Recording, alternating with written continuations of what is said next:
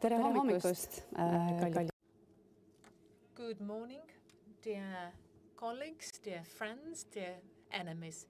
My name is Merja Pukori. I'm one of the co-founders of Fermi Energy and also the moderator of today's event. So this is now the second event we're holding, which we can now call annual event. So we have two objectives. At one hand, we are looking back at the previous year and we try to give an overview of the surveys which have been carried out. These are the surveys where we have the objective how and under which conditions we can establish a nuclear power plant in Estonia. At the other hand, we try to look towards the future and we want to see what's going to happen next year, next decade, and maybe even longer time period. So I'm very glad to meet you all as you're here for the first time and also you who have been here before. So as things are nowadays, we are holding a digital event. So, but I'm personally present here at the Tallinn Creature Hub. Although we cannot all be physically present in the same room, I would encourage you to think along with us and please ask lots of questions. And our team will do the best in order to avoid all sorts of technical hiccups. But if there are any issues, then please just stay calm. But right now, I would not take up any more time of our busy schedule, but I'd rather give the floor to the first speakers of our conference. So the introductions are provided by the three giants of energy, environment, and sustainability, and the first one is about to speak. So the first keynote speaker is the Minister of Environment of Estonia, Mr. Tõnis Mölder, and the Director General of International Atomic Energy Agency, Rafael Mariano Grossi.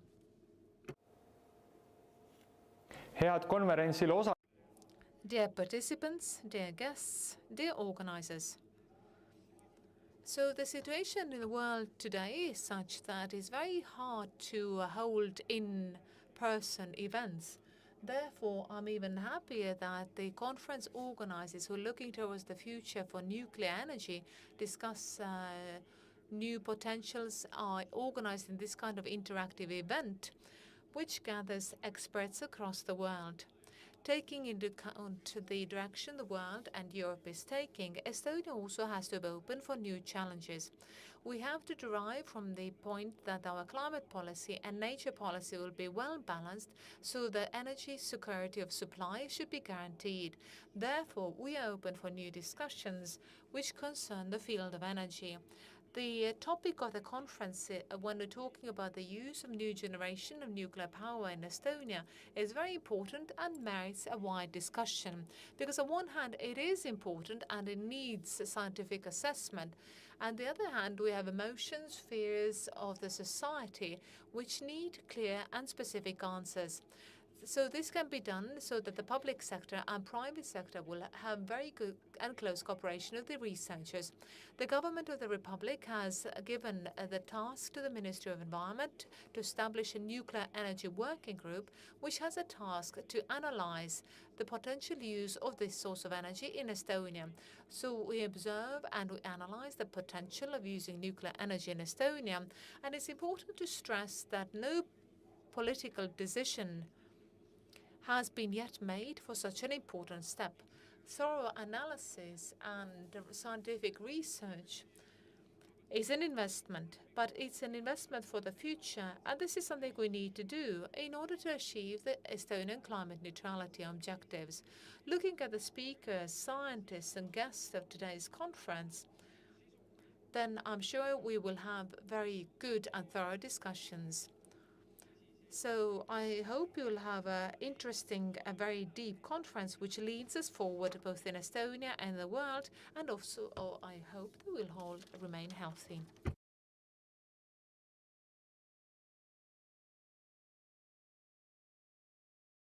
Ladies and gentlemen, I would like to thank you for inviting me to speak at this event.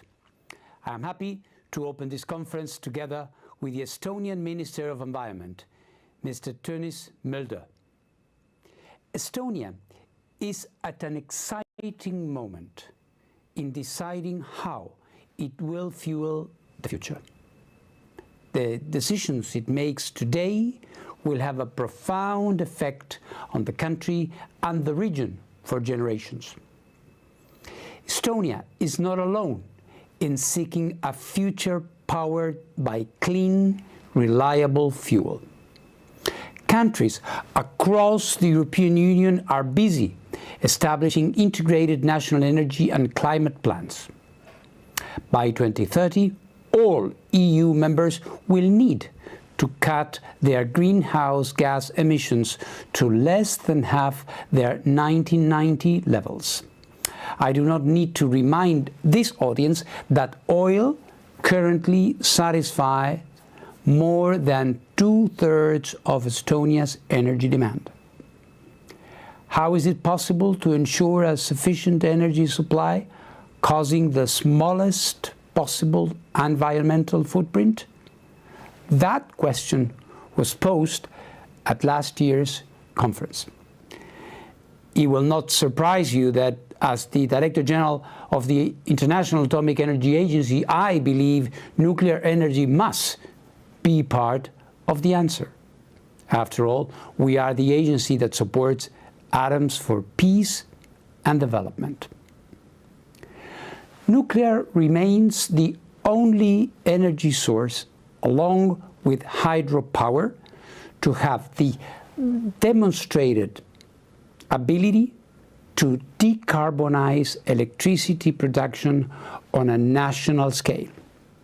France and Sweden have used a mix of nuclear and hydro to bring their electricity supplies CO2 footprint to within the climate objectives of the Paris Agreement. But even countries pursuing mainly wind turbines and solar panels will need reliable backup when the wind doesn't blow and the sun doesn't shine. Nuclear power has been serving this role in many countries.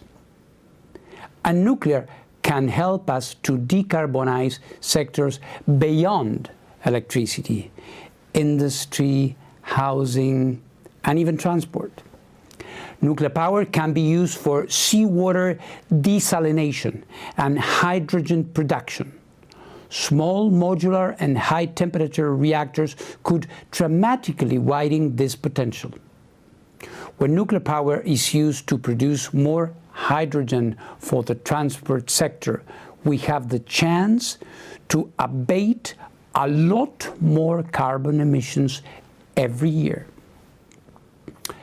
Ladies and gentlemen, developing a nuclear program can be a long process that needs smart regulation and sound financing.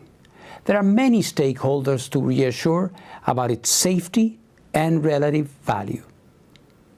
With a well-structured milestone approach, the IAEA is here to help.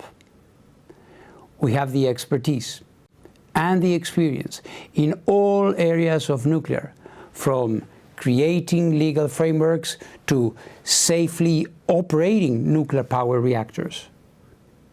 We keep on learning, and we keep on making breakthroughs. In November, I traveled to Onkalo in Finland and descended 0.5 kilometer into the first licensed deep disposal site for high-level nuclear waste. Onkalo is a game changer. With it, the safe final disposal of high-level nuclear waste ceases to be the unsurmountable challenge it once seemed. Whether in fighting climate change, treating cancer, boosting crops in developing countries, the IAEA has a long history of helping people benefit from nuclear science and technology. For more than half a century, we have mainly been working with governments around the world.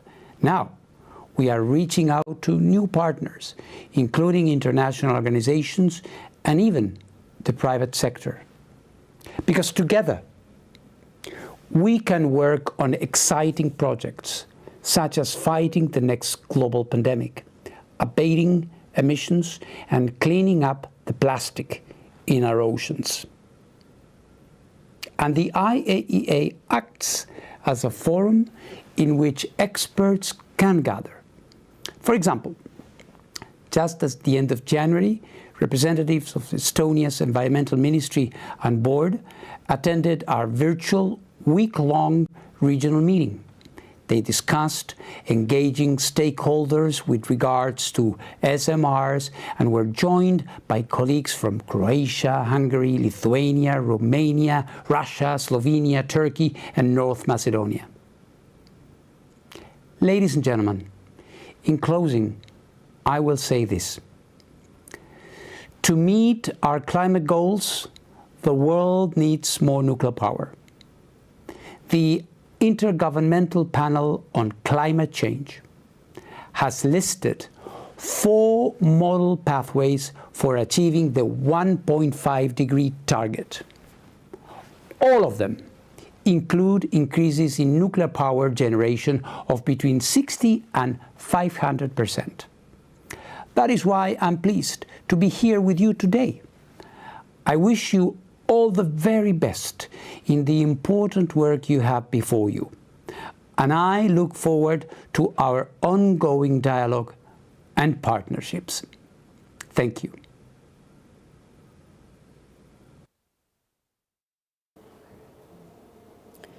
meie kolmas avakõneleja. Our third speaker comes from our neighboring country, Sweden. Vattenfalli. We are very pleased to have you with us. Thank you very much. Dear conference participants, ladies and gentlemen, it's a great honor for me to have the opportunity to have a short speech at your great conference. And I'm going to focus today on why Vattenfall is interested in the development of SMR. I have a couple of slides with me, and could I please ask you to show the first slide?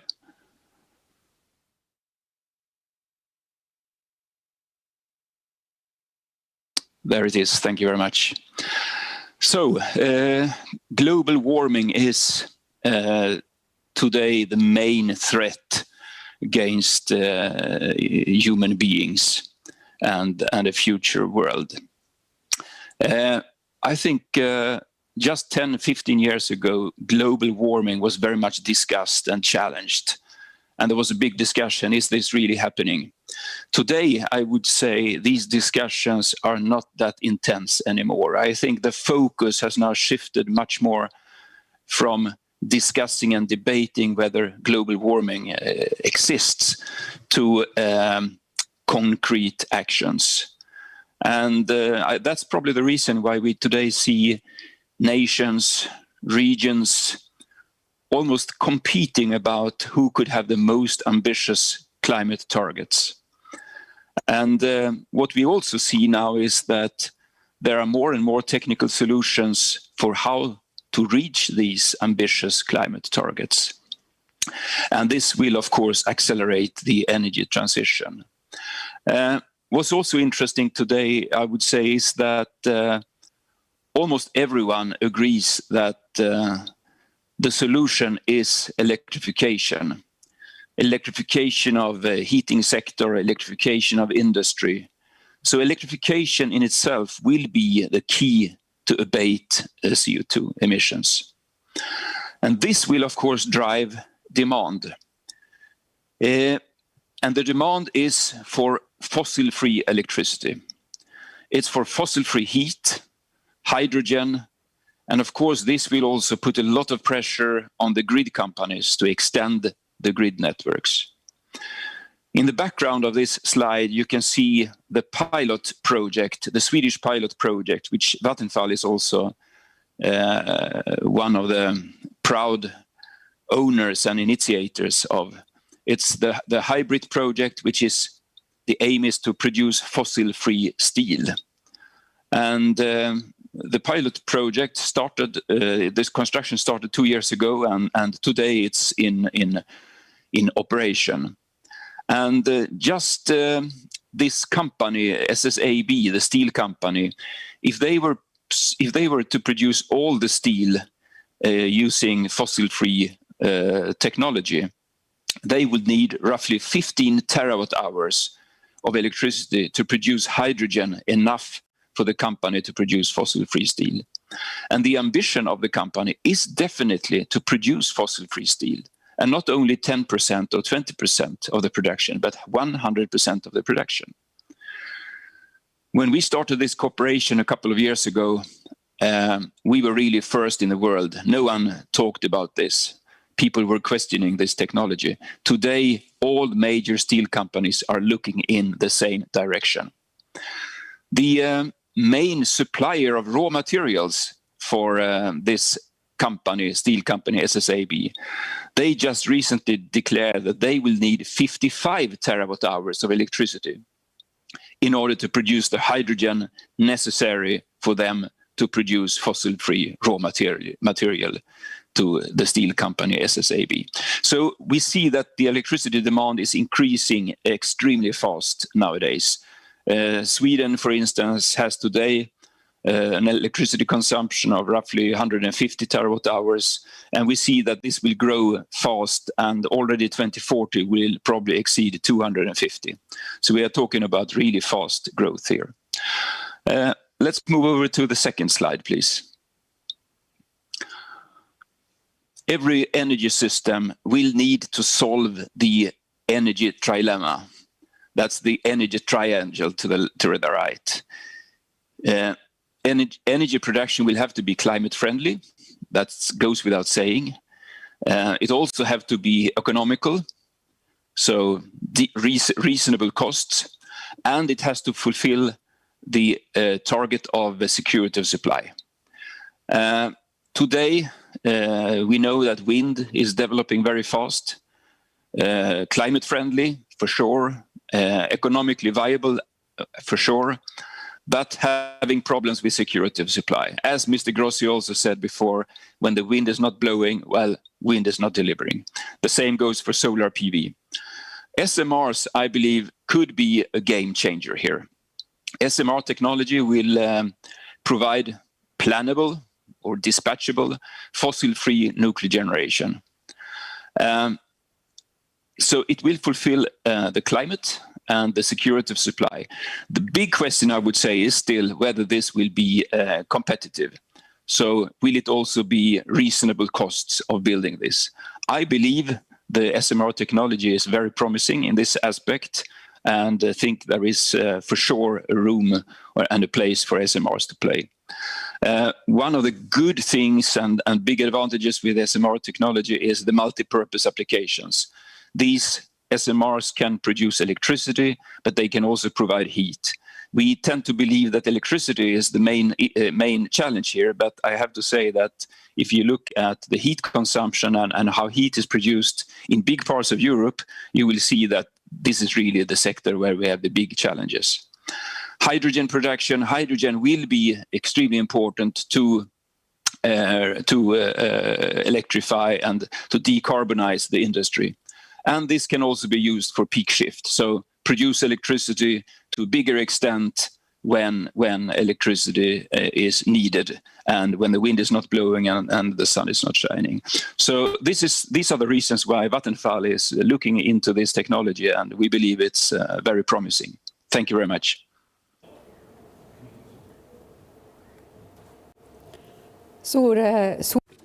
Thank you for these encouraging words. And these ideas also give us food for fought.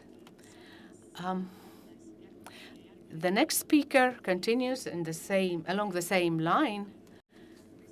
Chairman of the Supervisory Board of Fermi Energia, Sandor Liive, he's going to tell us about the decisions taken in Fermi Energia and the partnership relations.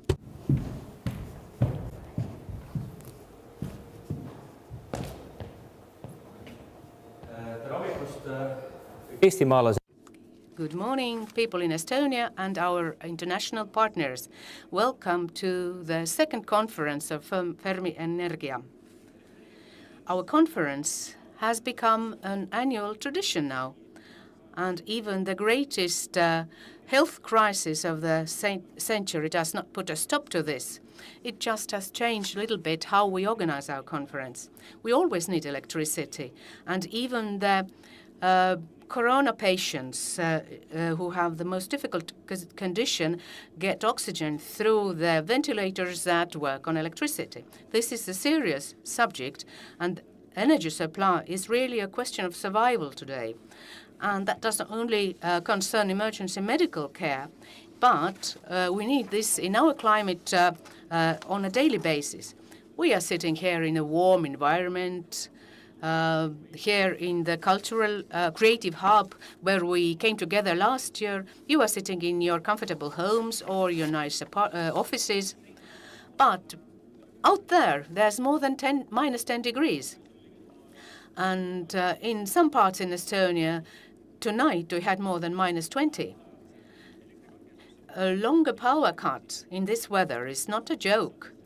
It wouldn't be just a candlelight evening. It would be a real survival exercise for hundreds of thousands of people in Estonia. But let's not touch upon so serious issues for such a long time, because we have more interesting things to discuss. So let's see how we have been doing in Estonia in general and Fermi Energia in particular between these two conferences. Despite the pandemic, we've had a very busy year. We had a lot of communication inside Estonia, but also in countries nearer and further apart from Estonia. Mostly we've been talking in virtual environments. We've become wiser through the research, and we have also tried to share what we've learned with others. And we can say that Fermi Energia has got really going. And both the public in Estonia has noticed this, and people in the international energy field have noticed it. It is probably today's speakers who can describe what Fermi Energia has been doing, and also these hundreds of people who are viewing our conference over the online. We think that what we need and have acquired is knowledge, courage, and the desire to get things done. Let's see how things have been going in Estonia. The pandemic has had an effect on our energy consumption. In 2020, we consumed 8 terawatt-hours electricity in Estonia in 2020, which is 3.4% less than the year before. We produced 4.8 terawatt-hours electricity, which constitutes 55% of consumption, which means that 45% of electricity was imported. This is a trend that we have become now an electricity importer, and this became even worse. In 2019, we could still produce 74% of our consumption needs. In 2020, not a single wind farm was went up in Estonia, and this has been going on 8 years now. The latest wind farm was opened in 2013 in Paldiski, but at the same time, 200 megawatts of solar panels went up last year. This was the last year when the new solar parks got some renewable energy support. 2020 was a good windy year, so the generators produced 881 gigawatt hours of power, which is 11% of the general consumption. And the solar panels produced 1.6% of the consumption. In total, the wind and solar constituted 1 terawatt hour, and 1.2 terawatt hours came from biomass and waste-based electricity. That means that in 2020, electricity from renewable sources covered 1/4 of our consumption and half of our production. Half of our production from renewable sources seems to be quite a large number. If it went for the drastic drop in production, because this is why the ratio has been going up so much. Between these two conferences, Estonia has also gained a new government, and in the coalition agreement of the new government, nuclear energy has a special mention. Let me quote, "We will continue the discussion about the possibilities of using nuclear energy in Estonia. We are looking into the possibilities of increasing the competences in nuclear energy in Estonia." End of quote. I think that this mention in this wording is very suitable for a state who is only taking the first steps in thinking about a possible alternative of nuclear energy for energy production. But at the same time, 2035 is not so far away. More complicated decisions need to be taken rather sooner than later. And that is why the discussions must have been over and the competences must have been acquired already by that time. I mentioned 2035 because this is the year that has also been mentioned in the new government's coalition agreement. Because the intention is to stop generating energy from oil shale by 2035. This would be the year when first modern SMR could be generating electricity in Estonia. But before generating electricity, the plant has to be built, before that planned, a suitable site found for this. Before planning, the government has to start planning officially, and this decision can only be made together with the Estonian people. So thinking, discussing, considering, speaking, and carefully listening. The previous government, before stepping down, put together a national nuclear energy working group in November. And the new Minister of Environmental Affairs has to deal with this now. So the nuclear issue has moved from one government to another in a smooth manner, and this is how it should be. During the preparations, building, operating of our nuclear plant, we will see all sorts of governments and new parties in our parliament as well. Energy cannot be a party policy issue. Everybody needs electricity, irrespective of whether the sun is shining or the wind is blowing. For Fermi Energy, the year 2020 was definitely a year of becoming more international. The first team member who has no Estonian roots joined Fermi Energia. A well-known nuclear law specialist, Helen Cook, joined us. We had first foreign investor in June 2020. The U.S. investment fund Last Energy invested into our company. We became member of Foratom, and we started cooperation with Rolls-Royce in the United Kingdom and Ultrasafe in Canada. Both are also participating in our panel discussion today. And our joint research led to cooperation with the Swedish Vattenfall, Finnish Fortum, and Belgian Tractebel. And this has moved further than we dared hope at the beginning. And today we can report that Tractebel is going to invest and will fairly soon become one shareholder of Fermi Energia. When the first investors of Fermi Energia were mostly older than the founders of the company, then we have changed this trend this year, and investors now are going to be younger entrepreneurs who have of a new generation who are successful in the technology field. And everyone who wants to invest in Fermi Energia can do this through Funderbeam. And let you know into a secret, if you are interested in investing, you can send us an email already today to info@fermi.ee. Last year, international partners of Fermi Energia conducted various studies and surveys, and today we are going to discuss these results. Right after I finish, Tractebel is going to speak about the site screening research, Fortum, together with Helen Cook, are going to speak about the licensing model. Staffan Quist has studied whether we can rely on Sweden and other Scandinavian countries to make sure that our lights are still on. And Vattenfall speaks about the speed of building SMRs. Safety and nuclear waste is an important subject. We are going to discuss these important issues as well. Namely, and the Estonian Research Institute has carried out a study about the passive safety of modal reactors and deep isolation about spent nuclear fuel. And we hope that the wider public will also be ensured that safe nuclear energy is possible.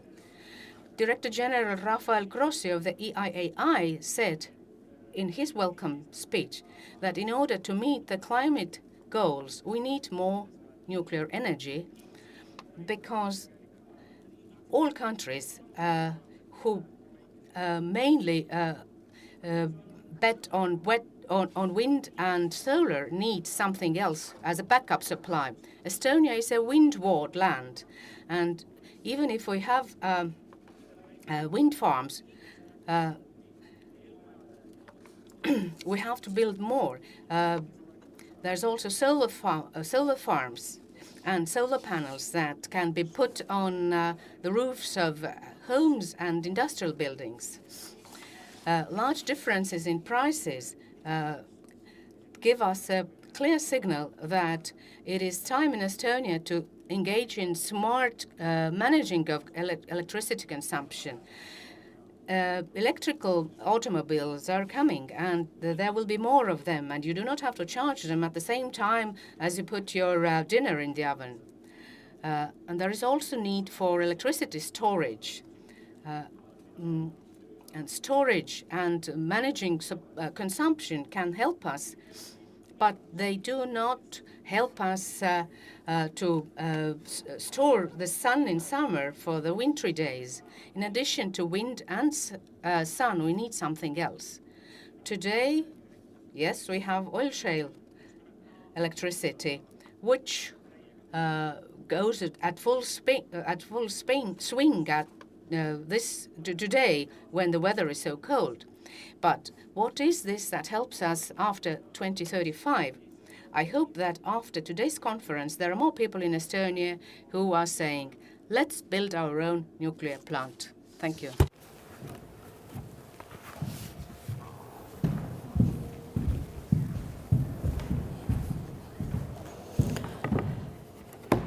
Suur tänu.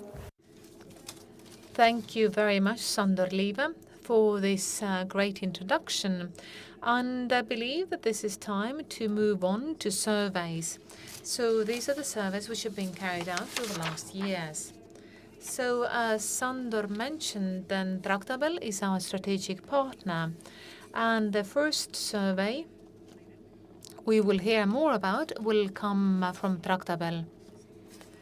And this is a survey. This is the site screening study for SMRs in Estonia. I hope that you're with us because we would be very, very interested to hear about the results of your site screening study for SMRs in Estonia. I'm with you. I hope you can hear me. If you can show this by your hand. We can hear Can you? Yes. And I'm now sharing my screen. Hopefully it's also getting across. Can you confirm? All right, We I can see your it. Screen, yes. Thank you. All right, so it's really thank you, Maria, and good morning, everyone. It's a great privilege for me to be invited to speak to this conference, actually for the second time. Last year, we presented a down selection of small modular reactor technologies for Fermi Energia. And this year, we'll present a different kind of down selection exercise, which is screening doing a site survey and screening the sites to identify potential locations where SMRs can be built in Estonia. So this work was performed as a desktop study, as is suggested by the illustration here, and actually due to the COVID situation, it was entirely a desktop study. We actually missed, we were deprived of the best part of a siting project, which is to do a lot of sightseeing.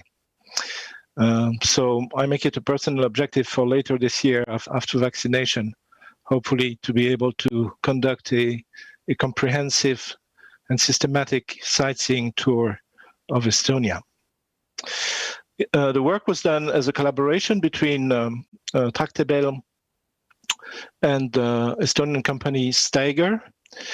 And I wish to acknowledge here contributions of Steiger, and in particular of Mrs. Anna Helena Pure, who managed most of the data collection part, and also the environmental study.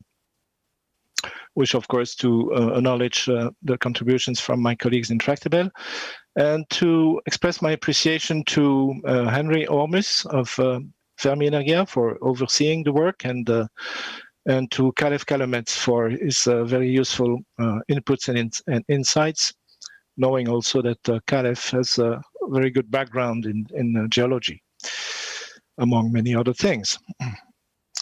So let's now move to the next slide and explain what this presentation will cover. We'll cover the scope and objectives of the work.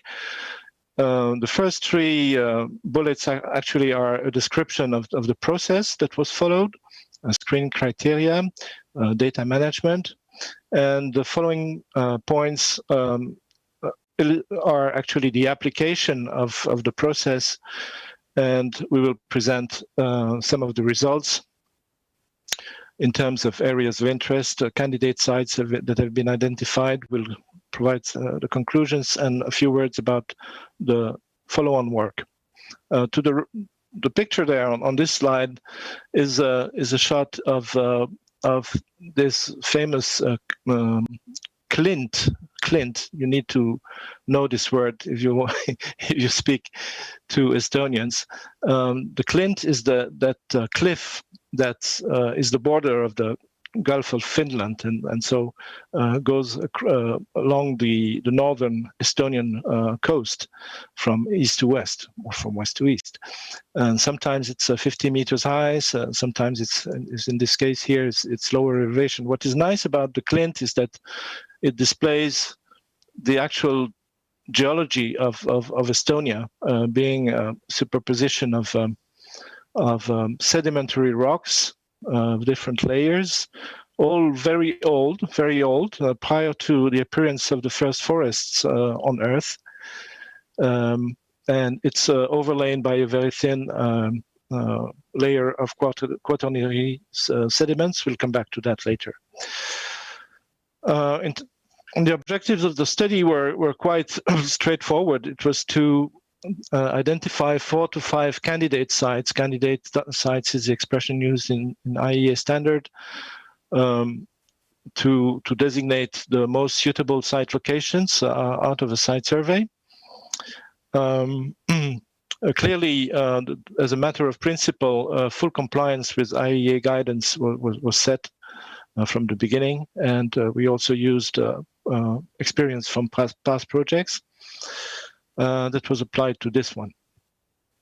This site survey is a preparatory step prior to a formal application under the Estonian designated spatial planning procedure, which is managed by the Estonian administration. The sites we were looking for had to have the capacity to host multi-unit SMR plant of at least 600 megawatt electric capacity. For considering a set of pre-selected technologies for which we built an envelope of basic parameters, very basic ones, such as plant footprint and cooling water requirements or minimum soil properties. just to show where this fits into the overall IAEA siting process, well, it's the first step. It's a site survey. Then, according to the milestone, IAEA milestone definition, this is actually phase 1. And prior to the site evaluation. So the site survey will identify suitable candidate sites, that's the objective, and prepare all information required to go into the next phase of scoring and ranking the different candidate sites and making a selection of the preferred site. Note that site confirmation will only be reached after site characterization, which is the next box here. For which that's where the more extensive field surveys are carried out, and the plan design basis is determined, and the safety analysis report for the siting chapter is prepared. All right. Moving on to the next slide. So the nice thing about siting is also that it's absolutely multidisciplinary. It covers a range of disciplines from environment, as you can see here to the left, cultural heritage, demography, to more physical aspects of topography, bathymetry, geology, seismic activity, geotechnical, flooding, and back to more human attributes such as human-induced hazards and land use and ownership, and infrastructure. There are a few other ones which will come later in the picture. So data are collected for all those disciplines, and they need to be collected in a careful way. IAEA is very insistent on the need to have a data management system set up right from the beginning to review the data for accuracy, reliability of the source.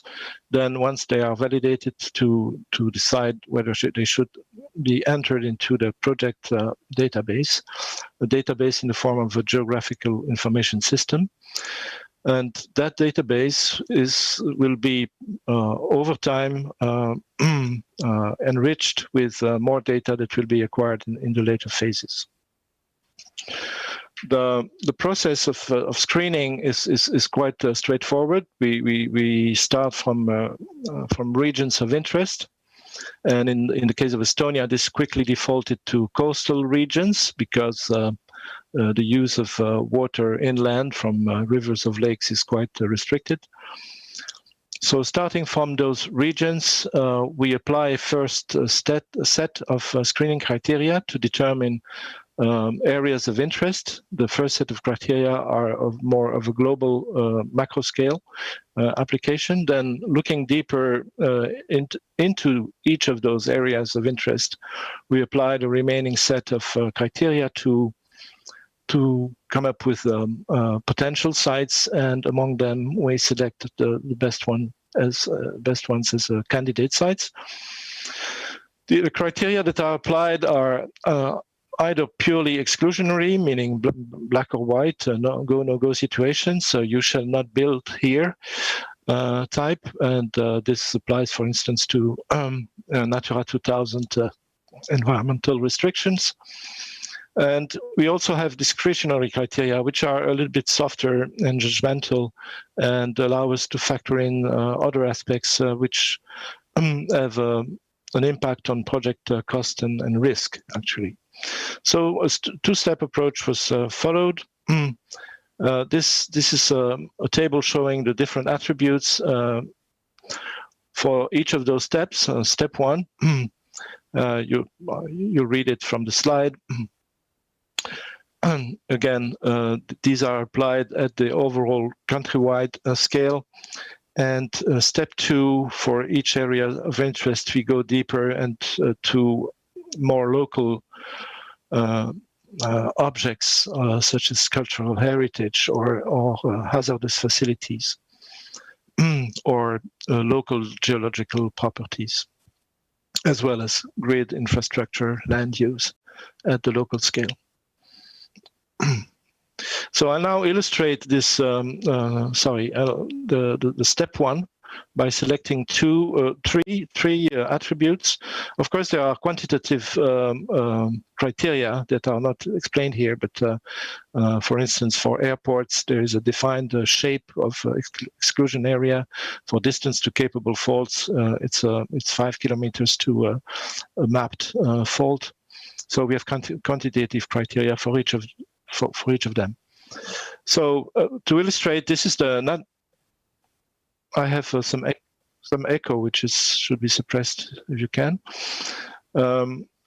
Natura 2000 exclusion is quite extensive, as you can see. It takes out the whole of the western part of the coast, and also big blocks of the northern coast. And even when it's only a line, like the okay, I'm trying to move my arrow, but I cannot see it. Okay, I don't. If you see my arrow, this is a cliff and also we have rivers like salmon rivers, and the larger river here are excluded. So very impacting exclusion criteria from environment. On the population density, to the contrary, Estonia is a low population country, low population density, except for the capital Tallinn, and so this was not quite restrictive in terms of identifying sites. Faults. Geological faults. What you see on the screen is actually buffer zones along identified geological faults that affect the bedrock.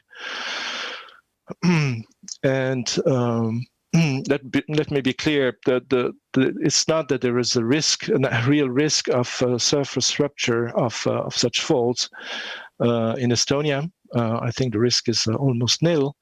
But it takes time and resources to demonstrate that it is the case if you are too close to an existing fault. So we prefer to stay away from that, it's rather a cost avoidance decision than a real hazard, I would say. In the case of Estonia, which would not be the case, of course, in seismic active areas.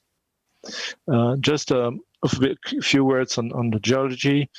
Well, you saw the picture of the Clint, and then you see here a cross section from north to south, from the Gulf of Finland to Latvia, and the north being on the right side and Latvia to the left side. And you see here this superposition of very old sedimentary rocks overlaying on top of the crystalline basement, and a very thin layer of quaternary sediments. There are technical implications to this, which I cannot cover in detail right now, but one of the good things is that you're almost certain to find a competent rock anywhere below at a few meters depth, which is good for foundations. So now superposing all the step 1 criteria, 1 to 6, and adding, of course, the C as an exclusion zones, we see that we have many restrictions. Some of them could be refined or lifted, but we end up with a sufficient number of distinct areas of interest where we are about sure to find potential sites within each of those. So we have 2 here to the west. Only one location in Pärnu here is not protected from Natura 2000. There's one on top here, Kaibu Aliklepa, in the western part of Varju. Pakri Peninsula, I won't spend time there, but we didn't find a suitable site there because it's all locked in by environmental restrictions. There's one area here in the eastern part of Harju, which we'll talk about. Another one in western Viru, and last one in eastern Viru. So what I want now to illustrate is the application of the follow-on, the set 2, the second set of criteria to this area here in the western part of Harju. So this map shows the mapping of hazardous facilities and hazardous networks, such as this red line here from left to right, which is the gas pipeline. And okay, so collecting those data, you can see that there is an empty area here at the center of the picture, which is suitable from free of any human-induced hazard.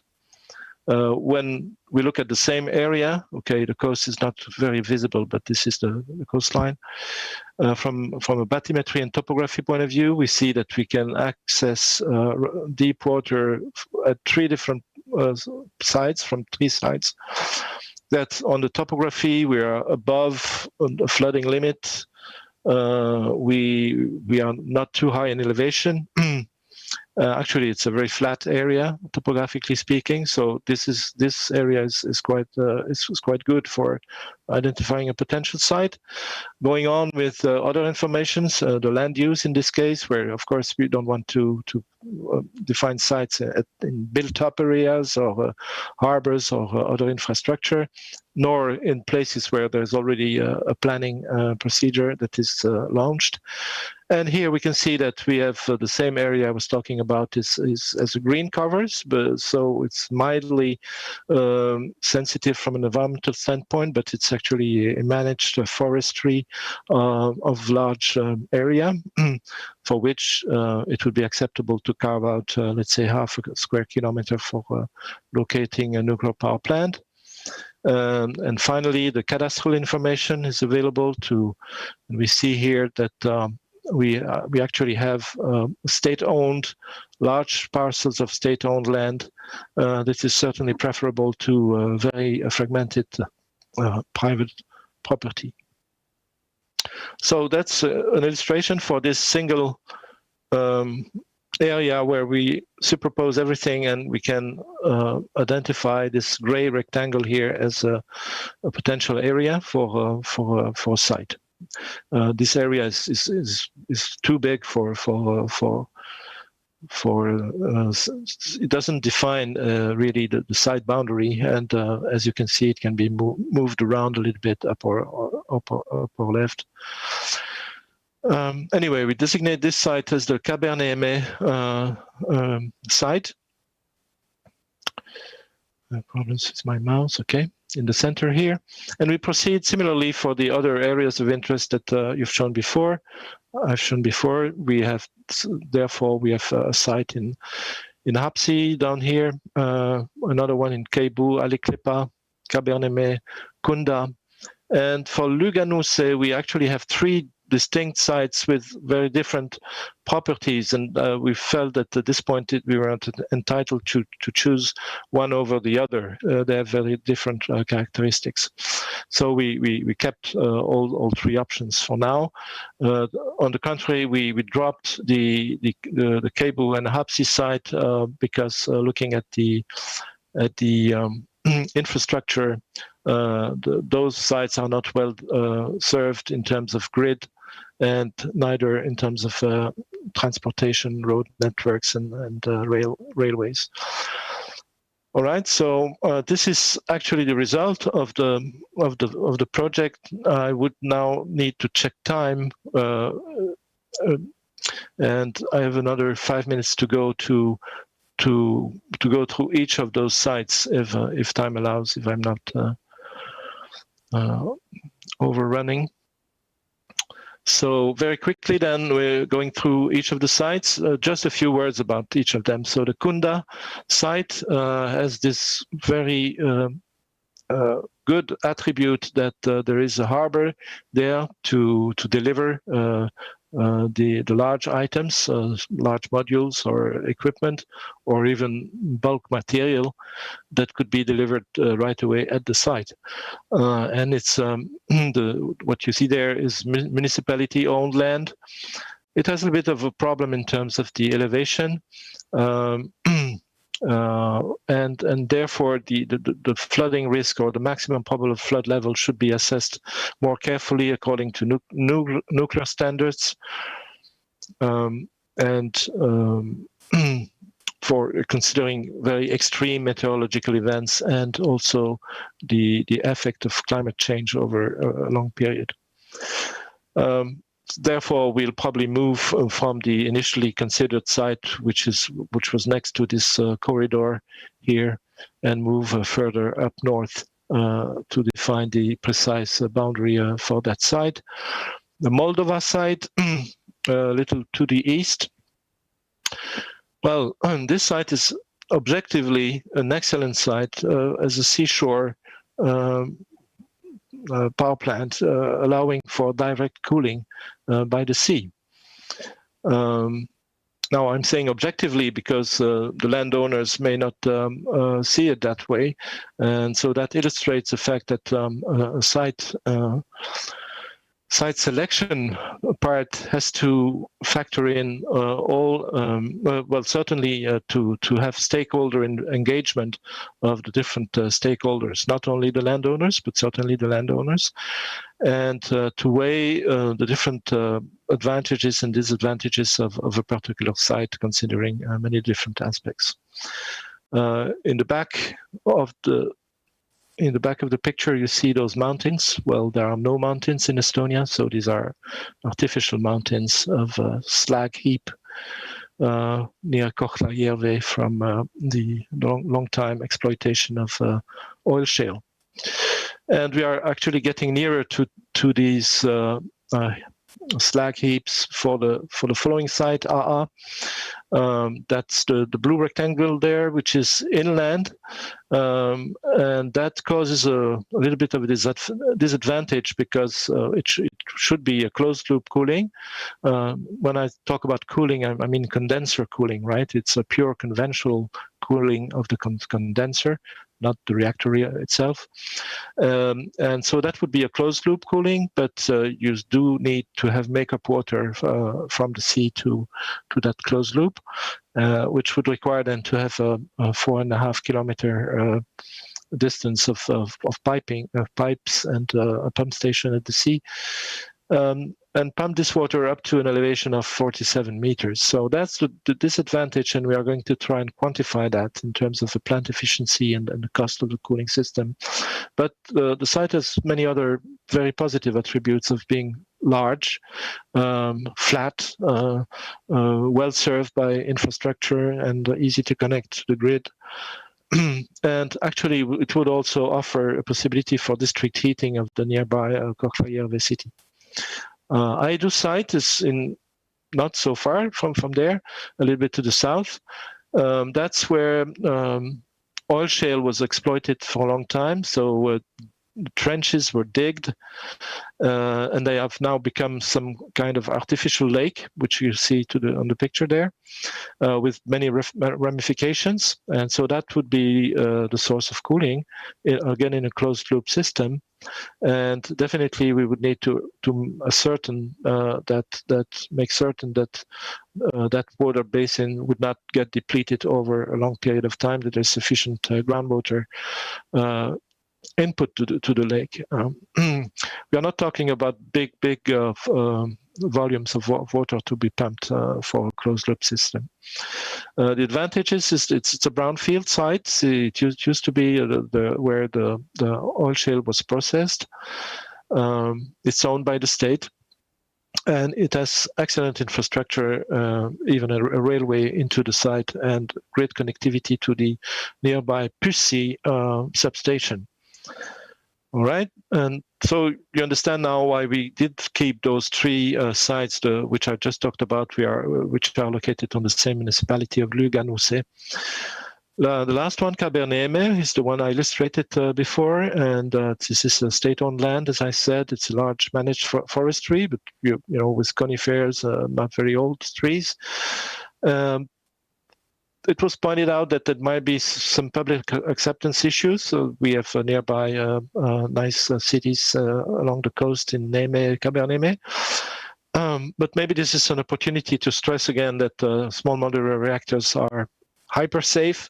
They emit no fume, no pollution, and actually the vendors have made a big effort on the architectural aspect of those facilities, which do not look like industrial facilities anymore.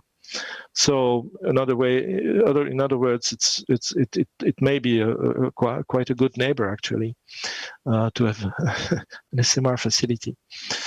All right, so I've just gone through all of those sites that are kept as the best candidate sites. We see that we have indeed identified several valuable sites in northern Estonia, actually all were east of Tallinn. Now we should conduct focus studies to answer specific questions. I mentioned the cooling aspects to differentiate between some of the sites, and maybe enhanced flooding study. So very focused studies to answer specific questions. And we'll then finalize summary files that have already been prepared to gather information on each of those sites as an input to downstream to the scoring and ranking of each of those sites per the IAEA guidance. With all of that, Fermi Energia would be ready to prepare to formally submit the application under the National Spatial Planning Procedure of Estonia.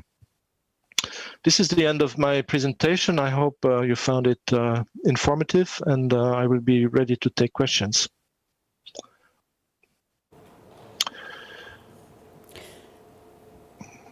Philip, thank you very much for that extremely thorough overview. And for those of us who would like to have a nuclear power plant in our backyard, I guess we now know where to buy real estate for the future.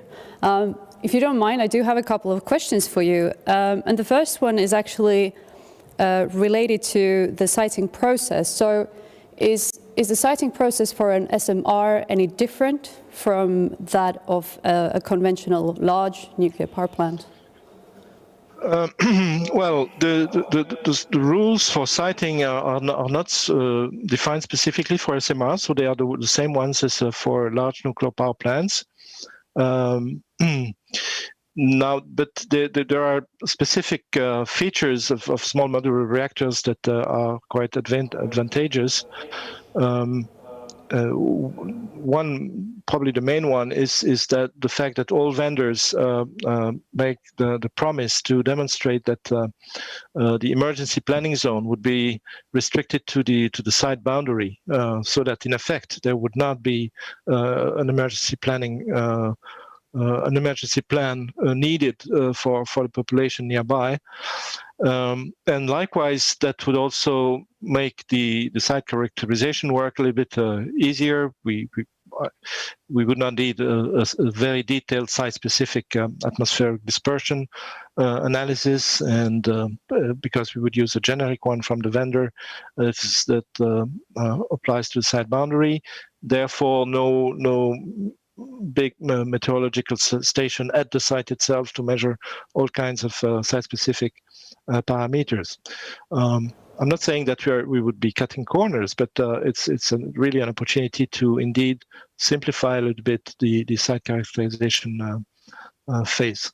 But also, when we select a site, we are careful to select sites which have kind of homogeneous geotechnical properties, so that we can simplify the borehole plans for obtaining that information. So, in other words, in a summary, the rules are the same. The applicable safety guideline is the same, but we can hope for simplifications by design of the SMRs and also by proper site selection. There's another question to you from the audience, and the question is as follows. In your analysis, have you also considered the large energy consumers, industrial consumers in particular, as one of the factors?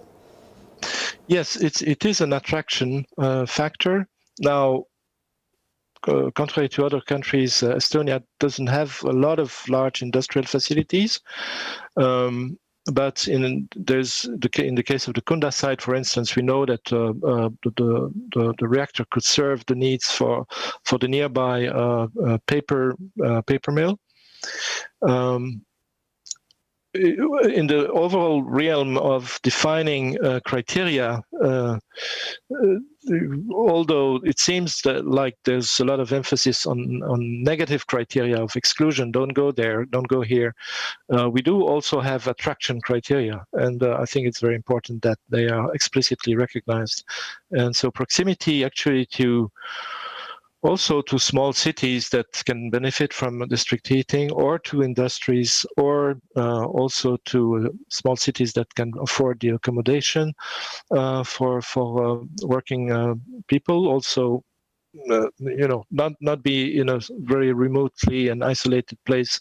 I think it's a shift in paradigm in terms of site location for SMRs. But yes. And also in the direction that was mentioned by was mentioned before about multi-purpose SMRs, the industrial applications are certainly something that will require co-location of sites nearby industries. We also sometimes get this fairly intriguing question of why do you want to build it on land? Couldn't you build it on one of the small islands off the coast? How would you respond to that? That's what the Finns do, right? Loviisa is on an island just across the Gulf of Finland from Estonia. Well, that would be fine. You just have to lift all the Natura 2000 exclusions. So that's we didn't find any location, including islands, that was not protected by environmental restrictions in Estonia. And then finally, what is for an SMR in Estonia? What would be the minimal distance to populated area or an industrial area? The answer from the vendors to the question, we sent the questionnaire to them on the low population zone. First of all, low population zone is defined as a requirement in the United States, but it's not explicitly defined as a prescribed limit by IEA. IEA defines that mandates that you will have to demonstrate the feasibility of an emergency plan. But so the answer to the question is it can be a very short distance. You've seen the densely populated areas on one of the maps, and the criteria we used was 200 people per square kilometer, which means 2 people per hectare. So that's not very dense. Okay, so as long as we are outside of those areas, I think we're okay. Now it's a matter also of acceptance by nearby landowners, and so it's a matter of prudence and just kindness, I would say, to let probably a kilometer or so, or 2 kilometers from the nearby homes or populated areas. Philip, thank you very much, and I'm looking forward to the progress. My pleasure. The progress for next year.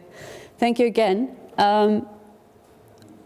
Coming up, we have 2 speakers who will continue on the topic of the potential of building SMRs, but looking at it from the licensing point of view.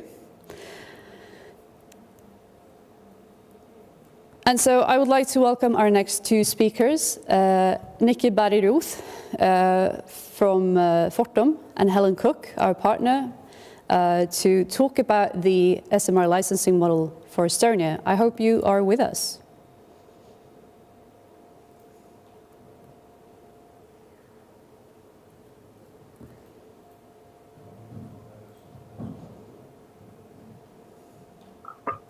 New try. Merja, can you hear me now? Hi, Nikki, I can hear you. Great. It's always better to have the mic unmute. It is indeed.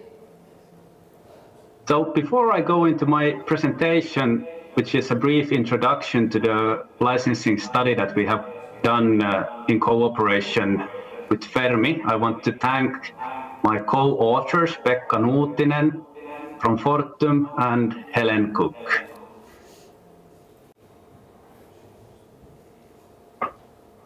And then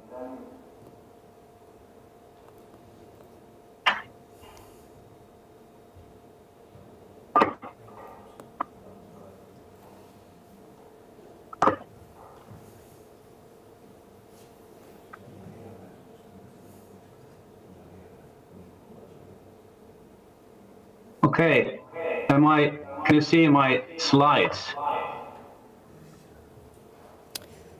We can indeed. Merja, can you see my slides? Okay, great. Yes. So then let's get started.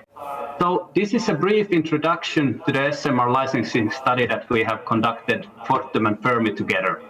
And the content of my presentation, I will just give you a short introduction to the licensing study, just the purpose, the role and goals of the study, and then present the main results, the general licensing process and a possible licensing model. And in conjunction with the licensing model, we have also considered some possible examples for application of graded approach in the safety assessments. And also I will discuss briefly about the objectives and methods regarding the different safety assessments. And then I will wrap up with key findings and conclusions. So the main goals of the licensing study was to seek an efficient licensing model for obtaining a construction license for SMR in Estonia. And a legislative and regulatory blank canvas was taken as a starting point. And the study was aiming also for a 12-month regulatory body approval time. And it could be said that the study particularly considers Estonia as a newcomer nuclear country, but also that the model could be accepted more broadly.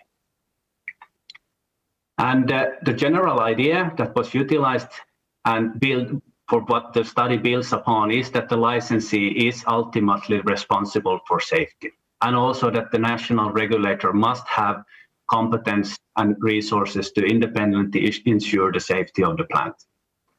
However, in this study, the idea has been taken that to use the maximum extent and existing safety assessment of a foreign regulator, so that the Estonian regulator would use the safety assessment from a foreign regulator that has licensed the SMR design in question. And that would mean that the project and the design would not be a first of a kind in Estonia. And what this would then mean, it would mean that the Estonian regulator would verify the foreign safety assessment and accept it to the extent possible, minimizing all design changes, and design changes would then be limited only to the site.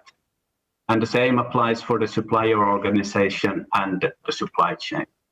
And for this, there would be no detraction from the independency and the sovereignty of decision-making of the national regulators. The focus is clearly on licensing from nuclear legislation and regulation point of view. The conventional permitting has not been in focus and has not been addressed, and that is something that needs to be further investigated also when it comes to licensing and permitting. The main focus is really on how to obtain a construction license in practice. We have utilized 3 licensing areas in the study, namely being the site, technology, and organization. And in the study, the focus is on the technology part, how to license the technology. We have emphasized intelligent customer and the role of the license applicant safety assessment in the study. And in general, the study was made to be technology neutral and universal so that it could be adapted into whatever the framework of the model to be utilized in. And the main results really is a general licensing process that is based on an overview of different licensing approaches and licensing phases in selected countries, and the feasibility of those have been discussed from the deployment point of view in Estonia. And in the study, we selected or addressed the countries US, Canada, UK, and Finland. And then the licensing model based on a leveraging on an existing foreign safety assessment and the safety assessments of the license applicant, as well as the national regulator, based on a graded approach. And we consider that the scope of the foreign safety assessment would be one dimension in the graded approach, and then the safety significance of the subjects for the safety assessment would be another one. We also briefly discuss an additional viewpoint, which would be a system engineering hierarchy. And but in this context, it has been just provided as an additional example, demonstrating that it can be done in different ways. And in connection with the safety assessments, when talking about grading, also the objectives and methods of the different grades and the safety assessments have been presented. So regarding the general licensing process, it is a discrete step licensing process consisting of 4 main phases, being the decision in principle, construction license, operating license, and decommissioning license. And I will focus on the 2 first steps, which are heading or targeting the construction license in more detail in this presentation. So the first step is a decision in principle, which would be a political decision regarding a particular nuclear facility project.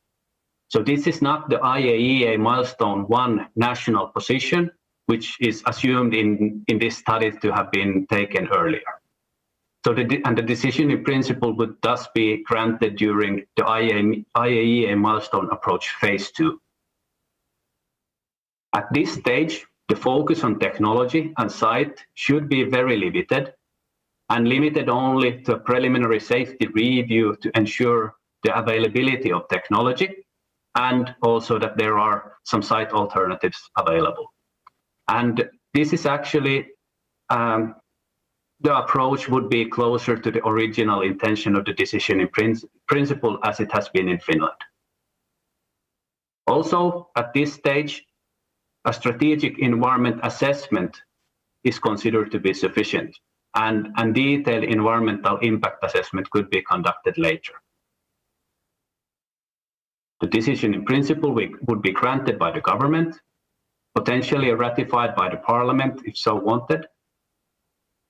And in parallel, and even before and also after the decision in principle, it's included a topical pre-approval process, which would include binding regulatory approvals similar to the US NRC licensing topical reports process.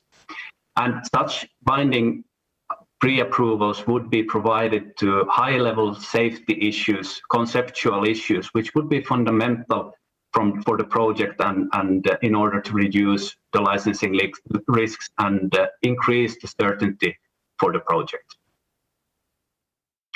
The construction license would be a combined safety assessment of the site and technology, which would be carried out based on the site-specific design. And at this stage, also the detailed environmental impact assessment would be carried out. And benefits would be that it could be done only for the chosen technology as well as for the chosen site.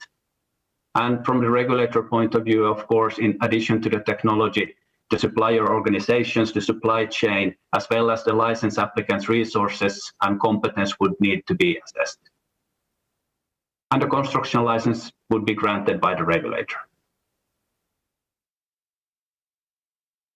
And then this scheme provides an overview of the 2 first phases, the decision in principle and the construction license, from a little bit different angle and point of view than the previous pictures. But from this picture, I just want to highlight that in the upper left corner, where the foreign regulatory body as well as the vendor is present, that the safety assessment of the standard design or a reference plant as well as a potential design certificate or a construction license would be the basis for obtaining the construction license.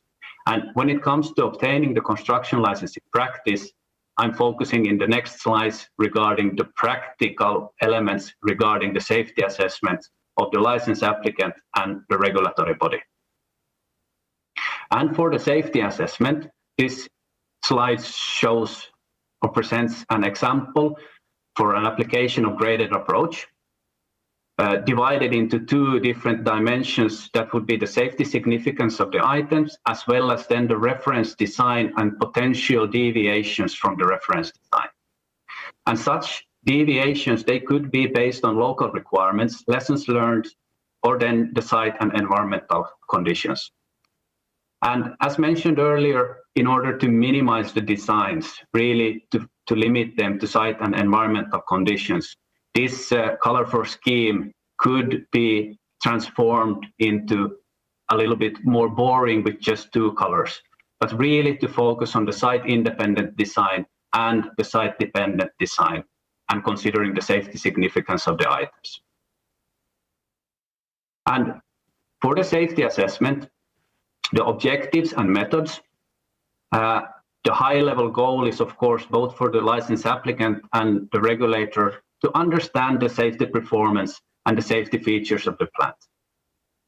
In the previous picture, the four different grades of safety assessments, just to show a little bit some concreteness in the objectives and the methods, that the grade A would be concentrating on verifying detailed safety requirements, whereas B, C, and D grades would go from general safety requirements to high-level safety requirements, ending up in just verification of the safety principles in grade D, excuse me. And when it comes to the methods, grade A in this example would be a purely independent safety assessment with using own methods, own tools, own inputs. Whereas then in the grades B and D, the grading is regarding the methods, tools, and input data and results, and also from the regulator point of view, focus on the license applicants and the designers' processes, how this license applicant is doing their safety assessment. And based on this, then the regulator could also give some more credit on the work done by the license applicant. And then the key findings and conclusions. Really an international and European design certification, that would be an optimal way to support an Estonian licensing process and a model. However, this is something that cannot be expected in the near future, or at least not on a timeline considered for the first SMR in Estonia. But I want to emphasize that this is definitely something that needs to be pursued. However, licensing efficiencies can be enhanced greatly through maximum utilization of existing safety case and PSAR, as well as the corresponding safety assessment done by an experienced, independent, and transparent foreign regulator. Whatever the case is, the licensee will eventually have the prime responsibility for the safety of the plant, and therefore the license applicant will need to demonstrate intelligent customer capabilities. And they need to be competent enough to undertake their own safety assessment of all the licensing documents. And in the same way, if the Estonian regulator chooses to maximize the use of a safety assessment of a foreign regulator, they still must be competent to, and also they must undertake their own independent safety assessment. And this is in order, for example, to verify the completeness and adequacy of the foreign safety assessment, to ensure that the local or site-specific features have been appropriately addressed, and finally also to assess the license applicant's specific matters. All the safety assessments should be based on graded approach, and from the Estonian regulator's depth of safety assessment when it comes to technology, that should prioritize deviations from the standard design or reference plant, and also the safety significance of the items. And this study presents one possible approach, and there are other ones existing and other possibilities, and any details can be further discussed and adapted depending on the framework where the model would be utilized. However, utilization of a standard design, PSAR, and a foreign safety assessment, that is only possible if the regulatory basis and the safety standards in Estonia and the relevant foreign country are harmonized. And therefore, the Estonian legislation and regulations should set safety targets compatible with international practices, but they avoid setting detailed prescriptive requirements. And in practice, this would mean some kind of endorsement of regulatory requirements of the foreign country. The use of graded approach could also be recommended for the codes and standards in such a way that the higher safety classes, the codes and standards of the country of origin could be used in them, whereas then the local codes and standards could be used in the lower safety classes. And this is especially considering the non-safety equipment and a long operating time, something that is seen beneficial. And what does this everything then mean? It means that there really needs to be cooperation between the Estonian and the foreign regulatory bodies, because significant human resources may be needed, and this might require government-to-government commitment. And finally, the suitability of the site envelope-based PSAR, and especially the availability of the PSAR and also other relevant licensing documentations that could be developed or would be maybe developed or owned by a foreign licensee as opposed to the reactor vendor, that must be ensured. And this is also applicable for the existing safety assessments. And with this quick run as an introduction to the safety study, I want to hand over the word to Helen. Thank you very much, Nikki. It's now my great pleasure to introduce you to Fermi Energia's Licensing Advisory Group. This group was established in the middle of last year to oversee the work of Fermi in the areas of nuclear regulation and licensing. Our experts are drawn from and have experience working in countries and with regulatory bodies likely to have particular significance for Fermi Energia's SMR deployment plans, as well as having important affiliations with entities such as the International Atomic Energy Agency and the Nuclear Energy Agency of the OECD. So Nikki, if you could turn to the next slide. The members of our advisory group are Stephen Burns, the former chairman and commissioner and also general counsel of the United States Nuclear Regulatory Commission. And Steve is also the former head of the Legal Affairs Department at the Nuclear Energy Agency of the OECD. We also have Ian Grant, who is the former Deputy Director General of Operations and Director of Nuclear Safety of the Federal Authority for Nuclear Regulation in Abu Dhabi, UAE. And prior to his time in Abu Dhabi, Ian held various senior management positions with the Canadian Nuclear Safety Commission. We also have Juhani Hyvänen, who is the former Executive Vice President and Chief Nuclear Officer of Fennovoima in Finland. And prior to this, Juhani held specialist and management positions at the Finnish Radiation and Nuclear Safety Authority. And finally, we have Joseph Mizak, who is the former Director General of the Slovak Nuclear Regulatory Body, and also the former head of the Department of Nuclear Safety of the IAEA, and an expert regarding IAEA safety standards, WENRA safety reference levels, and the European utility requirements. Now, these few sentences certainly do not do justice to the impressive and extensive experience of this group of experts, and we've been really honoured to have them working with us. Now, the first task of the advisory group was to review and engage with us on the Fermi Fortum licensing study that Nikki has just presented, and we greatly appreciated the inputs and guidance obtained from our experts. Separately, but relatedly, I'm happy to announce that the advisory group has developed and endorsed a set of SMR licensing principles, which will be made publicly available today. These principles recognise that successful deployment of SMRs in Estonia and more widely are significantly influenced by the applicable licensing process and regulatory basis. They encourage a proactive and constructive approach to addressing licensing and regulatory challenges, which should be embraced by all stakeholders. And they broadly concur with the high-level findings of the Fermi Fortum licensing study. So you can see a copy of the SMR licensing principles here, and as I mentioned, they will be made public today. So again, we'd like to thank our advisory group for the work that they have done with us to date, and we look forward to our ongoing collaboration. And with that, Maria, back to you.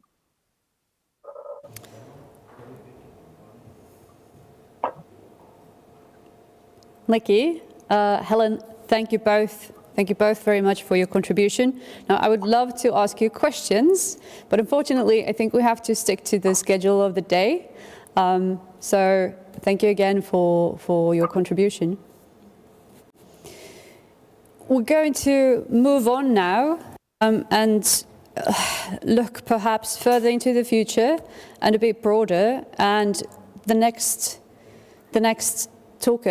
speaker we have online is Stefan Kvist, who will talk about the security of supply to Baltics from Scandinavia and whether it is or is not in place. Stefan, I hope that you are also with us.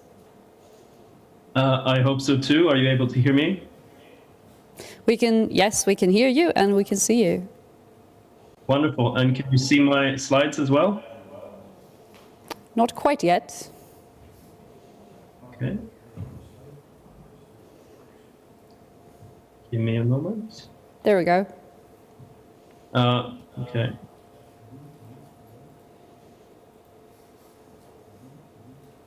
So, not sure if I'm able to change the slides, but I guess I will just give a wave. So, good morning, everyone, colleagues and friends in Europe, and everyone who's listening in from around the world. I will be stepping back a little bit away from nuclear topics specifically for the next 15 minutes. I was asked by Fermi to look at the status right now and going forward for the security of supply for the Estonian and Baltic power system. So there is a report that will be made public after my presentation today that summarizes this. I will try to summarize some of the findings from that report now. Obviously, it will be quite a brief overview, but hopefully we'll have time to go through some of the interesting things. So if you could change the slide.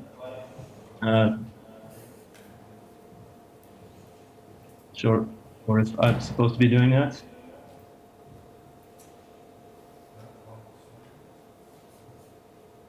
Yeah, so just very briefly then for everyone who is on this conference, but maybe not so familiar with Estonia and the Estonian power system, it's historically quite unique and that it's been based almost entirely on local oil shale. And mainly the power production in the system has been from a group of power plants near the oil shale deposits around Narva. And until recently, until a few years ago, I should say, this was supported as kind of a resource for ensuring the local security of supply of electricity and energy for Estonia. So it was a system that was quite energy independent in that sense. However, oil shale is very, very unenvironmentally friendly and not so climate friendly. In that it has the highest emissions intensity of any comparable electricity production method. And obviously it's not tenable to keep running a power system based on fossil fuels in general, and certainly not on one of the most emitting fossil fuels there is around. So consequently, from climate ambitions and also for the pricing of carbon emissions, the oil shale power production is shutting down. It's already been shutting down and it will continue to shut down. And what I was looking at in this little study is then what are the implications for the security of supply for Estonia and for the Baltic nations. So if we can go to the next slide. So in general, and this will be made more clear if you read the report, there are a few ways, if you summarize it, to ensure security of supply, which basically means that demand is met by production or imports. We can do that by having domestic dispatchable generation. That means power plants from which the production can be planned in the country. You can have domestic variable generation, which means production from, for instance, solar and wind farms locally. And then you can have imports. And the combined generation and supply from all of these sources should meet the adjusted demand that you have to ensure security of supply. So if we look first at domestic dispatchable generation, which is essentially these oil shale plants, one of the plants can also be fueled up to 50% by biomass. It's not only oil shale. If we look at what the situation is going forward with the domestic dispatchable capacity, this is in general throughout history how nations have secured security of supply, basically to ensure that you can meet your expected peak load more or less with plannable power in your country. In 2020, last year, there was enough available capacity assessed by the transmission grid operator to meet peak demand, even more than that. So there was no problem with energy security supply then, if everything was working fine. Now, this year, there will be decommissioning of oil shale plants, and going forward, this is going forward. So there's no published plans, at least by the study of Ellering, the transmission grid operator, of any construction of new dispatchable power generation, but the dispatchable power generation that is there is retiring. So you see from 2020 going out to 2030, even 2035 here, how the available capacity assessed by the transmission grid operator is reducing year by year. If we go to the next slide, we can compare this available dispatchable capacity with the expected peak load. So that's the expected maximum hourly consumption of electricity per year. It's quite flat if you see projections into the future, if you compare to other nations in the Nordic region. So this might be a little non-conservative if we assume that, for instance, the Estonian transport sector will transition to electricity and there will be electrification across the industry. This might actually grow more, but these are the reference numbers. And you can see there's a huge gap developing between the available dispatchable capacity and the expected peak load. So if we graph that out, the gap itself on the next slide. So in 2020, you could see that there is more dispatchable capacity available inside Estonia than the expected peak load. Already this year, that's changed. So not just on an annual basis or a weekly basis or a monthly basis, but this one looking at the peak hour. Even if you run all the plants that are dispatchable and they have the availability that you assume, Estonia cannot support its peak load by domestic dispatchable generation. In 2023, this situation gets quite a lot more dramatic. It goes down to almost 700 megawatts into the negative. And in 2030, with further retirements, it goes negative to, on about a scale of 1 gigawatt, which is maybe not sounding so dramatic for people from larger countries, but that should be seen in relation to the peak load of about 1.5 gigawatts. So most of the power will need to come from something else, which is a quite unique situation, actually, and a quite, as we will see, maybe a risky one. Okay, if you go to the next slide. So what is happening in Europe and also in Estonia to some extent, and is expected to be happening, is an expansion of variable domestic generation. So mainly wind power in the case of Estonia. It's not a very sunny place. And this also can contribute to some extent to security of supply. It's, I will show to what extent, but obviously this is a production resource available in the country and needs to be assessed as such. So if we go to the next slide. So Estonian variable renewable generation is expanding. It will be, according to the ENTSO-E projections, at least able to generate about at least a third of annual demand by 2030. So demand is growing, but also the capacity of wind and solar is growing.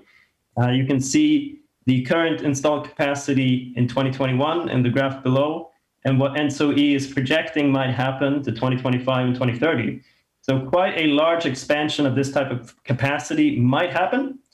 The grid operator currently gives zero capacity credit to variable renewables, such as solar and wind, so they are not currently assessed in security of supply. Maybe they should be. We can look at that if we go forward. So if we take the next slide. Yeah, so if we can pull this out a bit more extreme, as is politically popular in Europe today, to look at what would it look like if we had 100% on an annual basis supply by variable renewables, and even 150%. How much, if we had capacity installed in solar and wind to be able to annually generate all the demand, or even 150% of demand, how much would that displace the need for dispatchable capacity or imports? So what kind of security supply implications does that have, that production capacity itself? So how do we look at that? Very quickly, if we go to the next slide, we looked at data, weather data, basically reanalysis of weather data for 35 years, from 1982 to 2017. And the hourly capacity factors of onshore wind, offshore wind, and solar PV, adjusted for those weather conditions, but using the latest technology. So the latest wind turbines, both onshore and offshore, but with the weather conditions that Estonia has historically experienced, and hourly load profiles adjusted for primarily the temperature profiles historically.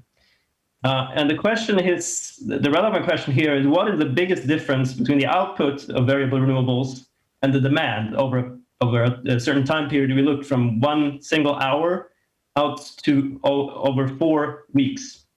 What we haven't done is a full probability study on this. It's purely deterministic, just looking at what the biggest gaps in supply might be. If we go to the next slide. So I would encourage everyone who's interested in this topic to go back and look at the uploaded slides from this presentation, because this graph is a bit complicated. It might not be enough time to explain it fully. So what these two lines, the 100% VRE and the 150% VRE lines are showing is how much average firm power, dispatchable power, do you need over a certain time period. So over a single hour, of course, there might not be any wind or sun at all. So you need averaged over a single hour, basically, to be able to meet the peak load without any contribution from solar or wind. If you go out to a longer time period, it's very unlikely there will be no sun and no wind over a very long time period. So the average need for dispatchable capacity obviously reduces, goes down. And if we look over a 1 or 2 week period, 2 week period is illustrated here just to give a sense of what needs to be in place, even if you do have 100% of supply annually from solar and wind. And essentially it does a little bit over a long time period, but you can have, in a small country like Estonia that's far in the north, basically very, very little wind and essentially no sun of note over even a 1 or 2 week period, during which something else needs to step in, obviously. Next slide. Yeah, so something else that's excellent to combine with solar and wind is obviously large-scale energy storage. So you might not have generation that week, but you might have had it the week before and you could store it. There's a very interesting project called Energia Salv, which plans to build a pump hydro storage facility, which will alleviate this problem a little bit and increase security of supply. So next slide, if we integrate all of this and look at what a week might look like from a security of supply perspective, if we do get the next slide up. So this is a challenging weather week, which is a week with high load. So it's probably in the winter, yes, it's in January. It's got high demand, and we have very little solar and wind output. We are looking at a system designed to be able to generate 9 terawatt hours per year, so all of Estonia's needs over a year. But during this week, it's neither sunny nor windy. And even in a system like that, we're still missing about 1 gigawatt of power locally, so over an hour, and we're missing up to 100 gigawatt hours of energy over the week. So that's a deficit that we need to look at. We also did the same study for the Baltic integrated power system, so including Lithuania and Latvia, and the huge Lithuanian pumped hydro storage facility. And if you run into a bad weather week also in this system, you will discharge all of the storage you have roughly in the first day, and then you run into a deficit which needs to be covered somehow. And somehow it's quite obvious we can show that domestic dispatchable generation won't do it, dispatchable variable generation won't do it. It's imports that is supposed to do it, and we will look at that very briefly now. If you go to the next slide. So what is typically looked at and commented on, as far as I've seen and read about Estonian security of supply, is whether there's enough capacity to import to fill these needs. And the answer to that, on a very basic level, is yes, there will be enough transmission interconnecting capacity to other countries, in the case of Estonia, Latvia, and Finland, to cover the import needs. So on a purely physical infrastructure level, I would agree, this assessment would agree that there's enough capacity to be able to do it.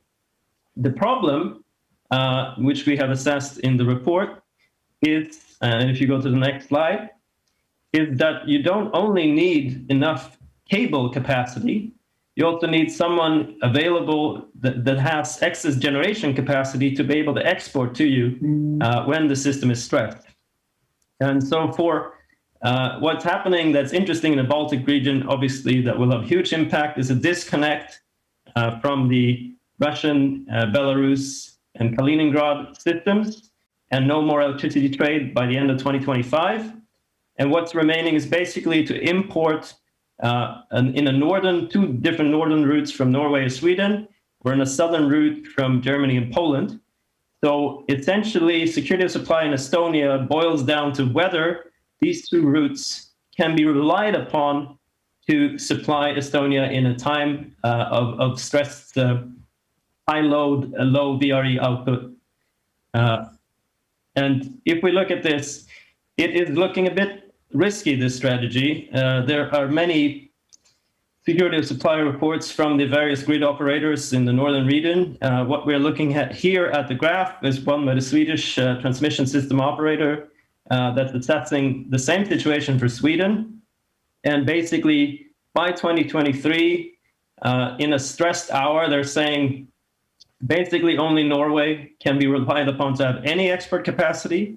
So neither the northern routes nor the southern routes will have really any export capacity summed up over the route to get any power to Estonia during a stressed period. This situation is going to get worse. Norway is building large new interconnectors to other places. So their quite small excess capacity will be hard to bid for. And the demand, as Torbjörn explained, in Sweden is set to increase by up to 100 terawatt hours over the next 25 years per year. And Norway will also be increasing, and likely every country will need to increase electricity consumption to decarbonize. At the same time, the dispatchable capacity that's available is closing in neighboring countries. All of Germany's remaining nuclear plants will close. Sweden has closed 4 reactors quite recently, and obviously all coal power capacity will need to close in this region fairly soon. So if we go to the next slide. When I put together this presentation, I had a look at the data, and it was a very nicely illustrating time period, actually. I am in England right now, and we have a kind of a winter wonderland outside my window. We have snow on the ground for the first time since I've been here. It's wonderful. And it's cold everywhere. And during the time I made these slides, there was essentially no wind and no sun in Northern Europe. And so the Nordic region as a whole was importing enormous amounts of electricity, even as sometimes no individual nation in the north was a net generator of power. So this shows from the last of January to the 2nd of February when I made this, an import need regionally up to 7 gigawatts. And this was supplied primarily by Russia and Belarus, and by German coal and nuclear plants, and by Polish coal plants. Obviously, none of these sources will be available quite soon. German nuclear is shutting down. German coal and Polish coal will need to shut down for climate reasons. And the Baltic region is disconnecting from Russia and Belarus. So if it looks a bit risky today, it's not going to be better. So a summary, and I'm sorry for rushing through this. I have tried to cover a lot. Please sit down with the report if you find this interesting. The summary from this quite introductory, let's say cursory exploration of Estonian security supplies is a quite risky strategy that's being employed. The economic impacts are not just short term, which is the cost for power in a stress period and the risk of blackouts, but also long term, because if you have a power system that can't really ensure security of supply, you will hurt the willingness to invest from industry. Now, the import dependency that's developing in Estonia on all timescales, from a single hour to multi-year import dependency, makes the case for new dispatchable low carbon generation very, very attractive. And I would say, especially for combined heat and power plants, they can also do something like district heating. So from a security of supply perspective, it seems like an ideal opportunity, essentially as soon as practically possible, for something like up to 600 megawatt electric equivalents of SMR, ideally cogeneration enabled by the early 2030s, as soon as possible. Basically, there's a case and there's a need for it to complement other low carbon sources like wind and solar.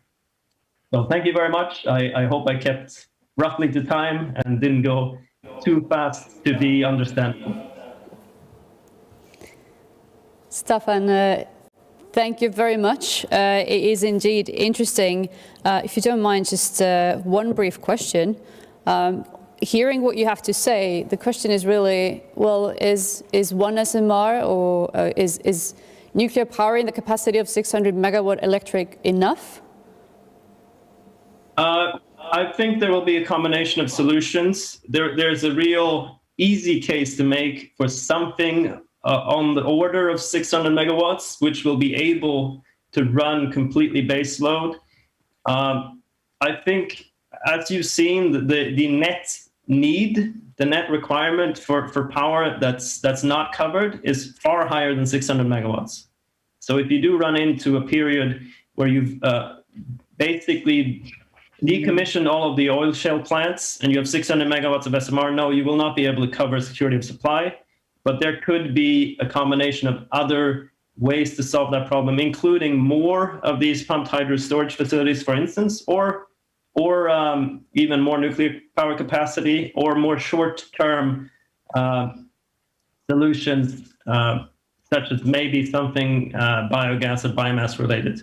So 600 megawatts is probably a safe base case where you have an extremely strong economic case. There's no kind of limit there.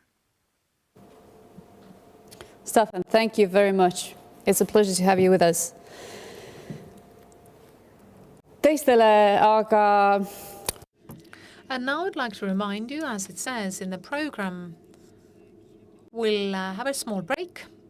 So the break is supposed to be 10 minutes, so please use this time and get a new cup of coffee and exercise a little bit to get your blood circulating again. So we'll meet again in 10 minutes. So it's 12:04.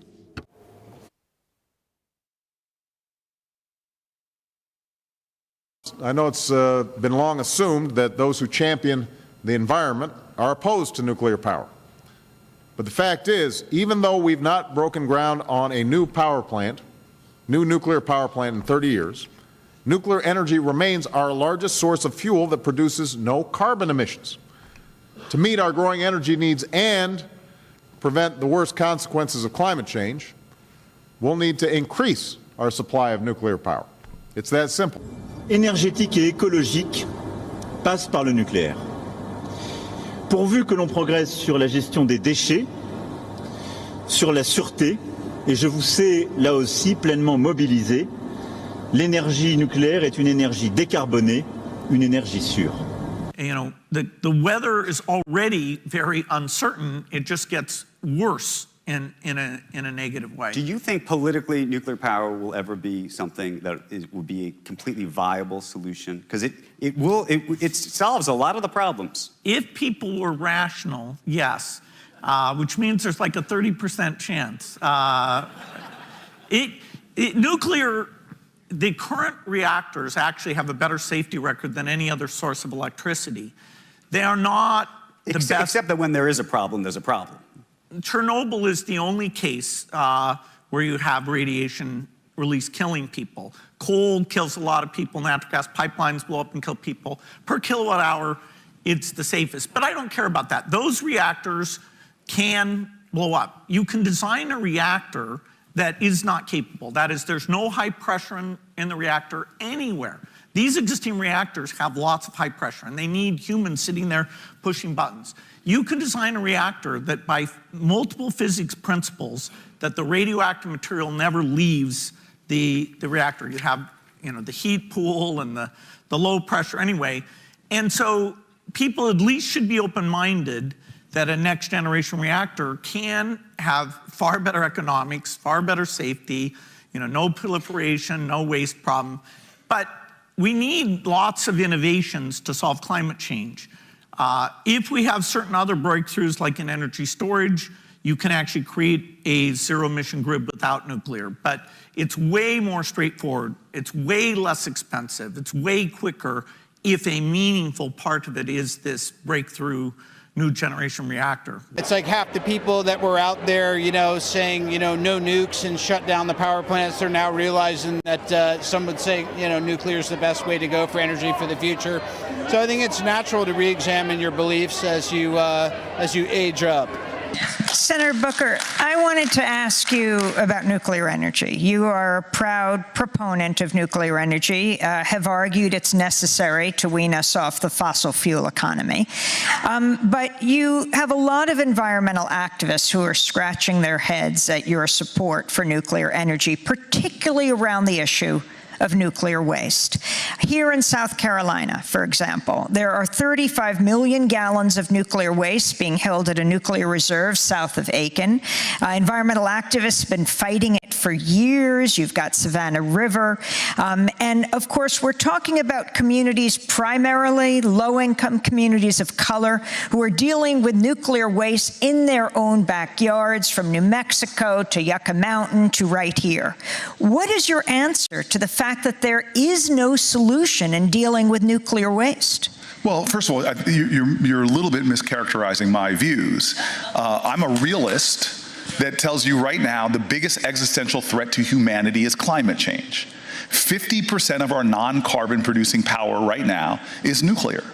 And so as some of my other opponents want to do is just get rid of it, it's going to push us back to being more reliant on fossil fuels and make this, our ability to reach our climate goals, impossible. We saw what happened in Vermont when they cut down the Yankee plant there. Their carbon footprint expanded pretty significantly. So I look forward to phasing out nuclear waste and nuclear energy.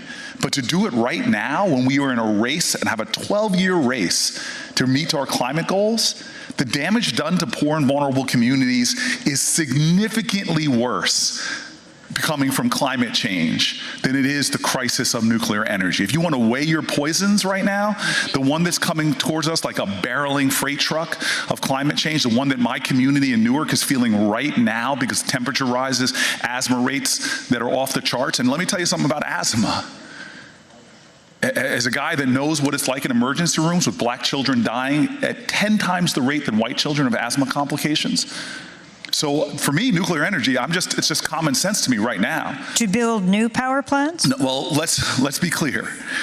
The nuclear energy of the plants we have now, designed in the 60s and the 70s and the 80s, is very different than the new modular nuclear energy plants that are being proposed.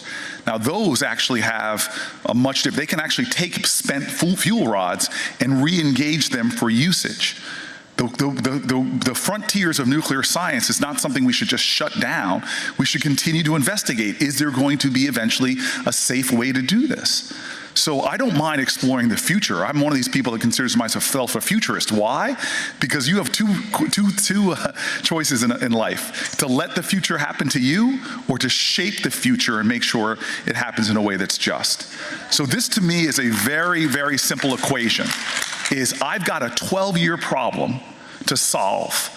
And if anybody wants to get rid of nuclear energy, tell me how you are going to replace 50% of the non-carbon producing power that we would have right now. Because what you're going to do, you're going to send us back to coal and oil, and I refuse to go backwards in the cause of environmental justice.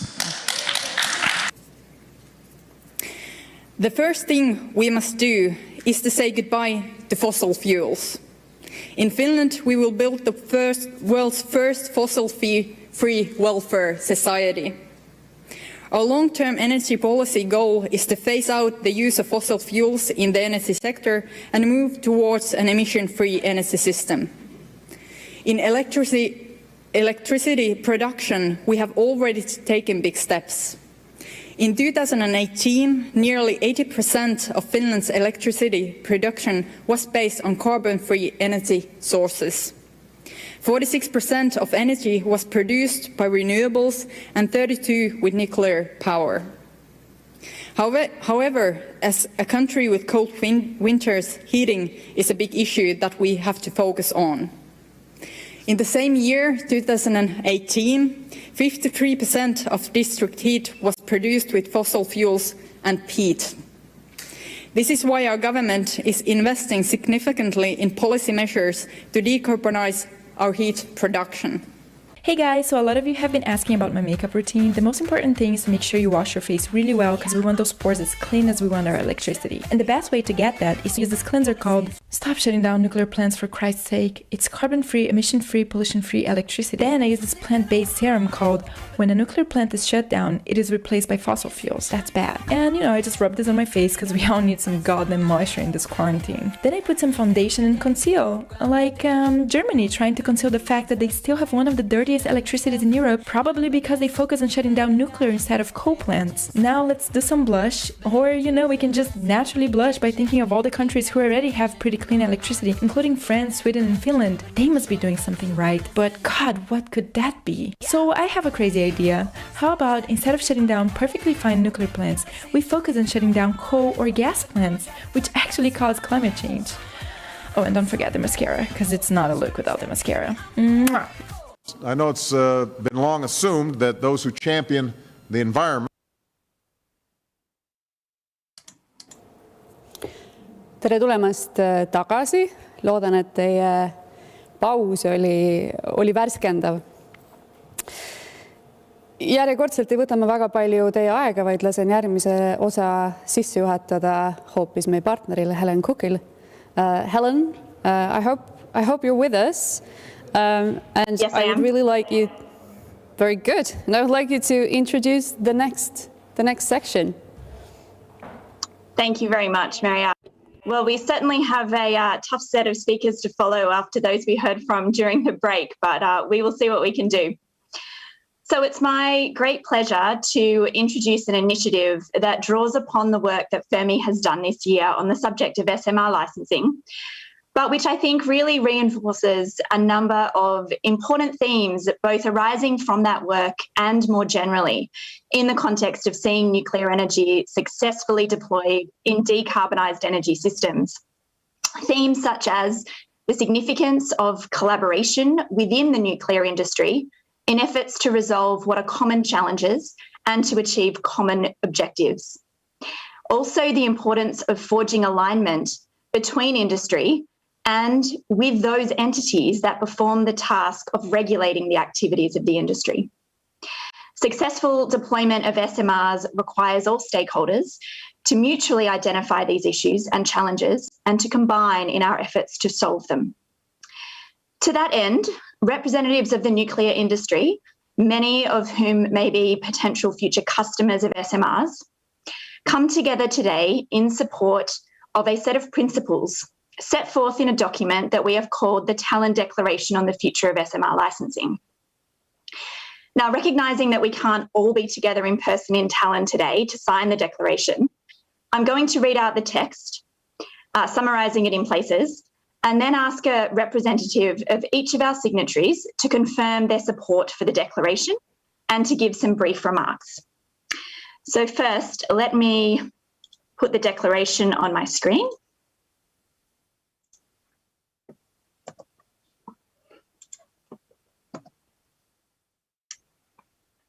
Right, so the Tallinn Declaration on the Future of SMR Licensing states, well, gathered virtually, but wishing we could be together in Tallinn, Estonia today, noting the formation of the European SMR Alliance in January 2020 with the goal of facilitating widespread SMR deployment in Europe by the 2030s, recognising the urgent response needed to meet the EU's commitment to achieving carbon neutrality by 2050, believing that SMRs can make a significant contribution to low carbon energy mixes in the EU and globally, respectful of the role of nuclear regulatory bodies in ensuring safe, secure and peaceful uses of nuclear energy, cognizant of the impact of nuclear licensing processes and regulatory matters on the business case for SMRs, their design criteria, development of supply chains and overall viability of SMR deployment, conscious that effective and efficient utilisation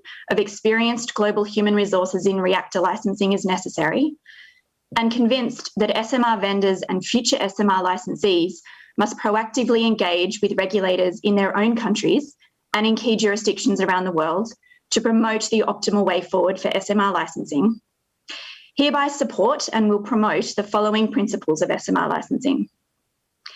A pragmatic approach to SMR licensing must be employed to overcome licensing and regulatory challenges and to reduce SMR project risk relating to nuclear regulation and the licensing process. SMR design standardisation must be facilitated to the greatest extent possible. In developing or updating the regulatory framework applicable to SMRs, host country regulatory bodies should seek to facilitate regulatory harmonisation. Regulatory framework should be based on the IAEA safety standards and implement EU nuclear safety directives, as well as give due consideration to compatibility with relevant vendor or reference plant country of origin or other experienced nuclear countries' regulatory regimes. As the licensee will have prime responsibility for the safety of its SMR plant, the licence applicant will need to be an intelligent customer, competent to undertake an independent assessment of the safety case and prepare the licensing documentation prior to its submission to the host country regulatory body. Licence applicants should seek maximum utilisation of an existing safety case prepared for a standard SMR or a reference plant design. To the extent the host country deems it appropriate in its particular circumstances, the licensing process should enable host country nuclear regulatory body to achieve maximum utilisation of the safety assessment of the standard SMR or reference plant design conducted by an experienced, independent and transparent regulatory body originating from the vendor or reference plant country of origin or from another experienced nuclear country, thereby making effective use of experienced global human resources in licensing and continuously building upon the safety case for the relevant SMR. In all circumstances, the host country nuclear regulatory body maintains sovereign and independent decision-making authority. The host country nuclear regulatory body should conduct an independent safety assessment based on a graded approach that prioritises safety significant items, deviations from the standard SMR or reference plant design, and site-specific and licence applicant-specific matters. Close cooperation between the host country nuclear regulatory body and the nuclear regulatory body of the relevant vendor or reference plant country of origin or other experienced nuclear country is essential. Cooperation mechanisms which enable mutual recognition and acceptance of regulatory approvals of experienced, independent and transparent foreign regulatory bodies should be pursued. A mechanism for international design certification should also be pursued and made viable in the future. And finally, the signatories will consider the work being undertaken by the IAEA, the NEA, IFNEC, the WNA, and the EUR, among others. Now, with that, I am going to ask one by one for the signatories to confirm your support for the declaration and give some brief remarks. So first, could I please call upon Kalev Kalamets from Fermi Energia in Estonia?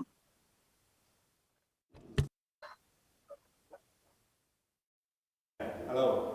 Hi to Australia.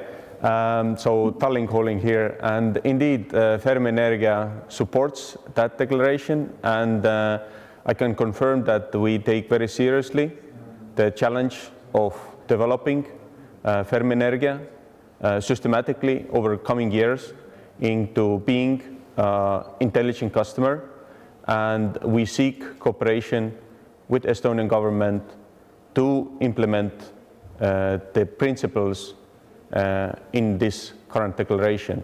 So looking forward to many years of interesting work with you and our partners. Thank you very much, Kalev.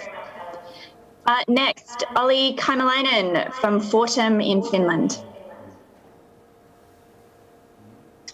Yes. Hello.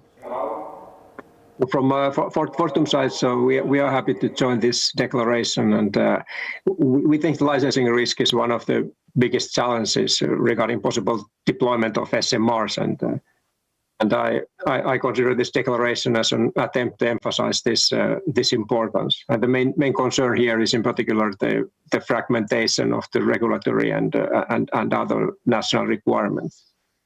And just to emphasize that, of course, the nuclear safety as such cannot be compromised. So this is not to suggest to relax the expectations of safety performance itself, but this has to be done in a smarter way. And so we simply cannot afford redesigning an SMR for each country or redoing all the paperwork for each country, which pretty much is what has been done in the recent new build project. So this would kill the idea of SMRs. And so there is work ongoing currently on harmonization and of requirements in many international organizations, both on the regulatory side and on the industry side. And this is very important to continue, and it's very important to go deeper in that. But on top of that, we need to find ways to do the licensing in a smarter way, I would say, and without having to completely redesign the SMR for each country. This is the most important thing. And so hopefully this declaration encourages that work. Thank you. Thank you very much, Olli, and thank you also for Fortum's work on the licensing study that we did last year. Next, I'd like to call on Marcus Eriksson, the representative of Vattenfall from Sweden. Hello, Helen. Thank you. Can you hear me? Yes, we can. Okay, thank you. Thank you for preparing this common action. And yes, certainly, Vattenfall supports the declaration. We think it is well written, and it aligns with Vattenfall's view on this topic. We know that updating the regulatory framework takes time, and there is an urgent need to engage and communicate on this subject. The declaration itself identifies key issues that we agree are vital to deal with to overcome licensing and regulatory challenges in order to reduce overall economic risks of an SMR project. International harmonization of licensing requirements needs to be deepened. International design certification must be pursued. Deviations from reference plant design must be avoided. And SMR cannot be afforded to be redesigned for each country. And these topics are relevant for Vattenfall since we believe that small modular reactors holds a future opportunity for achieving deep decarbonization in Europe as well as in Sweden. On the other hand, the declaration puts a finger on some of the bottlenecks that we need to overcome to enable this technology to its full extent. So for these reasons, we support the declaration, and we think it summarizes appropriate principles for common actions that we are committed to promote. Thank you, Helen. Thank you very much, Marcus. Next, I'd like to call on Anna Sertur, representing Tractebel from Belgium. Thanks, Helen. Can you hear me okay? Yes, we can. Great.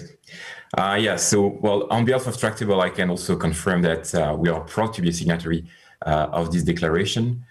I think the colleague before me just summarized it perfectly. This is a document that highlights that sound licensing is successful. That's a key step to take for the industry. And I think the declaration itself correctly points out some of the necessary ingredients to make that happen. For example, I believe that simplicity and pragmatism, which somewhat is inspired from the past, in replicating the successful case, the successful safety case from the country of origin, is something that really is necessary. And so I believe the declaration correctly highlights that. There are other elements that are really important in this. The graded approach, the concept of making things in a smart way, giving the importance where it matters and not necessarily trying to do everything as deep as we used to do it in nuclear, but putting the effort where it's safety significant. And I would say more than that, what I really like into this declaration is also the fact that it is a first attempt for some of the stakeholders from the nuclear industry to come together and say, well, we want to move forward with SMRs. We want to do it in a smart, simple, pragmatic way, which is, I believe, a really important step. And so I really applaud Fermi's Energia courage and Khalaf Kalamet's leadership on being a trailblazer for SMRs to become a reality in Europe. I think it's really important, and it's important to also highlight it because over the 2 years that this project has really taken shape right now, we kind of seeing the necessity of that kind of leadership and that kind of trailblazing. So I'm really pleased that our joint work with Fermi Energia has resulted in such a declaration, and also resulted in the signing of a new agreement that I believe will accelerate the collaboration between Tractable and Fermi over the coming years to really make the deployment of SMRs a reality in Estonia and beyond.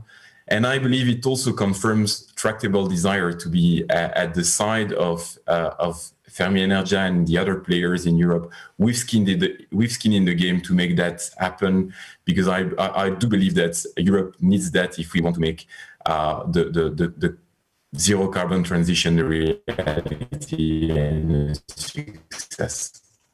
Thanks. Thank you very much, Anase. And I also personally concur with your comments in applauding the leadership of Khalaf Kalamet and all the founders of Fermi Energia in not only this area, but so many areas which we are discussing today that will be so important to the future of SMRs. So thank you, Anase. And could we move now to Rafał Kaspro, who is representing Syntos Green Energy from Poland. Thank you, Helen. Good morning, everybody. As a Syntos Green Energy, we strongly support declaration, and thank you very much, Helen and Khalaf, for preparing this. I think it's great work. We all agree here that country of origin idea is a great path towards which can solve a lot of problems we already consider. But I would like to say that we all agree here what should be done, and we have a similar point of view. And I hope that with this declaration, we reach people who not fully agree with us, and decision makers and politicians on both European and national level. And we desperately need to communicate these to this group of decision makers. Thank you. Thank you very much, Rafał.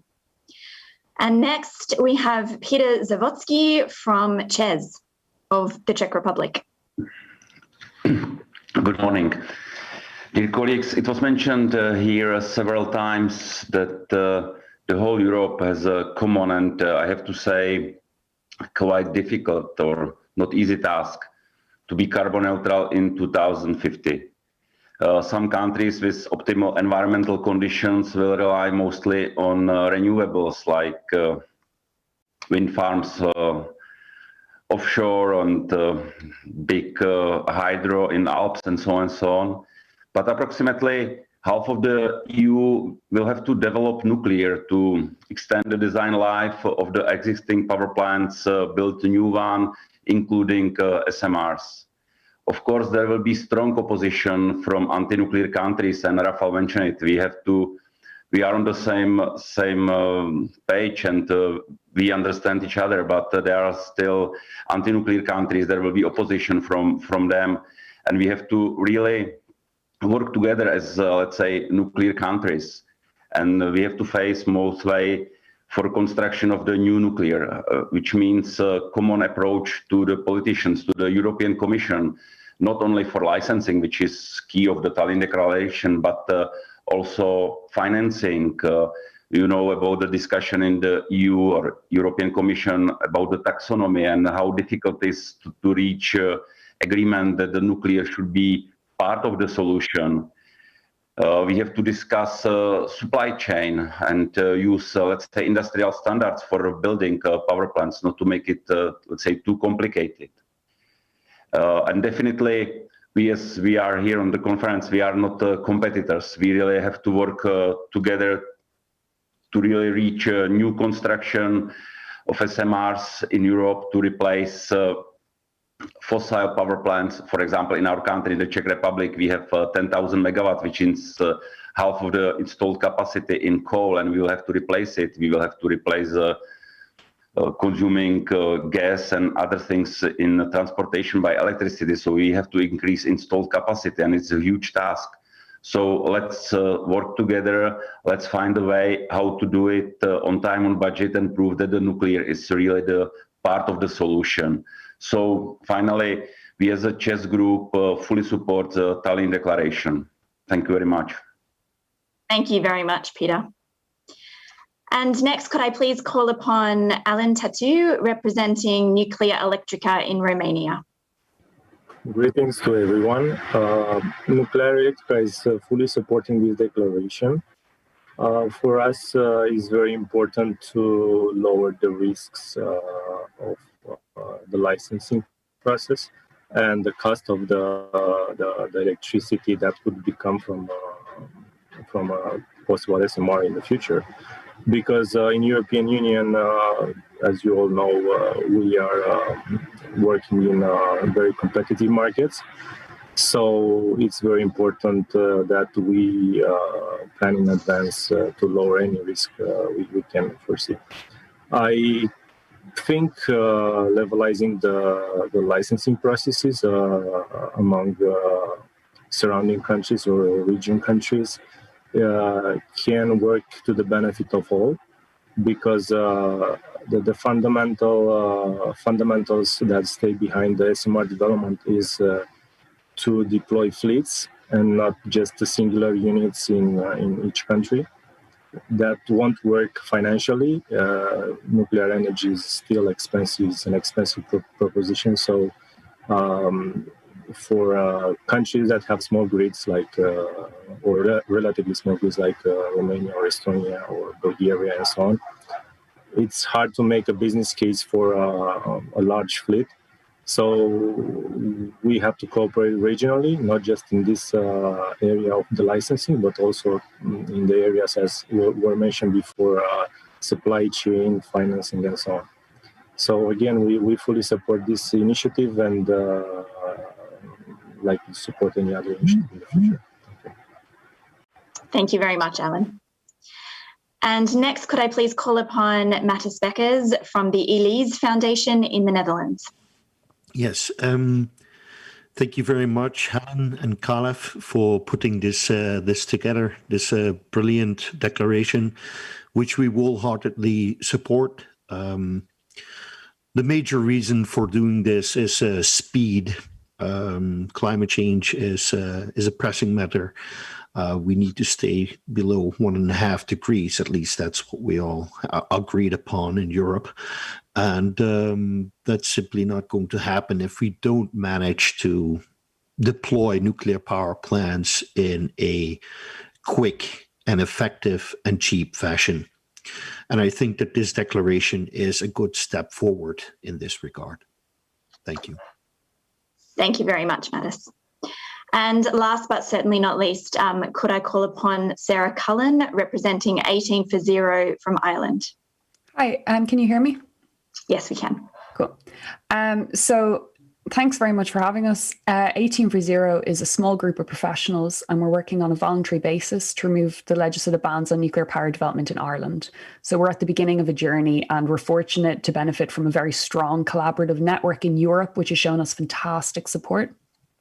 We greatly value our cooperation with Fermi Energia and the European SMR Alliance, and we believe that this declaration on SMR licensing is a fantastic initiative and resource which we fully support. For us, this is a concrete step in the planning for nuclear development in Ireland, and it forms an excellent template for future work in the area of licensing. But more than this, it's something tangible to prove that we're not alone in our thinking, and that there's a wave of new nuclear development across Europe, and this is something that all countries can benefit from. So we look forward to our continued work with Fermi Energia and the European SMR Alliance into the future, and we fully support this declaration. Thank you very much, Sarah.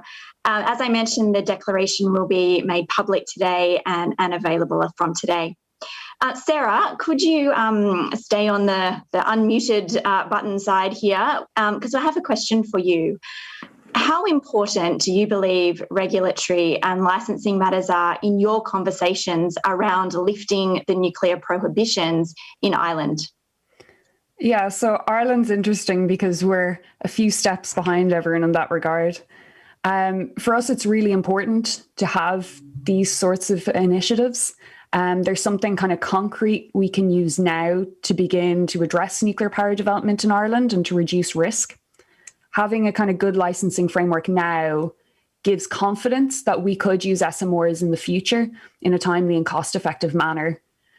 And yeah, this sort of initiative creates more certainty around timescales and the requirements we'd need for licensing. And that's really crucial for us to make our case to support nuclear. Great. Thank you, Sarah.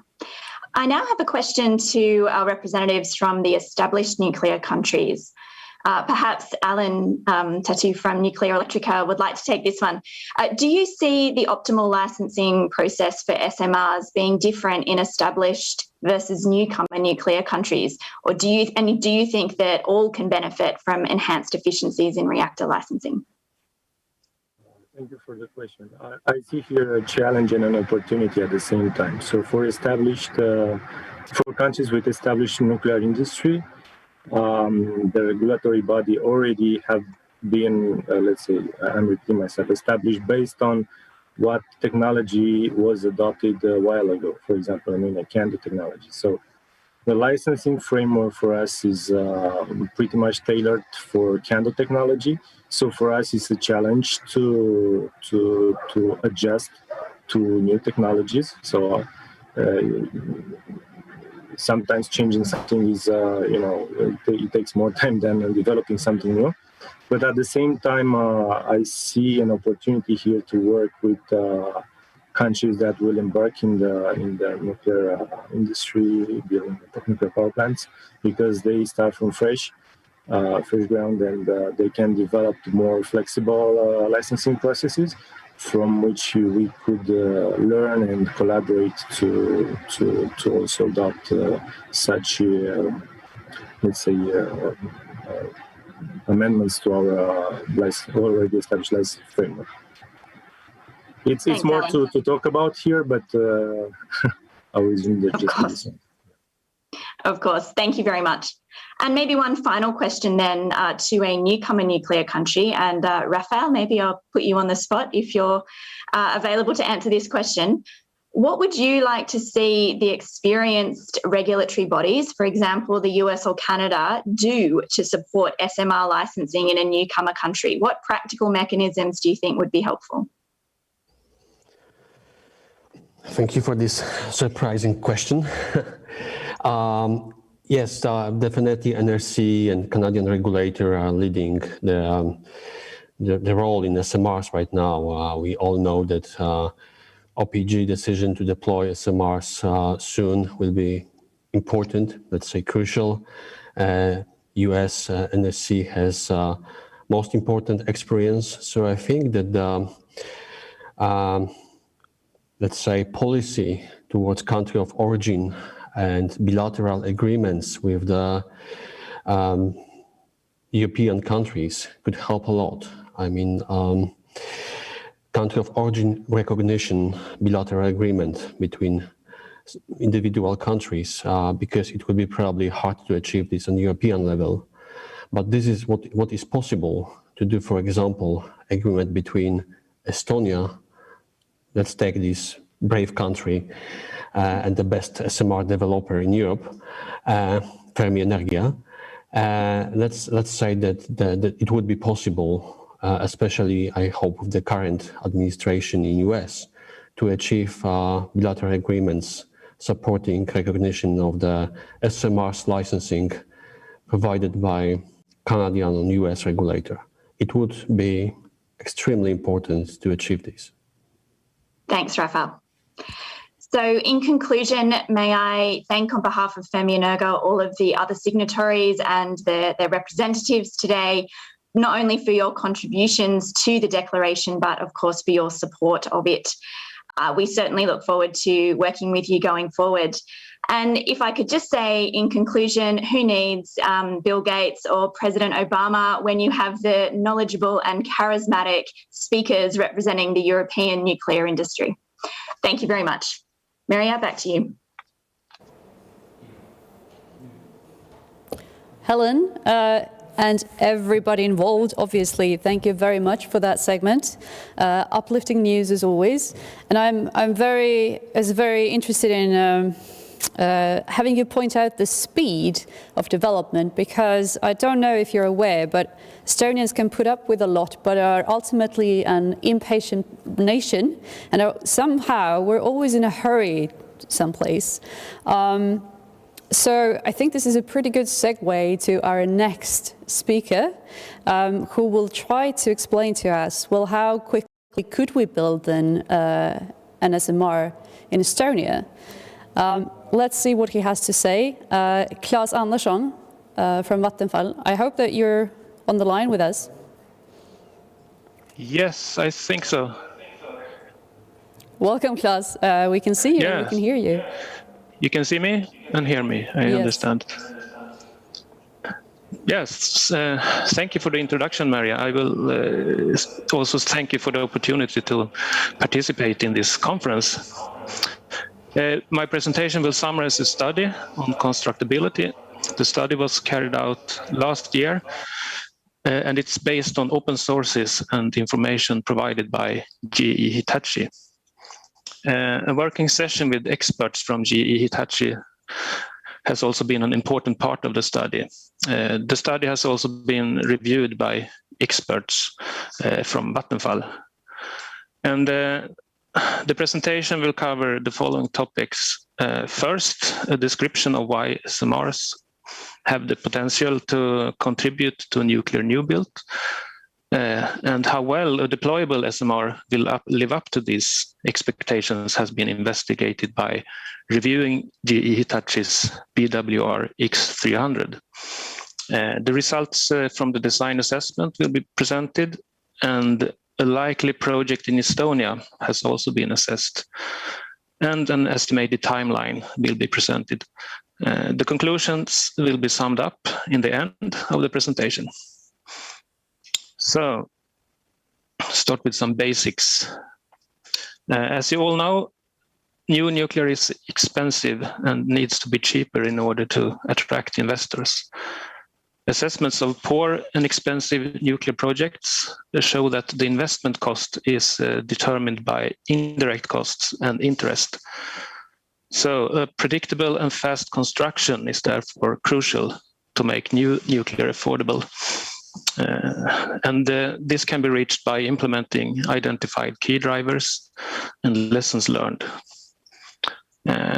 It is common sense that a low-cost project can be reached by simplification and standardization of the design. In addition, project risks must also be managed in an efficient way. Building light water SMRs is the response from the nuclear industry and might reach even lower cost levels. The smaller size and the use of passive safety system has the potential to make them very simple. And the smaller size will also reduce the project risks. Also, pushing standardization to the next level, as we heard this morning, will definitely mitigate both licensing and construction risks. One central idea is to build the smaller nuclear units in a modular manner, and this will lead to a shift from on-site construction to off-site manufacturing. An important assumption is that modular construction of SMRs will be cheaper than larger plants. So, in other words, the economy of scale will be handed over from the size of each unit to the number of units. So, how well does a deployable SMR live up to the expectations on a short construction time? How fast can it be built? This slide shows some basic facts about GE Hitachi's design, the X300. And this is the design we have used as a basis for our assessment. The design is in many respects a small boiling water reactor. And the design leverages GE Hitachi's earlier reactors. The technology is proven and has a simple process. The plant volume has been limited. The reactor has natural circulation, and the heat removal after an event is passive. It is demonstrated to be cheap when compared with other designs. The current status is that there are ongoing licensing activities in the US, in Canada, and in UK. Licensing discussions have also started in Poland. And the first unit is planned to be in operation in 2028. So this slide then presents how well the X300 meets the expectations on a simple and standardized plant design. To start with, the X300 uses very simple process systems and natural circulation. The design also shows a drastic reduction in plant layout compared with a large nuclear power plant design. The X300 shows a high degree of standardization, both on plant and equipment level. The reactor is in many respects a small BWR that uses standard BWR fuel. The reactor and its safety-related items will be manufactured and integrated in accordance with proven nuclear standards. Also, the manufacturing and integration will be made by an established global supply chain. The smaller size enables that many off-the-shelf components can be used for the non-nuclear safety applications. Finally, the turbine island is standardized and will be integrated by a proven supplier.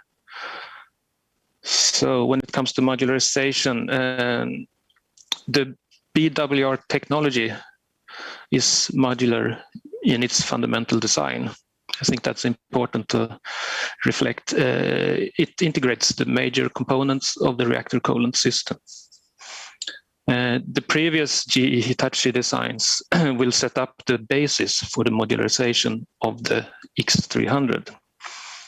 And that strategy is that modularity will be introduced to an extent that is economically viable. And this includes the construction of the reactor building using steel bricks, as you can see in the figure. The first-of-a-kind unit and some numbers after that unit are likely to be stick-built on the site to a greater extent than the later and more mature units. And there will not be any dedicated module factories unless a large number of X300s are on simultaneous order in a region. And design completion. A completed design is key to avoid delays in a construction project. GE Hitachi claims that drawings and specifications will be completed before a likely project in Estonia. The safety assessments report prepared for the first-of-a-kind unit will also give a good basis for the licensing in Estonia. Then we assessed the project implementation. So this slide will show the main components of an SMR project. The actual project in Estonia can start when the government has decided to launch a nuclear program.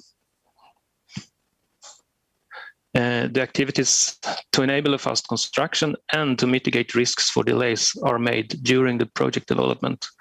First of all, the project-specific design will be finalized, and this means that GE Hitachi will adopt the reference design with regards to seismic conditions, to the cooling capabilities, to the power grid, and to the industrial environment. The business case will be developed based on more and more detailed cost estimations from the design process. And last but not least, the contract will be developed. And site work, early investments in the site infrastructure will gain time savings for the construction work. When a site is selected, it will be prepared for the construction project and take into account transportations, temporary offices, and excavations for the reactor building. The actual construction can start when the construction license is obtained and the final investment decision is made. It is also anticipated that a smaller construction project will be better prepared to deal with risks for delays. Since it's simple, it's simply not so sensitive to project issues as a huge nuclear power plant construction. A few long lead items will need to be procured before the start of construction.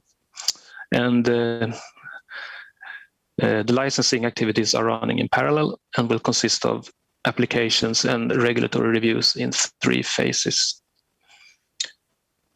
So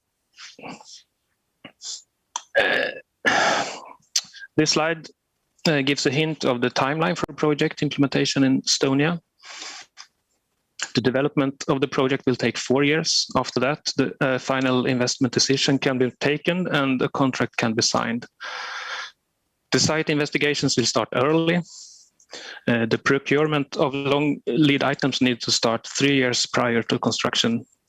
The reason for this is the time-consuming manufacturing of reactor pressure vessel. The construction work at site can start when the construction license is obtained. The actual construction work will take 3 years for the first unit, and the unit following after the first unit will take 2 years to build. And the pre-construction work for these following units will be limited by procurement of long lead items and take 3 years. So the total project schedule will be 7 years for the first unit and 5 years for the following units. I will summarize this presentation and start to say that the X300 will be constructed at site, not manufactured in factories.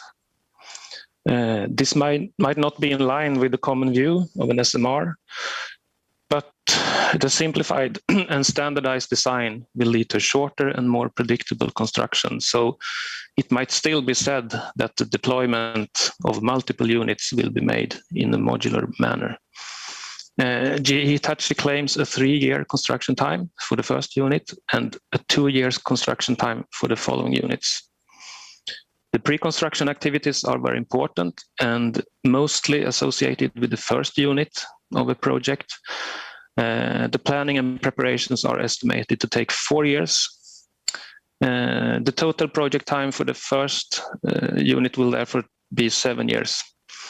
And the total project time for the following units at the same site will be 5 years. So in summary, light water SMRs can be deployed in the near future, and Vattenfall's overall assessment is that the X300 definitely enables a way to build an SMR in Estonia quickly. The X300 design represents a balance between innovation and tradition. The licensing process will be in favor of the proven technology, and the construction will be in favor of GE Hitachi's know-how and experience. And this is an art impression of how an X300 site could look like. Yeah, thank you. This was my 15 minutes of fame. I will now hand over to you, Maria. Thank you very much, Klaus. A very well spent 15 minutes of fame, if I may say so. So, a lot of people are skeptical when it comes to the fast construction times, and what they want to see is evidence. So, how would you comment on that? Is there any evidence that these prototypes really can be built as fast? Yeah. It's a good question since no SMRs have been built yet. But I think the best evidence is that it took Hitachi 44 months to build their much bigger first of a kind ABWR in Japan. So to build a much smaller and much simpler plant in 36 months should definitely be possible. I think that's the strongest evidence, except for the design simplifications. Well, that's good to know. I also wonder, does the previous experience in a country have an impact on the construction schedule? The previous experience in yeah, of course it will. I heard a lot of echo when you asked the question in my headphones. Would you like me to repeat that? Yeah, that would be great. Sure. The question is, would the previous experience of a nation impact the construction schedule of an SMR? Yes, of course, because this light water SMR is just a scale model of previous designs. So implementing all the lessons learned from a big project with all the risks that you're exposed to, it's definitely a good lessons learned. And I think also a way to front load this risk and to take it into consideration is to let workers, for example, be trained in actual projects before you implement the project in your own country. So you have a trained workforce. It's interesting that you mention lessons learned, which we know is a politically correct way of saying mistakes made, and obviously we want to learn from the mistakes made by others, and we want to learn from their lessons. So what would you say are the most critical factors for Estonia to that would support a fast construction? Yeah, okay. I think the first big factor is, of course, the project planning, the pre-construction work. And then also, I think GE Hitachi's strong simplification of the design is a winning concept to reach quick construction. But if you look at the bigger picture, I think the most impacting factor is this standardization of codes and standards and the regulatory requirements that we discussed this morning. I think a global standardization will reduce the risks for, or that will support the construction time the most. Thank you very much, Klaus. Yeah. Let's hope that we do get there at one point, or let's work towards getting there when it comes to standardized regulations, which would be internationally acceptable. But before we're there, I think what we can do is definitely look into the questions that we can try and solve in a more immediate timescale.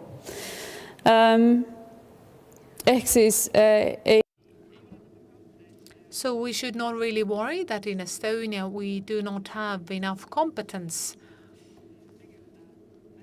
in order to assess SMRs. And as a way of proof, I would like to welcome two domestic talents. And they would be then looking at the small modular reactors and their safety. So I'd like to give the floor to Martti Jeltsov and Rainer Kelk.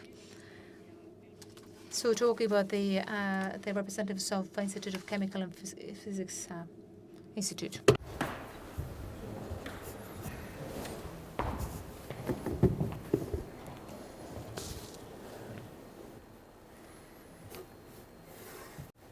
Tere kõigepealt kõigile minu poolt. Good afternoon. I'm Martti Jeltsov, and I am one of the co-founders of Fermi Energia, but I am also I have created a nuclear working group in our National Institute of Chemical Physics and Biophysics.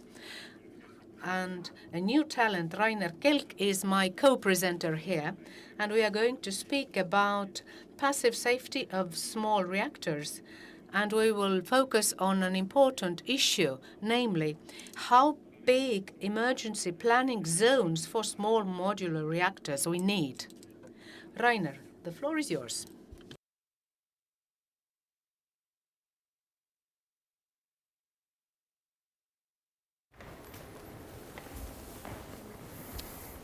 Tere ka minu poolt.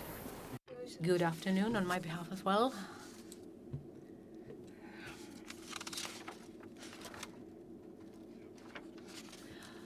Next slide, please.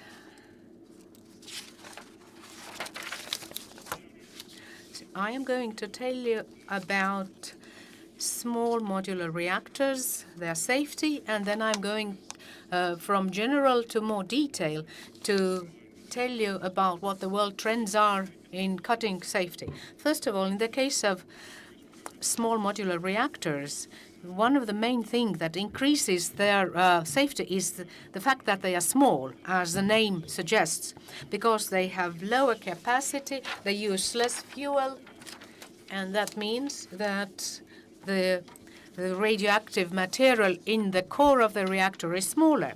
Then modularity. Modularity helps us achieve that all components are standardized, made in a factory. And given that modular reactors must have that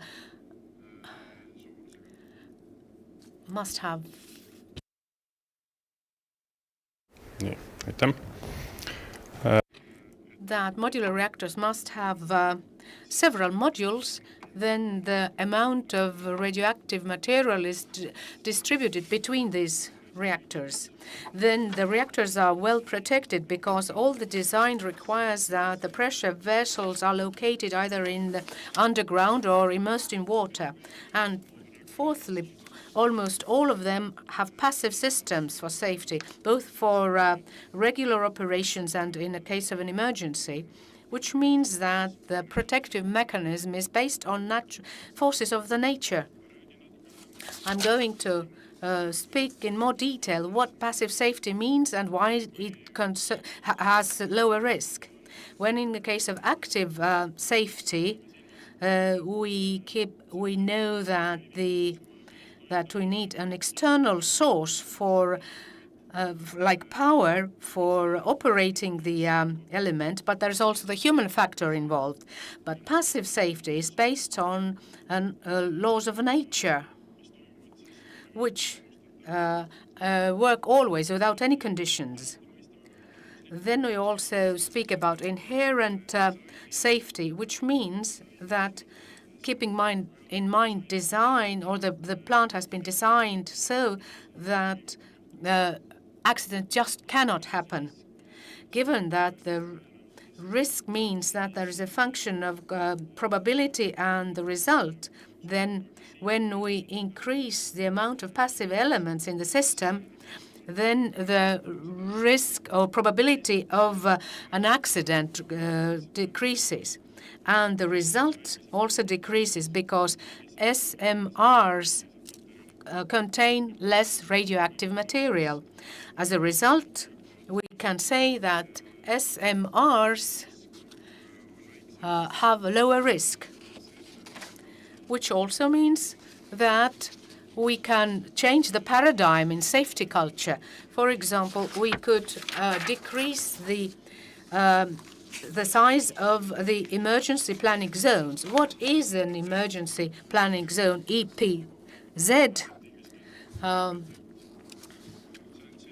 This is an area around the nuclear power plant where there is readiness to react to an emergency.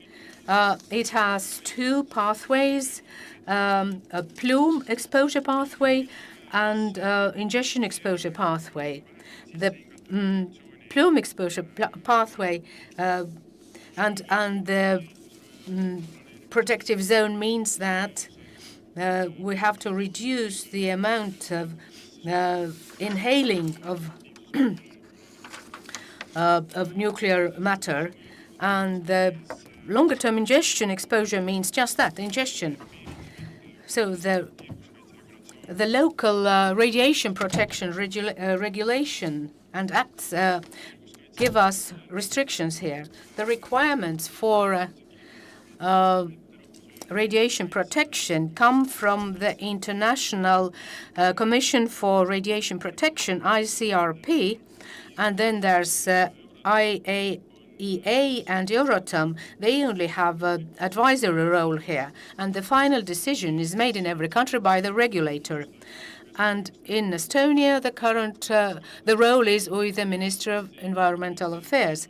For example, our ministry and the Canadian regulatory body follow the ICRP regulations, and according to them, an ordinary citizen cannot have more than 1 millisievert per year, and an occupational worker can have up to 50 millisieverts per year, but no more than 100 millisieverts per 5 years.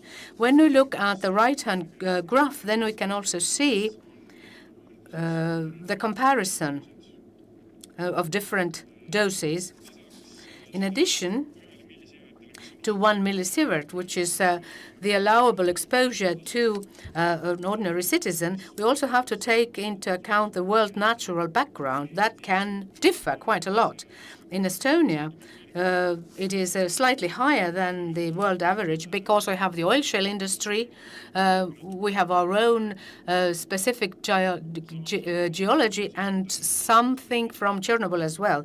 But there are more extreme examples elsewhere in the world.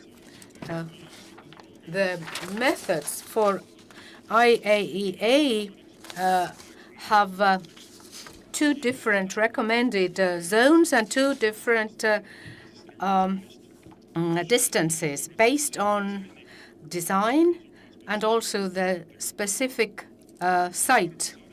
In order to take into account the developments concerning SMRs, a special regulatory forum has been put together, and they found that the current methodology also applies to the modular reactors. But given that the final rules are established by the national regulator, then let's take a short look into the trends in the world. In the United States, for example, NRC, the regulator in the United States, differs from others by its prescriptive regulation. They set forth standard distances for EP zones, and they have been developed based on the traditional water-cooled reactors. They have two zones, 10-mile for plume exposure pathway and 50 miles for ingestion exposure pathway. There is a new regulation being developed in the United States that is to take into account the developments of the small modular reactors as well. And as a result, based on the risk analysis, it can occur that the EPZs could only be limited to the area of the plant. But in Canada and in the UK, the regulation is already today based on the technology.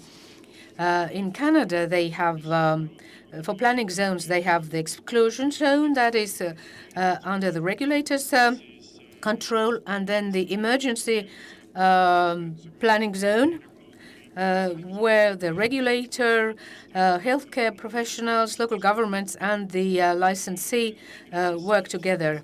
In the UK, they have the detailed emergency planning zone and an outline planning zone. And the picture down there shows how, in defining the outer planning zone, they do not take into account the distance, but also demographic and geographic aspects. Next, Martti will tell you about the different designs in more detail. Nii, vaatame siis veidi lähemalt. Let's take a closer look at the developers of small modular reactors and what they have achieved by now. First, we took a look at 5 different reactors that are of interest for us. One of them is the NuScale reactor. It's the first certified small modular reactor, and they were certified last year in the States.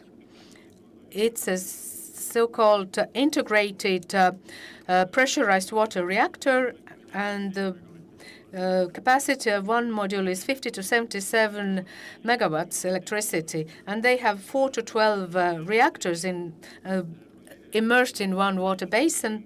They are independent of each other, and they have separate full protective and operating systems based on passive mechanisms.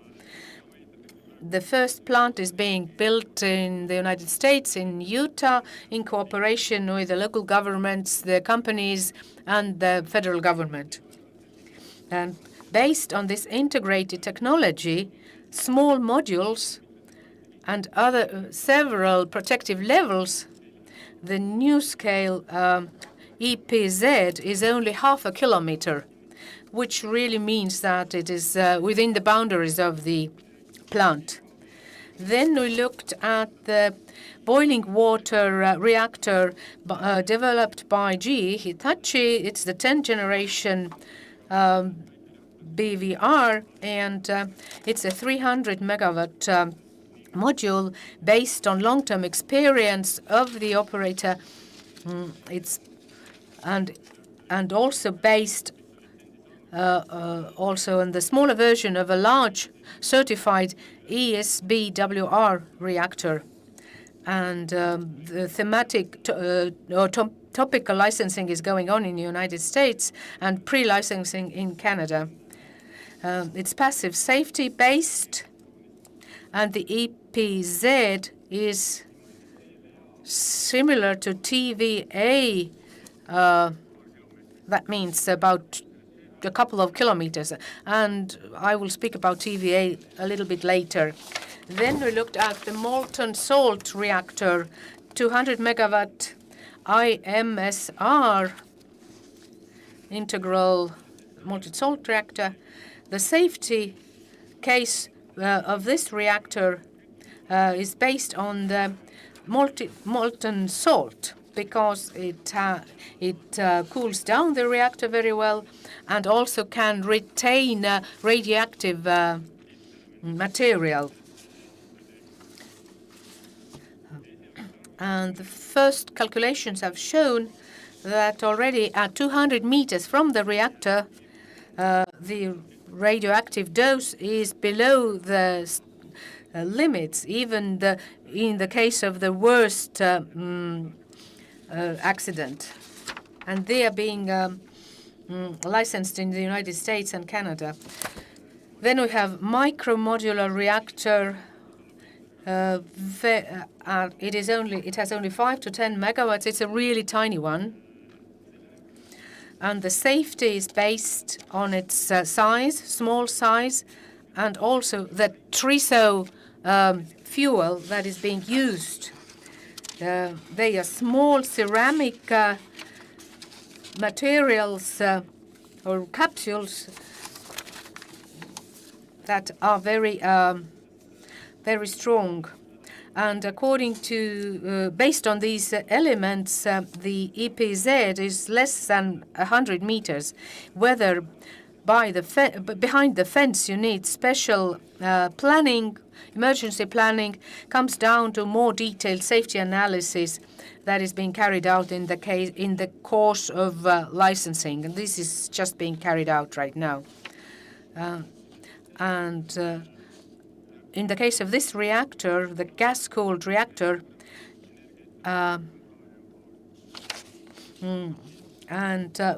this is being developed by Ontario Power Generation, one of the largest companies in the US dealing with these matters.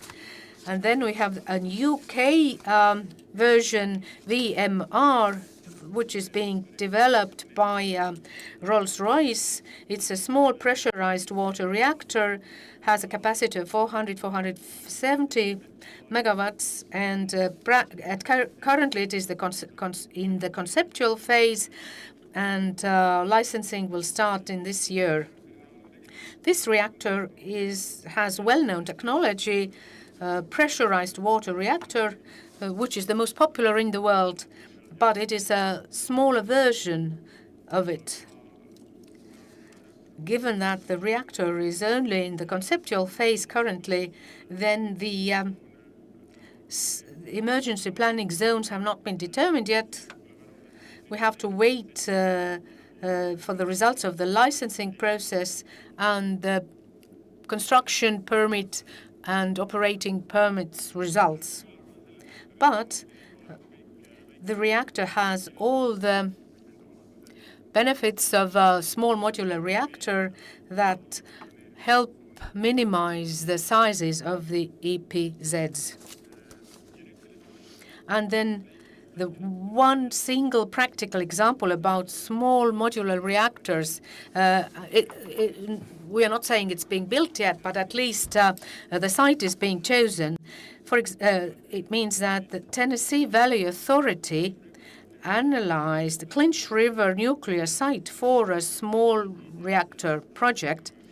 They carried out environmental impact assessments, calculated the emergency planning zone sizes, and they took into account a technology envelope for reactors, all based on light water reactors, and they then decided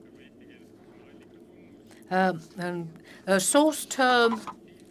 That means the amount and other parameters of radioactive material in the reactor. They added conservative margins for safety so that the analysis would be really conservative in this phase. And then they calculated what the sizes of the EPZs would be. And in the case of all four cases, they were a maximum of 2 miles. In the one case, which was had a smaller capacity, the EPZ remained within the boundaries of the plant, but it's just a couple of miles anyway. In summary, the current regulations have been developed for licensing large plants and analyzing large plants, but they do not take into account the specific benefits deriving from small modular reactors. They are small, they have passive systems for operating and for emergencies and for safety. And the fact that they are being built in factories, in modules, but things are changing, technology-specific, risk analysis-based. The trends show that the planning zones are getting smaller, that are also suitable for small modular reactors and that do not meet the requirements for the larger plants. And according to the data that we have, we can state that the planning zones, emergency planning zones, are realistic, that that are considerably smaller, could also be limited to the boundaries of the plant. But we get the final answers when the specific projects in specific sites are finally implemented. the first information, I guess, we get from the United States and Canada, where the processes are ongoing. Thank you.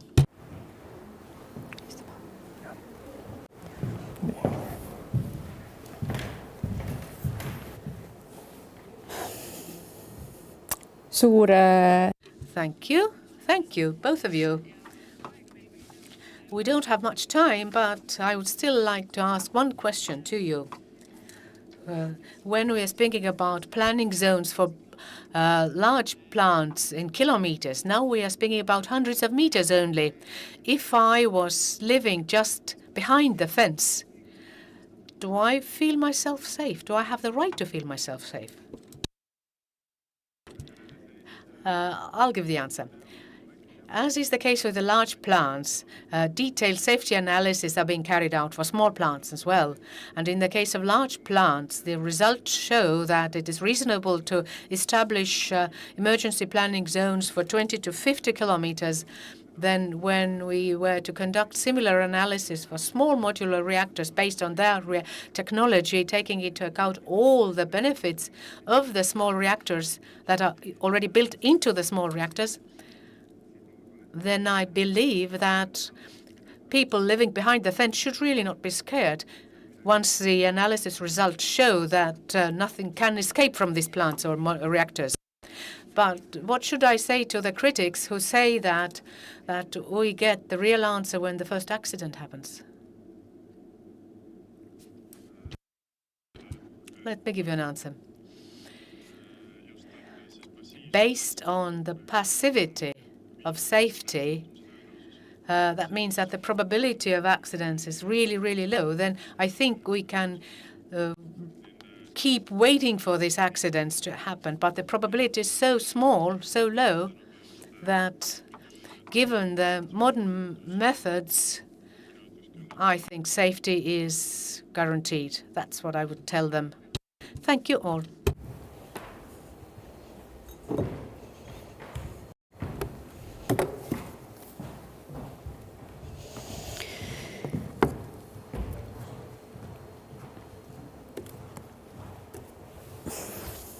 In reality,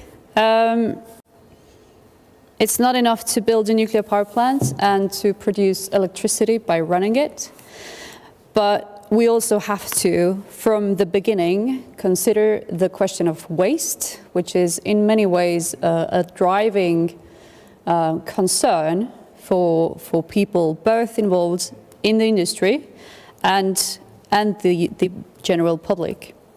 So our next speaker, Chris Parker from Deep Isolation, will try to give us a fairly fresh perspective on how to potentially manage spent nuclear fuel and nuclear waste. Chris, are you on the line? Yes, I am. Can you hear me, Measure? We can see you and we can hear you. You're very welcome. Okay, excellent. Well, thank you very much for inviting me to participate in this conference. And I'm only sorry that I can't be there with you in person in Tallinn. I had been very much looking to come and join in the conference, but COVID-19 still being out there, that's not proved possible. So yes, I'm going to talk about the issue you've just described, which is sort of management of the waste, and in particular, I'm going to look at the potential for borehole disposal of spent nuclear fuel in Estonia. So, by way of background and introduction, I am managing director of the European business of Deep Isolation, and what I'm going to do this afternoon is really talk through four issues. So firstly, the challenge that you've highlighted. So if Estonia does choose nuclear to be part of its low carbon future, how will it dispose of the resulting spent fuel? And that is a challenge that the world as a whole is still grappling with.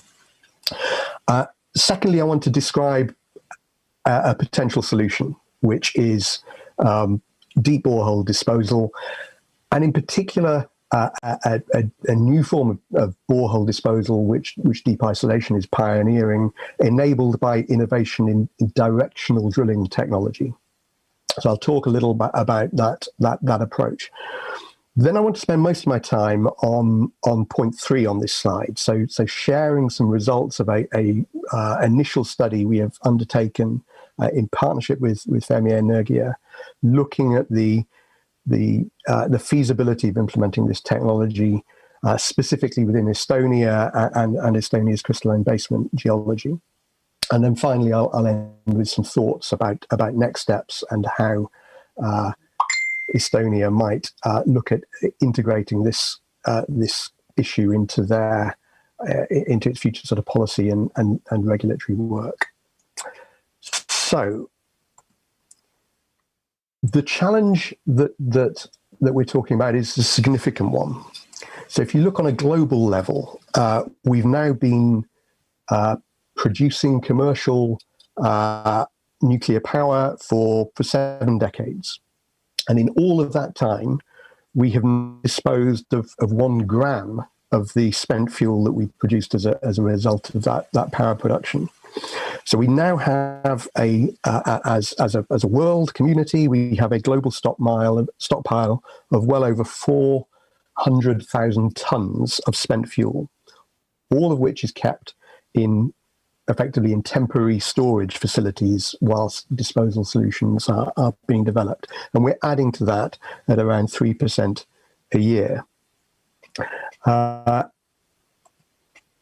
Linked to that, we have, I think, a significant problem that the current model for geological disposal is simply not scalable. A lot of excellent work has been done in some countries on how this waste can be disposed of in depth through large mined repositories.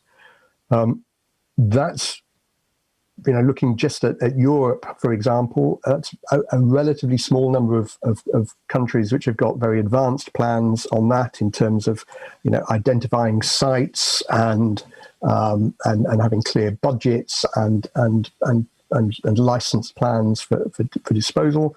I've highlighted a number of them here.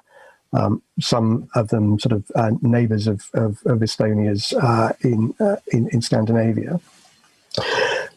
My point about scalability is that these are all massive, decade-long civil engineering projects that take decades to plan and deliver, and they cost billions.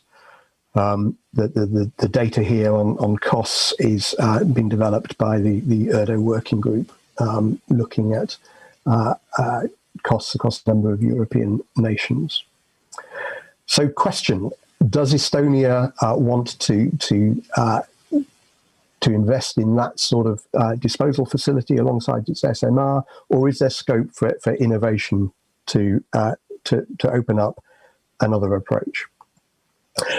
So that's where I'm going to talk a little bit about our company, Deep Isolation, because we were very much founded on the idea of bringing to market a solution to precisely that challenge, to offer safe, equitable, but much more affordable disposal of nuclear waste. So the company is relatively young. We were founded in the United States in 2016. The organization that I manage was launched about 12 months ago. We're based in London, but with a responsibility across Europe and the Middle East. So what we do is use state-of-the-art drilling technology, directional drilling technology, which can get to and find suitable host rock formations in a much greater number of areas more quickly and more rapidly than is possible when creating one of these big mined repositories. We do that in host rocks that have been isolated from the environment for millions of years. We take corrosion-resistant canisters containing the spent fuel. We put them in borehole repositories deep underground, so a kilometre, a kilometre and a half, 2 kilometres underground, much deeper than for example, the Swedish and Finnish examples that we looked at on the previous slide. And then we seal the access hole. And we do that using technologies that are widely used across the oil and gas sectors and the nuclear handling sectors, which we have integrated and enhanced with our own innovations. So this is bringing together tried and tested approaches that have been shown to work. Before looking at the results of our study in Estonia, I will just try and bring that to life by showing a very short video of how the system works. So let me talk you through this. In this example, I'm showing here a disposal canister that's about 32 centimeters across, about 4 meters long, and that's a BWR fuel assembly. So it slips inside the disposal canister. We seal the edges. If you look at it end on, you can see that's a very snug fit. And the canister has been made of highly corrosion-resistant alloys, so material which should last thousands of years. We put that canister into deep rock. That rock can be sedimentary rock, as shown on this diagram. It could be granitic rock. It could be crystalline basement rock, as we have in Estonia. It could be salt. So we begin by drilling a hole in the top. And you can see here at the very top, there's a bluish area. That's the aquifer. We drill below the aquifer, put down a metal tube called a casing, and then put cement down the middle of that tube. So that cement then flows up the outside of the tube and gives us even greater protection against anything reaching the aquifer. Now, that's a standard procedure done on a daily basis in the oil and gas sector. So once we've done that, we drill down further. Here we're going deep into the layers of rock to what's called the kickoff point, and then we start to bend very slowly, so slowly that if you were down there, you wouldn't notice it as you looked at it, until we reach the horizontal. Then we go horizontally for 1 kilometer, 2 kilometers, and that's the region where we're going to store the nuclear waste. We put cement down, we put casing down, just as we did at the upper level, and then we're ready to emplace the waste. So this is the canister. We attach several devices to the end of it. This one is what's called the tractor, and we'll see that working in a moment. We put this in shielding when it's above the ground to protect workers, and then lower it slowly into the hole using a cable until it gets down past the horizontal section. And when we're in past the vertical section, and when we're in the horizontal section, that's when the tractor comes into play. So you'll see the wheels expanding, and then we drive the disposal canister to the end of the disposal section. Once that's done, we release the canister, we remove the tractor, pull it back up to the surface, and then place another canister. So that process is then repeated until all the spent fuel is in place. Once the canisters are all in place, we can then seal the vertical access hole with a range of sealing options depending on the local geology and regulation. And within a few years, the enormous weight of the rock above compresses those materials and provides an excellent seal to that narrow access hole.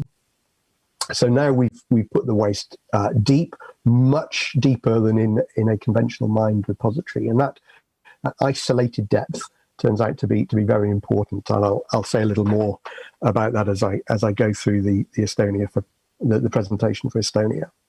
But hopefully that gives you an overview of what we're talking about.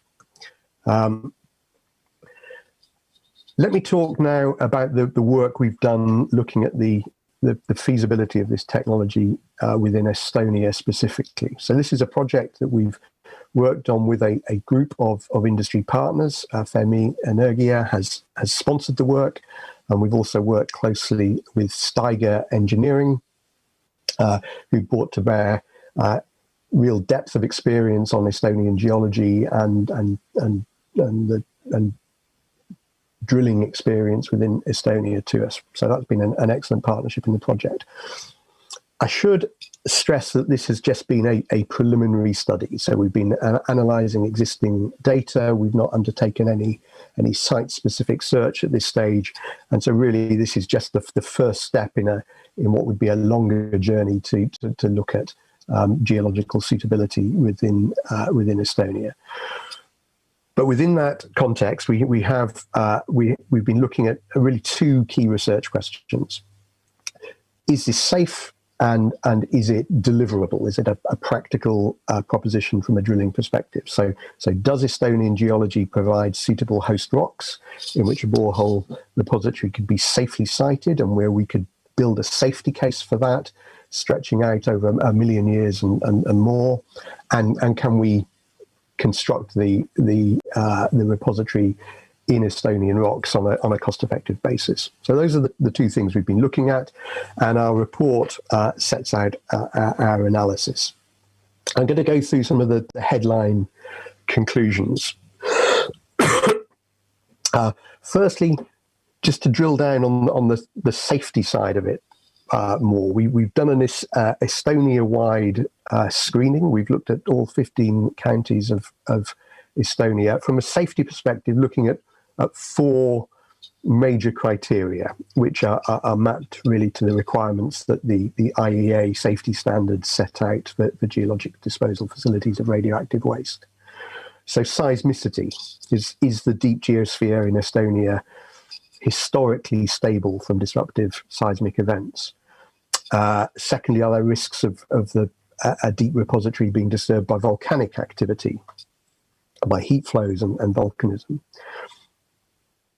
Looking at climate change impacts, so looking into the past, what past glaciation and so on has done to the Estonian geology, and what are expected future trends, and what do they suggest? We've also looked at the hydrological environment at depth. So what evidence is there that there are sites which have been entirely isolated from Estonia's biosphere, from the surface environment, and for millions of years? What I'm going to show really is a summary of our findings, and we've summarized it against these four levels here. Really, clearly that's, although we've numbered them 0, 1, 2, and 3, this is a qualitative assessment on a county-by-county basis, looking at are there any areas of the country which are entirely unsuitable, where there are such significant risks at a broad scale in the area that we should just rule that out, to are there at level 3 areas where we see no significant risks at all. Key findings from this, really 3 things. So the first key conclusion is that we believe the evidence suggests that a deep borehole repository would be both a safe and affordable option for Estonia to consider for its waste.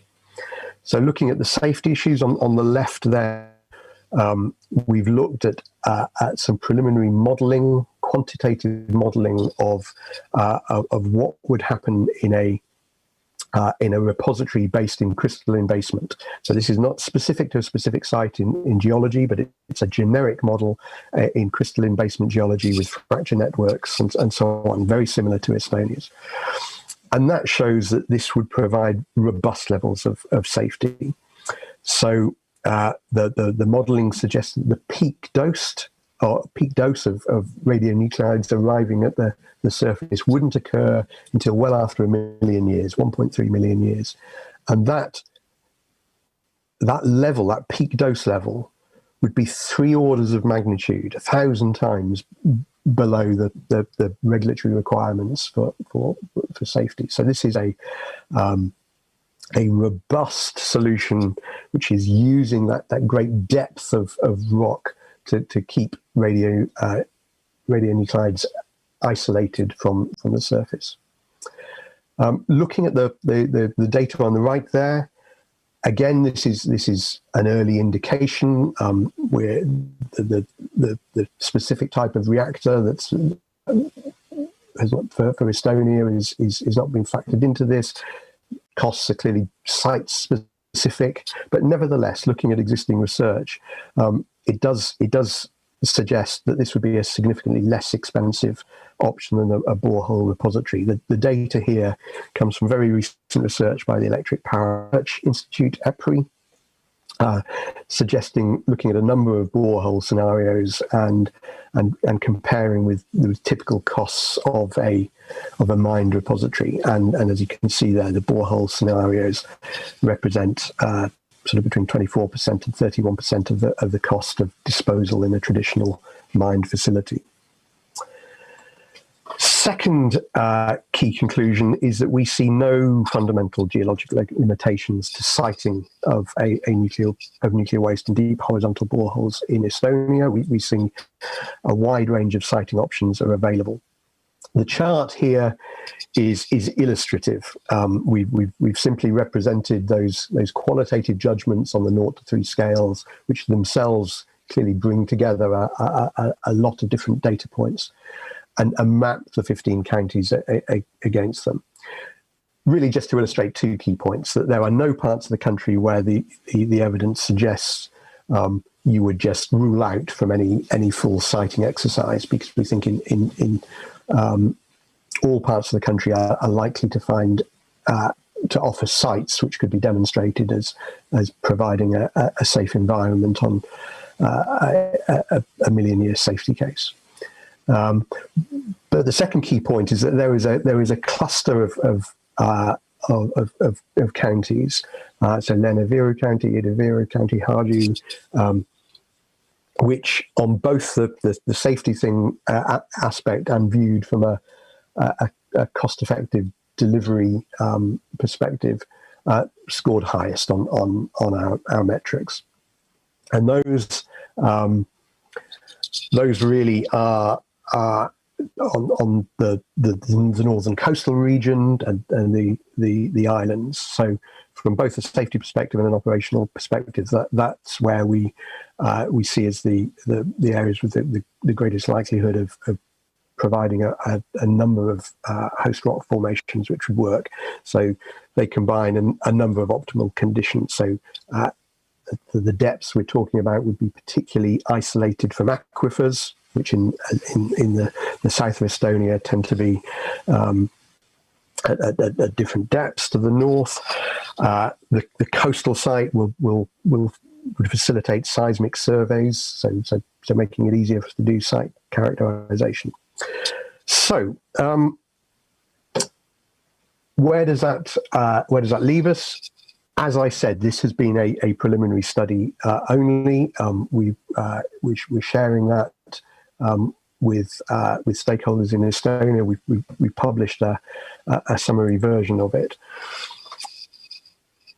Clearly, extensive further work would be needed to identify the right sites and to characterize them as safe, to engage with potential host communities and ensure that they were consenting and embracing the idea of this. And we've set out recommendations on how those issues might be best taken forward in Estonia in 5 domains, really, as illustrated. So policy and regulatory issues, social and community issues, geological issues, demonstrating this within Estonian geology, and building the more detailed business case for this. But one overarching recommendation, I think, and this is the key message I would leave today, is that as Estonia, as the government, and in conjunction with citizens, considers nuclear power and considers the SMR option, please think about developing the strategy for managing the resulting spent fuel in practice. Our initial assessment is that basing that strategy on deep borehole disposal is a viable and attractive way forward. So look at establishing a clear implementation plan which addresses all of these issues that we've highlighted on a parallel track, so that the disposal route can be in place at or before grant of the operating license for the nuclear power plant.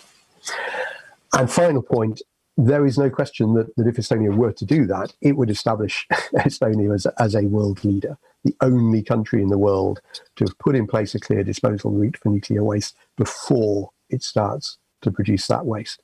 We believe that's the right and responsible thing to do, and we very much urge Estonia to consider that as it takes this agenda forward.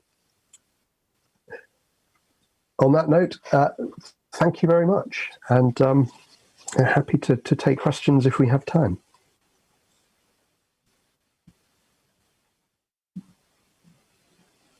Presentation. If you don't mind, I would like to ask you just a couple of questions. The first one being, well, Estonia likes innovation, but not to be left alone with a solution. So would we be the first and the only to use this type of waste management solution? So, would you be the first? No, I don't think so. So to be clear, this is a technology which is not yet in full implementation anywhere. Deep isolation has demonstrated significant aspects of the technology in operation. So at our test site in Cameron in Texas, in conjunction with our global drilling advisors Schlumberger, we have demonstrated the emplacement of canisters, shown how they can be retrieved and brought back to the surface. So there is significant demonstration. There is also significant interest in this from governments around the world. We're engaging with national waste management organizations across Europe, the Middle East, the Far East. There is a lot of interest. In terms of, when will this be implemented and on a license basis? That's clearly not entirely in our hands. I was asked the same question in November when I was on a panel bringing together a range of deep borehole experts from government, from the IAEA, from universities, from research institutes, under the aegis of IFNEC. So IFNEC is, as some of your participants may know, is a government-to-government network of leaders in nuclear waste management. And this IFNEC panel was focused on deep borehole disposal, and they were asked the same question. So when do we think this will be operational? The consensus of opinion on the panel was that this technology is increasingly mature, and it's reasonable to assume that there will be licensed operational delivery of disposal within deep boreholes by 2030. Our view as a company, based on the engagements we're having with a number of governments, is that it should be possible to get to implementation significantly before that, and we're investing to help make that happen. But either way, certainly from an Estonia perspective, that would be well before the country needed to dispose of any waste from a new build SMR in Estonia. So I think the potential for you to innovate is around the policy and regulatory process and being the first to have the solution in place. In terms of the actual implementation, Estonia would be able to draw on practical operational and regulatory experience from other countries. Thank you very much, Chris, for that thorough answer to that question as well. We will have to move forward now and take the last speaker that we have before the somewhat longer break. It's a pleasure for me to tell you now that our next speaker is from Estonia, speaks Estonian. We've been hearing IAEA mentioned today, the International Atomic Energy Agency, but the next speaker can tell you a lot more about this because she is the Estonian representative in this organization. Reelika, I hope you are there. Good afternoon, and greetings from Vienna. I will try and get my video going as well.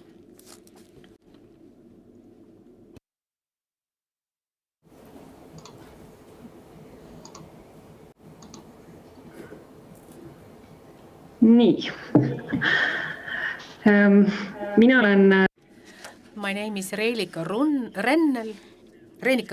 and I'm the attaché from the Minister of Environmental Affairs in Vienna, and I am in charge of nuclear affairs in our embassy in Vienna, and I also am representative at the International Atomic Energy Agency. My presentation follows a different line in comparison with the previous speakers because I'm going to give you an overview of this organization, the International Atomic Energy Agency, its role in the world, and its importance for Estonia.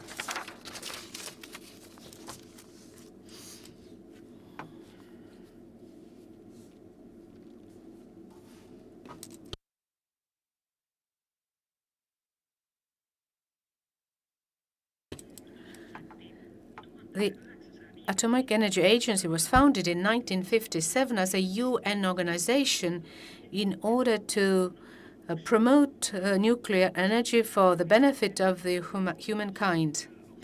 Its headquarters are in Vienna, Austria, but they have also representatives in Geneva, New York, Tokyo, and we have 172 member states. Estonia joined in 1992. Director General, who this morning gave you the video greeting, is Rafael Mariano Grossi. And the higher bodies of the agency are the General Conference meeting every year, and then there is a board of governors consisting of 35 members. For the first time in the history of EIAI, Estonia is also member of the Board of Governors, starting from September 2019 to 2021. So we are one of the 35 who make decisions concerning the activity and priorities of the agency. And our focus is on innovative nuclear activities and also innovative uses of or disposal of nuclear waste. The goal of EIAI is to promote the peaceful use of nuclear energy and to inhibit its use for any military purpose. Just as Director General Grossi mentioned in his speech, the main role is to offer its member states every support if they have decided to use nuclear energy. And we have long-term experience and knowledge in all fields of nuclear technology, starting from developing legislation to safe operation of nuclear power plants. Our fields of activity are also promoting nuclear safety, including radiation protection, organizing training, supervision of nuclear energy programs, including also developing guidelines for nuclear safety and radiation protection. And we also create international legal framework for nuclear safety. That means international conventions. And our activities also are aimed at achieving sustainable development goals of the United Nations. We fight against climate change, cancer treatment diagnostics, clean water and sanitation, increasing crops, also life below water or marine resources, also combating pandemics. For example, last spring, EIAI started helping its member states with laboratory technology that was necessary for diagnosing COVID-19. Estonia was not in need of this assistance, but the Latvians did. And this was a really rapid reaction initiative, and this has developed now into a project Zodiac, which cooperates with the Food and Agriculture Organization and the World Health Organization to combat pandemics. And one of our focuses is also marine resources and ocean. And we are looking into possibilities of using nuclear technology to reduce plastic waste in the seas and oceans. One of our main and more important roles is to serve as a nuclear watchdog in order to avoid nuclear proliferation. Because a lot of good can be done by using nuclear technology, but when it ends up in wrong hands, a lot of harm can be caused in the world. In 1969, the Nuclear Non-Proliferation Treaty, NPT, was concluded, and our task is to control that governments use nuclear technology only for peaceful purposes. And in order to prove this, the countries have to enter into safeguard measures agreements with the EIAI and submit the relevant reports and allow EIAI inspectors to check this. And our agency inspectors also check the conditions of observing the Iran nuclear agreement. Given that nuclear power plants are located in 31 countries in the world and 30 countries are planning to use nuclear power for energy, then we have other fields of activity. In 142 member states, including Estonia, the most important thing is technical cooperation under a technical cooperation program. This is one of the main mechanisms to support the development of its member states in the fields like healthcare, agriculture, environmental protection, industrial applications, and also the development of nuclear knowledge. And within the framework of technical cooperation program, the states enter into 5-year program and agreement with the EIAI, determining the most important fields that the countries seek assistance in. And the program allows the member states to seek project applications to get funding from our organization and also participate in the relevant projects of the EIAI. So the technical cooperation program covers both regional, interregional, and national programs.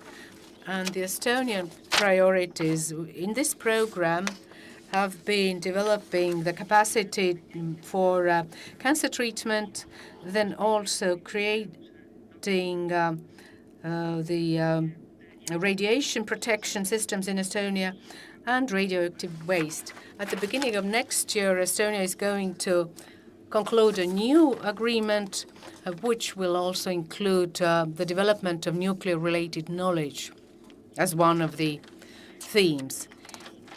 Now we can look at what Estonia has received during its 29 years of membership. The Estonian radiological protection system was part of this project, and the first radiological law was developed in 1997 on the basis of support received from our agency and international experts.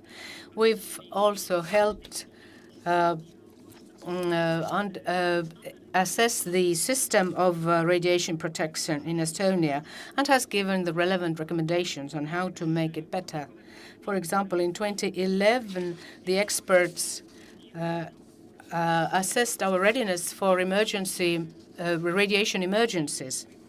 Should there occur an accident with a radiation source, or an accident should occur in a neighboring country's nuclear power plant. In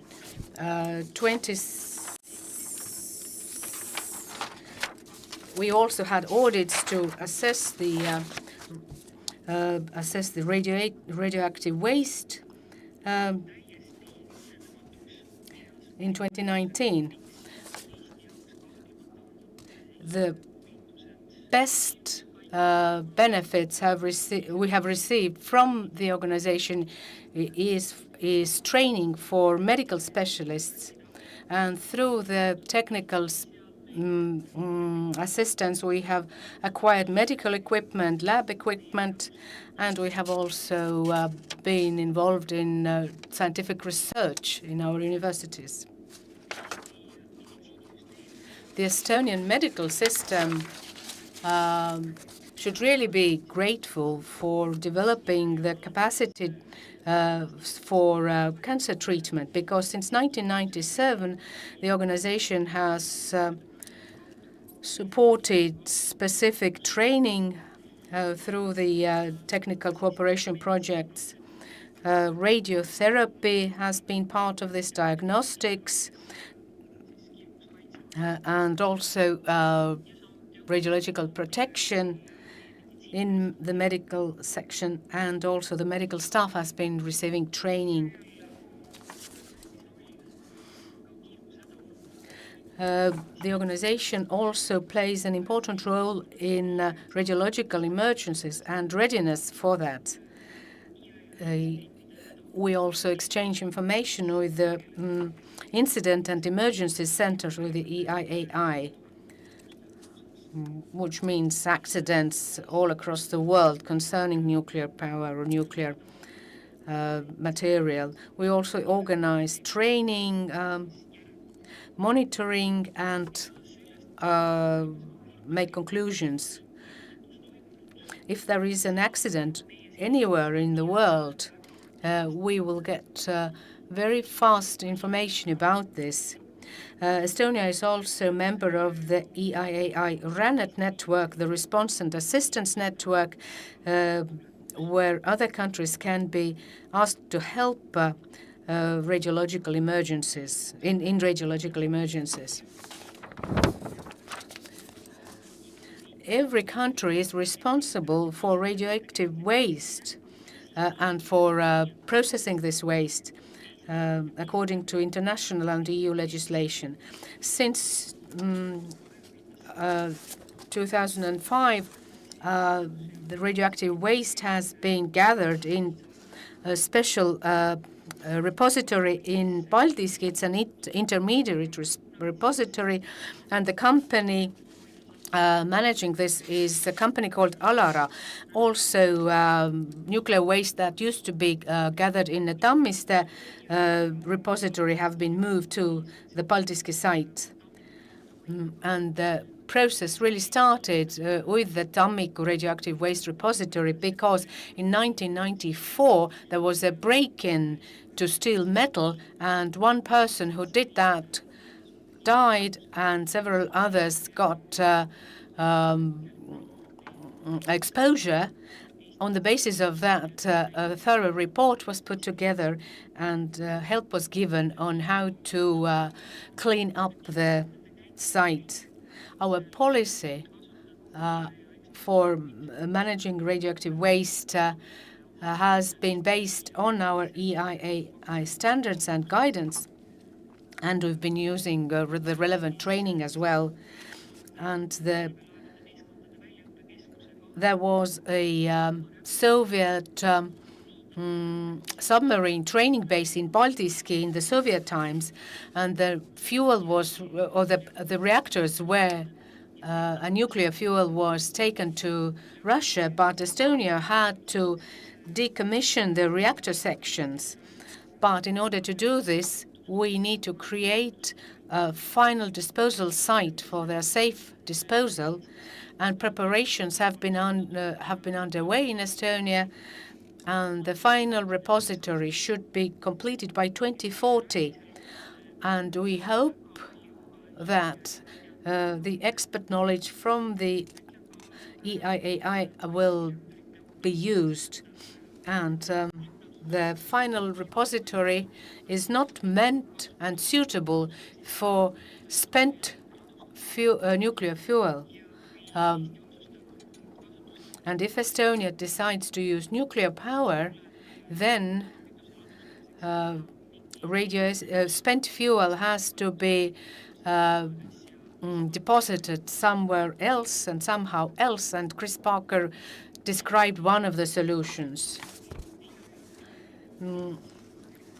And to finish, I will look at the role of EIAI in using nuclear energy in Estonia. As the minister said at the beginning, the Minister of Environmental Affairs has been given a task by the government of the Republic to put together a special task force for that. One of the EIAI main activities is helping countries start using nuclear energy. And in investigating these possibilities in Estonia, we can use EIAI guidances, standards. They also offer assistance in developing the national position, developing legislation, and training the specialists. Also audits related to nuclear safety, like the INIR audit, that means Integrated Nuclear Infrastructure Review. All these possibilities offered by EIAI, we plan to use in our nuclear energy working group. And we can say that the EIAI keeps a close eye on the analysis of using nuclear energy in Estonia. The process has to be transparent. All stakeholders have to be include analysis carried out, and the process has to be transparent. All this so that Estonia could reach a rational and well-considered decision of using nuclear energy. And it's not important whether the answer is then yes or no. Thank you. Reelika, suur tänu selle. Thank you, Reelika, for this overview. I don't think that many people knew how close a cooperation Estonia has with the International Atomic Energy Agency. I have a question before the coffee break. You mentioned this in the end, that EIAI is keeping a close eye on how things develop in Estonia. Can you tell me what the agency thinks about the developments in Estonia?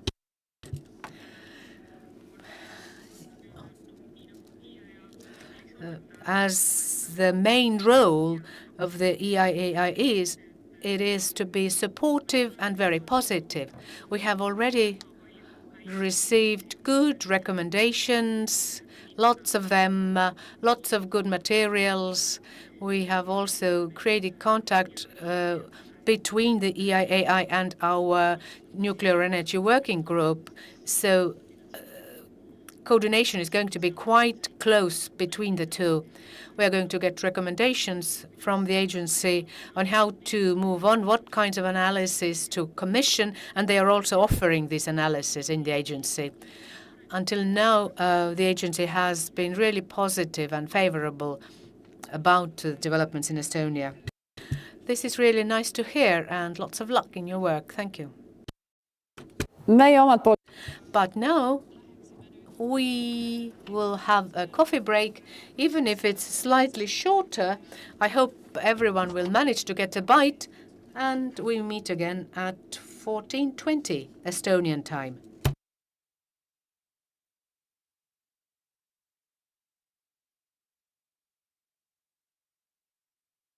It's like half the people that were out there, saying, no nukes and shut down the power plants are now realizing that some would say, nuclear is the best way to go for energy for the future.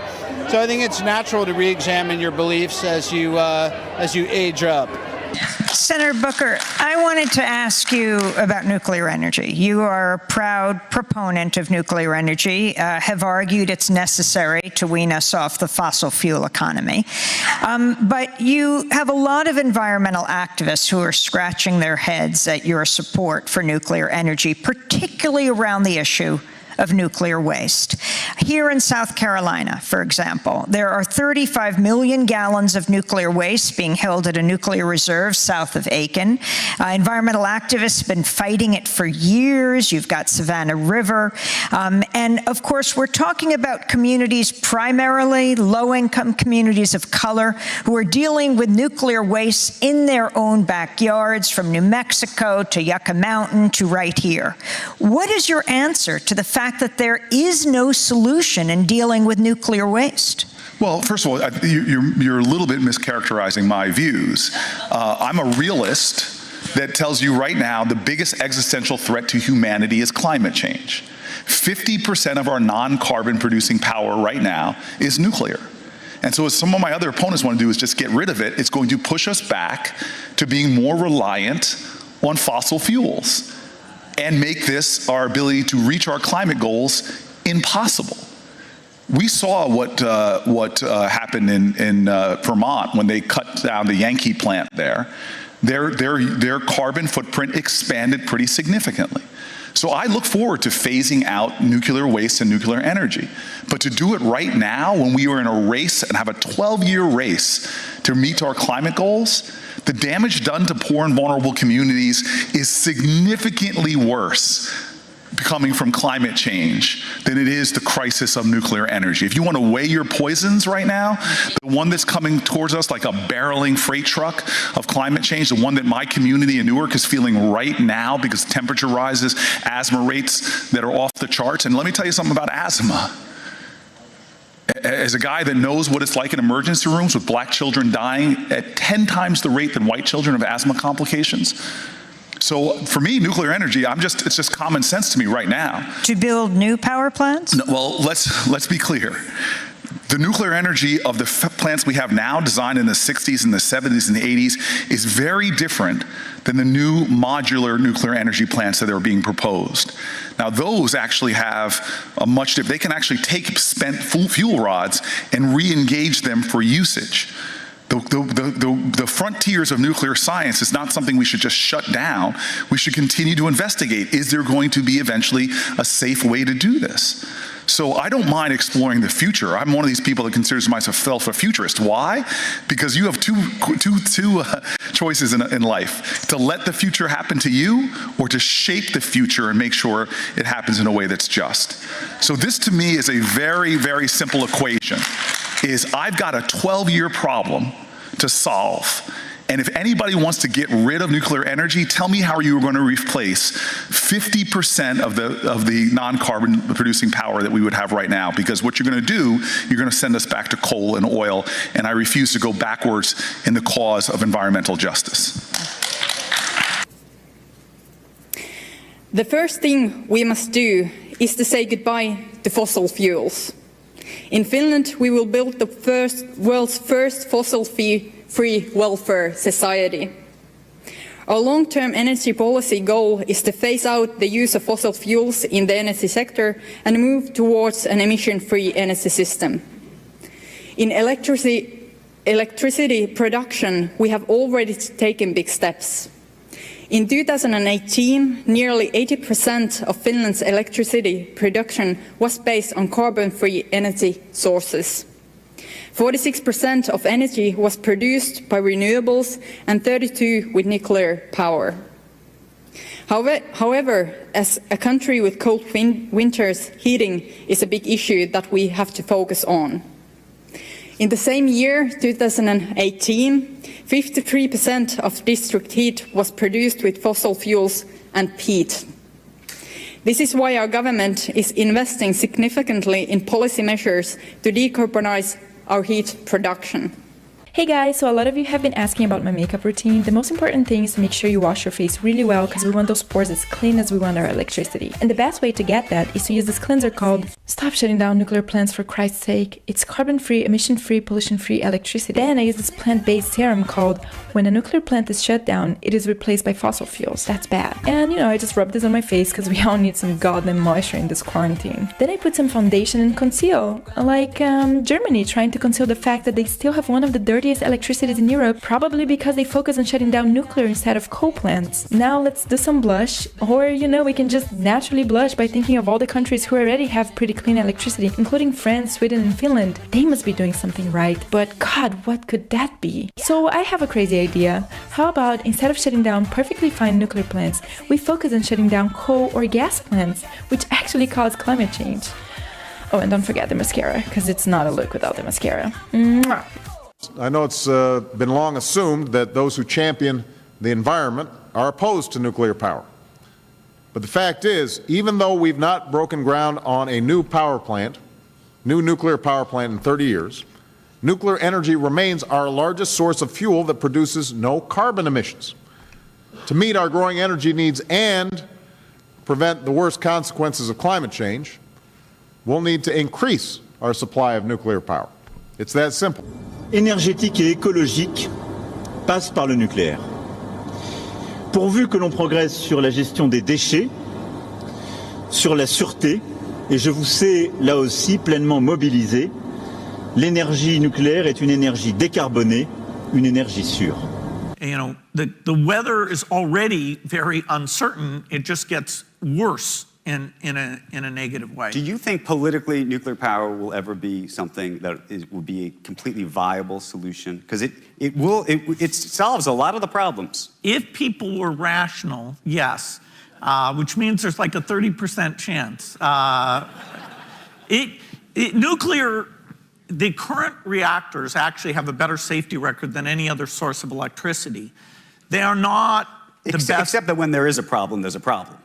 Chernobyl is the only case where you have radiation release killing people. Coal kills a lot of people. Natural gas pipelines blow up and kill people. Per kilowatt hour, it's the safest. But I don't care about that. Those reactors can blow up. You can design a reactor that is not capable. That is, there's no high pressure in the reactor anywhere.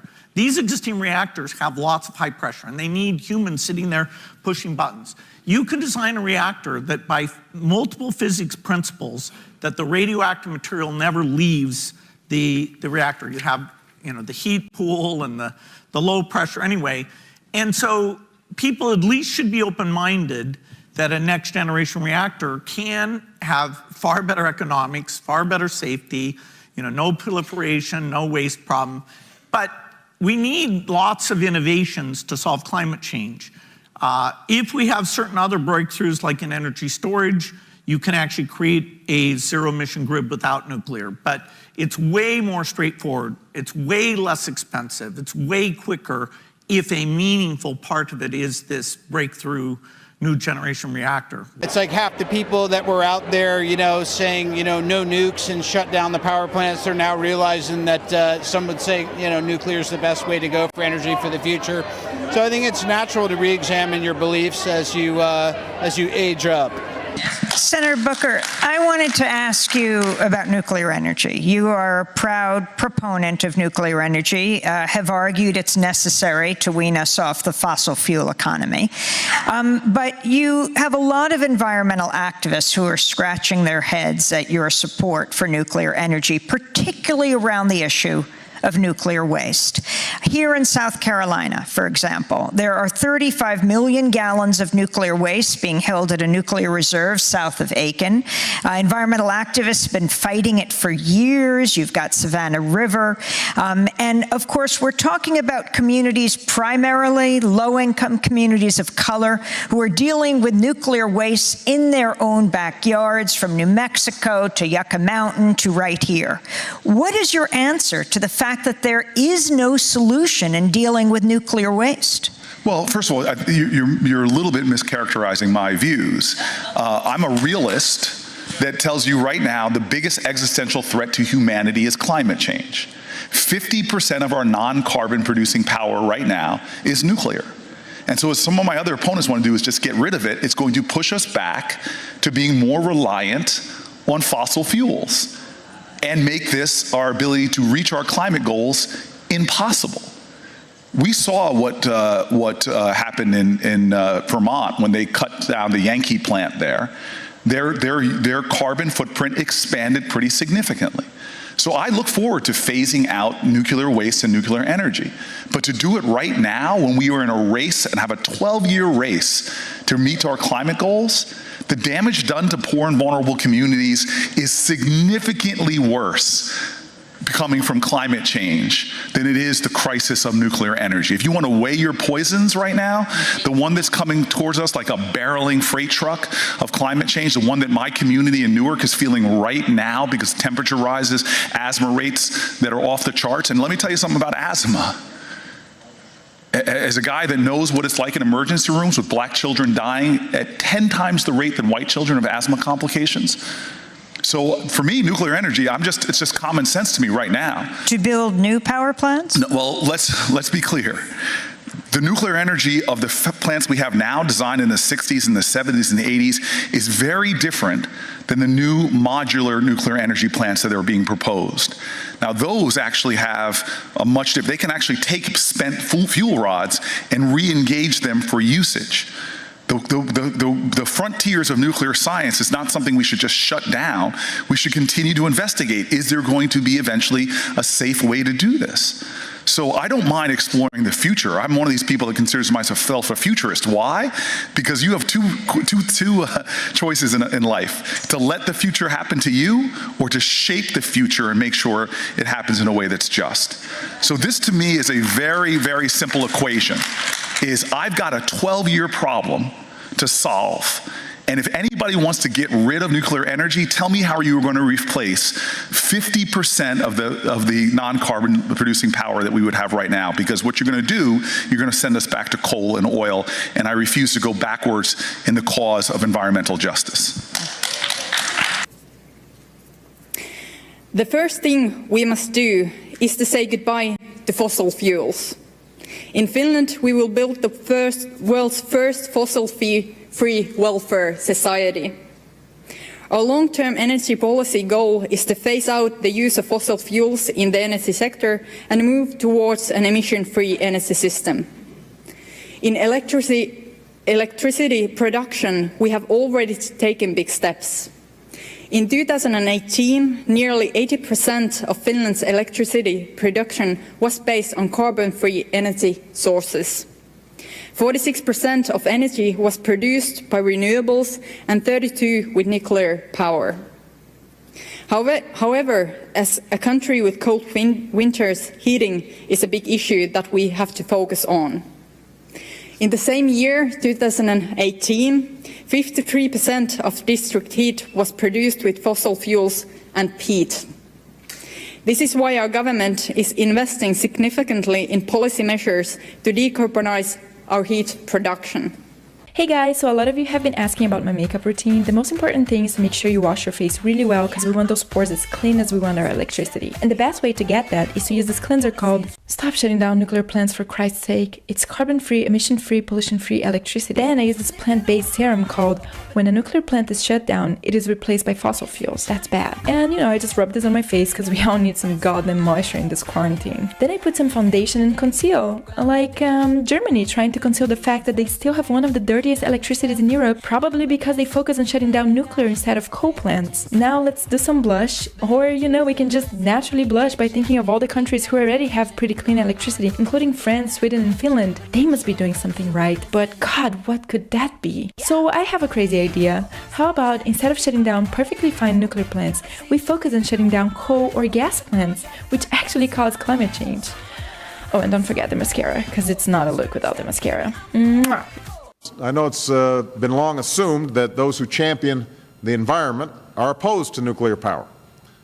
But the fact is, even though we've not broken ground on a new nuclear power plant in 30 years, nuclear energy remains our largest source of fuel that produces no carbon emissions. To meet our growing energy needs and prevent the worst consequences of climate change, we'll need to increase our supply of nuclear power. It's that simple. Énergétique et écologique passe par le nucléaire. Pourvu que l'on progresse sur la gestion des déchets, sur la sûreté, et je vous sais là aussi pleinement mobilisé, l'énergie nucléaire est une énergie décarbonée, une énergie sûre. the weather is already very uncertain. It just gets worse in a negative way. Do you think politically nuclear power will ever be something that will be a completely viable solution? Because it solves a lot of the problems. If people were rational, yes, which means there's like a 30% chance. Nuclear, the current reactors actually have a better safety record than any other source of electricity. They are not the best. Except that when there is a problem, there's a problem. Chernobyl is the only case where you have radiation release killing people. Coal kills a lot of people. Natural gas pipelines blow up and kill people. Per kilowatt hour, it's the safest. But I don't care about that. Those reactors can blow up. You can design a reactor that is not capable. That is, there's no high pressure in the reactor anywhere.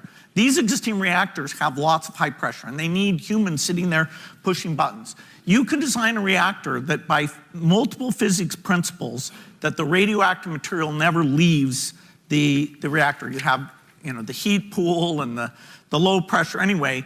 And so people at least should be open-minded that a next generation reactor can have far better economics, far better safety, no proliferation, no waste problem.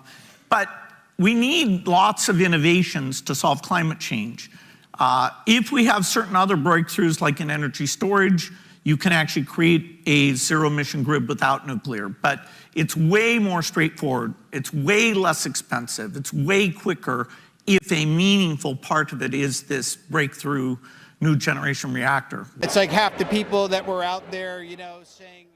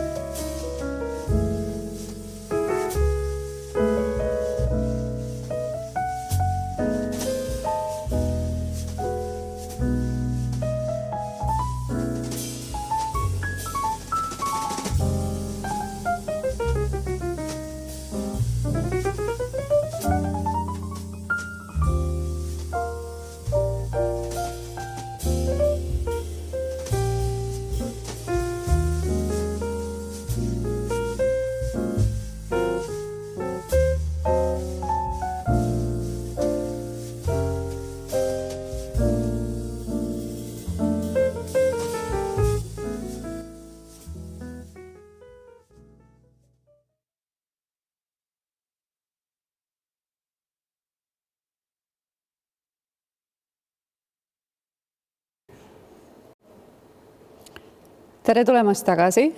Loodan, et Welcome back. I hope you had a fruitful break. And we will also continue in Estonian as the same way as we had before the break, and we'll be looking at the surveys carried out last year. So we'll continue with the domestic science. So we'll be looking at the model reactors in addition to the production of electricity. So I'd like to give the floor to the next following speakers, Alan Vrager and Rainer Küngas, and they're both representing Fermi Energia.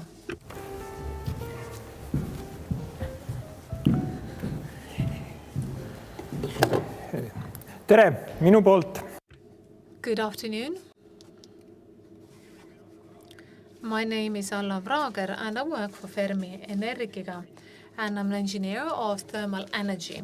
So I'm going to tell you, is it possible to get remote heat and thermal energy from model reactors? So we need an answer to the question of whether it's possible, whether it's feasible to produce thermal energy for a small reactor, and do we have consumers who will be ready to consume it, and who would they be?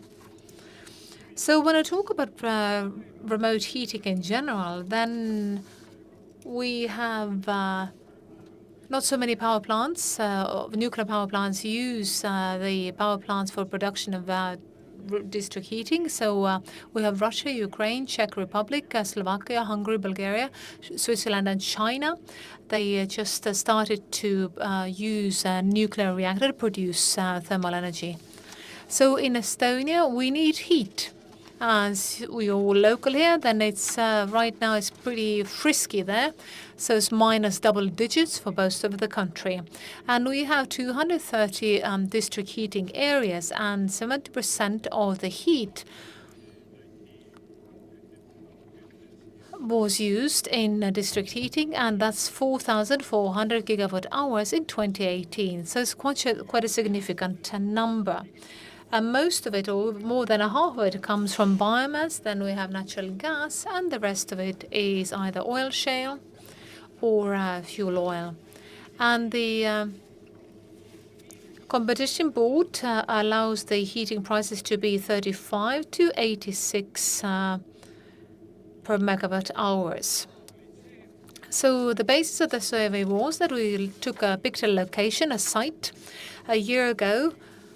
So there was a Lontova, which is near Kunda, because it seemed to me that it was the most potential site.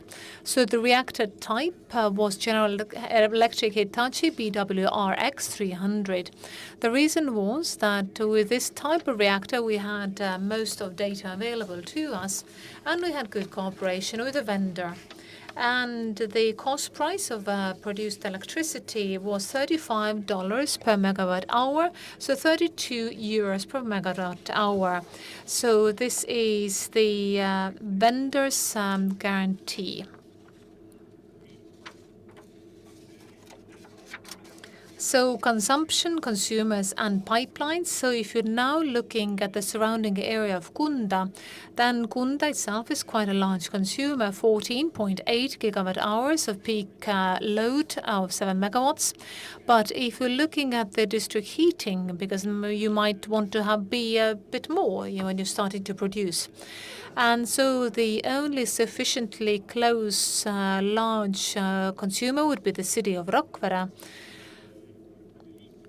Looking at all the accession points, because there are lots of small grids and networks there, then the annual capacity will be 51 gigawatt hours and peak will be 22.6 megawatts.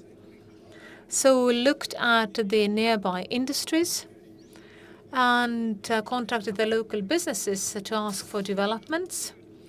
And so there is industrial potential as well, 130 gigawatt hours and 31 megawatts. Would this actually happen? That is very early to say. So when you look at the length of the pipeline from Rakvere, or from Kunda, it's about 24 kilometers. and circumference will be 0.5 meter, considering the consumption. And then the pipeline goes from Lontva to Klint, bypasses the pulp and cement factory, and then runs parallel to the railroad all the way to Rakvere. And in the city of Rakvere, it will go along the streets. So this route has not been yet established, but that makes the most sense. Rakvere is a relatively high elevation, so the elevation is about 3.5 meters at the reactor. Then Rakvere is already 80 meters above the sea level, so the elevation is quite high. So this might require some technical solutions. Now, production of thermal energy. So we take steam, not directly from the reactor, but we are taking it from the first extractor. It's an extractor stream, because boiled water steam is mildly radioactive. So for the safety's sake, we have the intermediate loop, so that the steam is not in the same heat exchange with the water which goes into the district heating. So there is another loop in order to reduce the danger in an emergency station that the radioactivity will leak. When we are building the thermal energy grid, then Merko Ehitus Eesti assessed the construction cost, and they found that the most expensive would be the pipeline itself, because the pipeline has to be built inside the limestone Klint, and that could be quite expensive. So when it comes to heat exchange and internal and nodal cost in the power plant, then we had Estank Ltd assessing the cost, and based on our calculations and their contribution, we can say it is feasible to produce thermal energy with this SMR. It is feasible for us, and also the consumer gets a better price. Then we looked at the industrial steam, because if you look at the reactor, then you get maximum 200 degrees Celsius. So this is the first extraction steam. We're looking at the contemporary pipelines, the pipe within pipe, vacuum, and insulation. So you can transport industrial steam across quite many kilometers. Then when you have an SMR, you have the intermediate loop, the same as it was for district heating. Heat exchange cost was then evaluated by Estank. Then the price for pipes came from a German leading steam pipe producers, and general construction cost was done again by Merko Ehitus Eesti. And similar to the district heating, we found that industrial steam can be produced, and it's feasible, and it's beneficial for us and also for potential consumers. So with the use of industrial steam per year is more than a few hundred gigawatt hours. So in the future, if we're looking at the fourth generation reactors, then you get 600 degrees of heat, and there are certain types even higher, so that expands the other possibilities to use this thermal energy in industry for different products. So one is nitrogen, and when it comes to nitrogen, then we have the next speaker who will cover this topic. But thank you very much for your attention.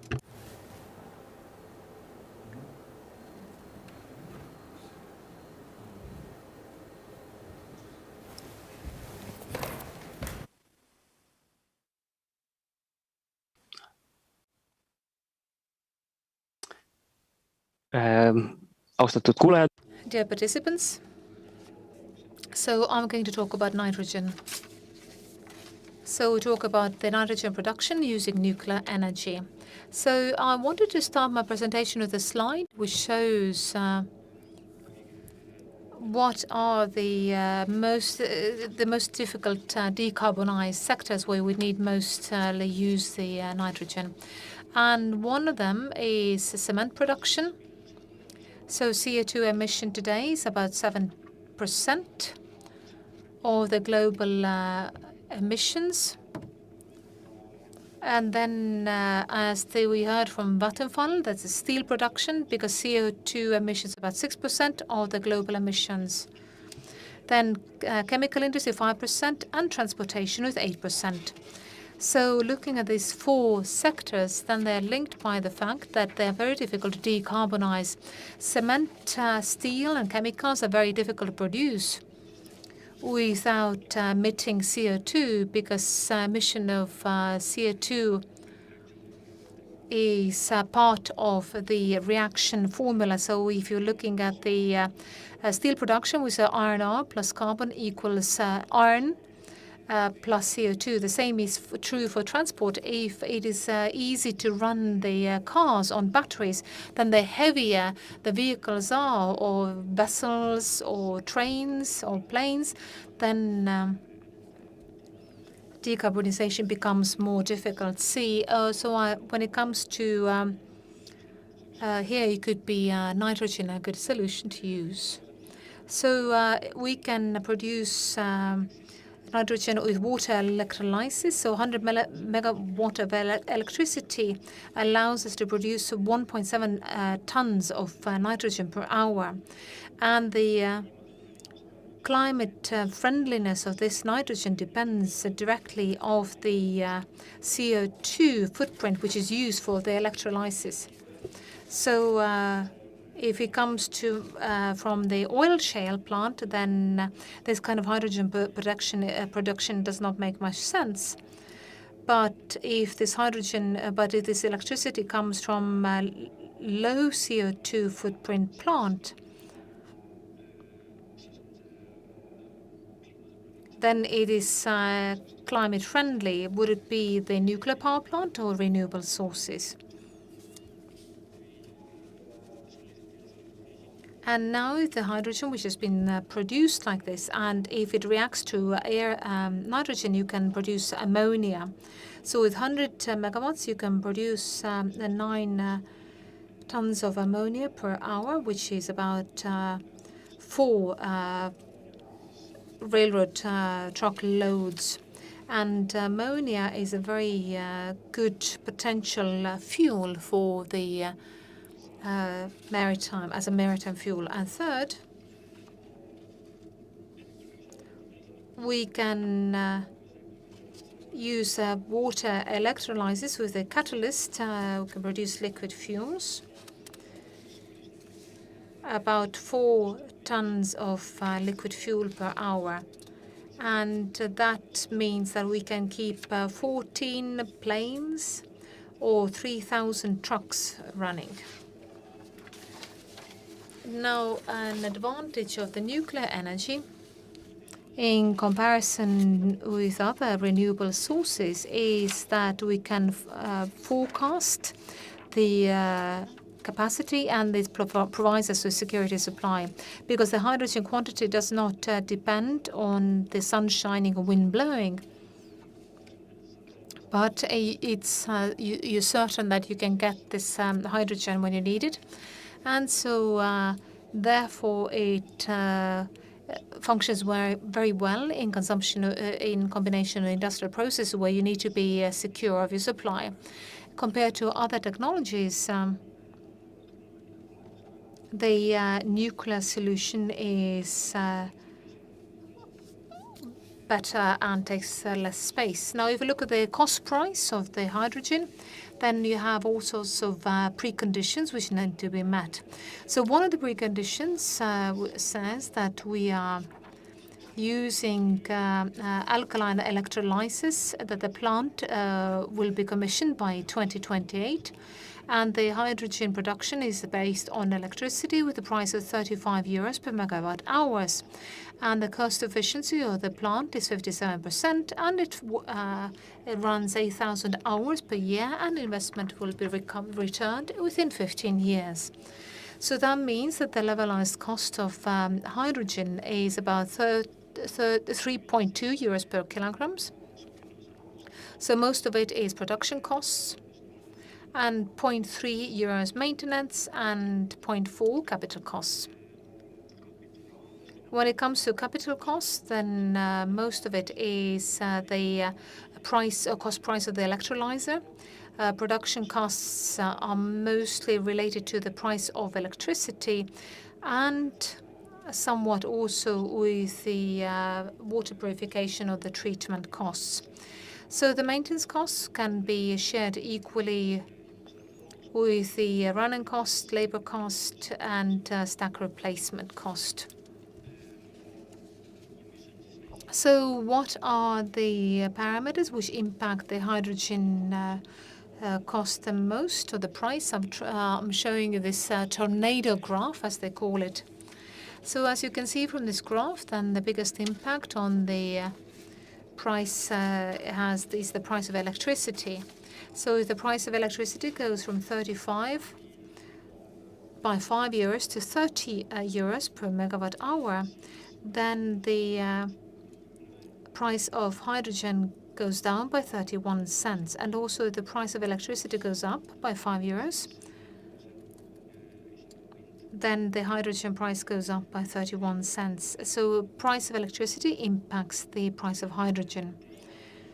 Now, a second important factor is the efficiency of the electrolyzer. So if it goes from 57% to 60%, then reduces the hydrogen price by 12 cents. And also if the efficiency goes down by 3 percentage points, then it increases the price of hydrogen by 13 cents.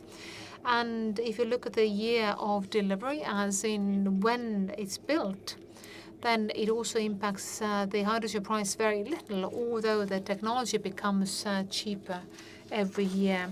But based on this analysis, there's no point of waiting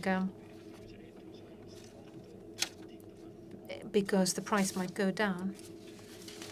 So to summarize, hydrogen is necessary in order to reduce the CO2 footprint of these sectors which are hard to decarbonize. We can use green hydrogen to use ammonia and liquid fuels.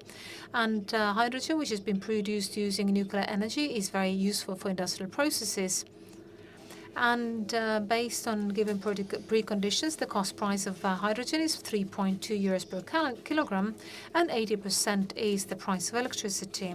And to conclude, then the hydrogen produced based on the electrolysis without CO2 taxes or compulsory production quotas is not competitive. As in comparison, you can say the fossil fuel hydrogen costs about 2 euros per kilogram. So in order to equalize these prices without the CO2 charges, then the quota price should be about 135 euros per ton. Thank you for your attention.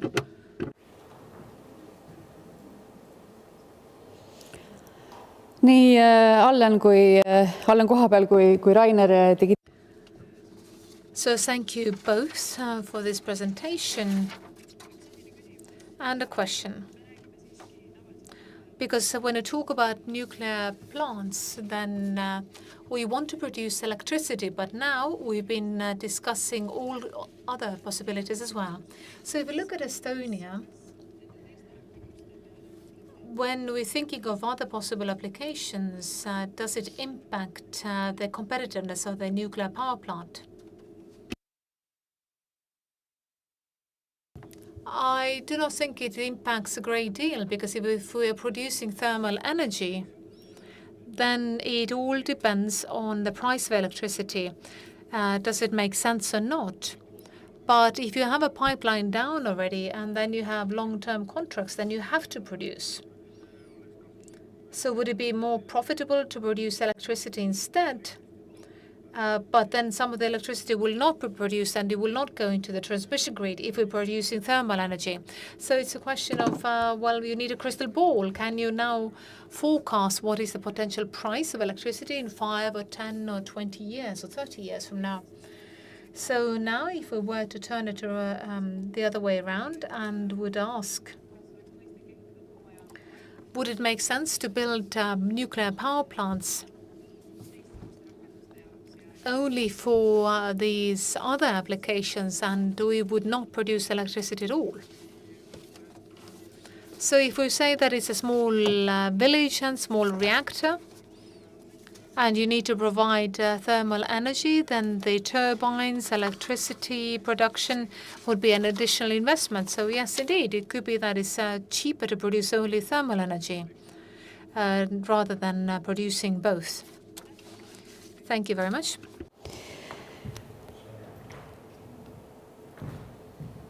I believe it makes more sense for me to continue in English and to introduce our next speaker. Now, our next speaker will not be presenting the results of a scientific study, but it doesn't mean that he is a stranger to science. He is an independent, award-winning science and non-fiction writer and an energy analyst. So I would be very intrigued to find out whether Rauli Partanen is on the line with us.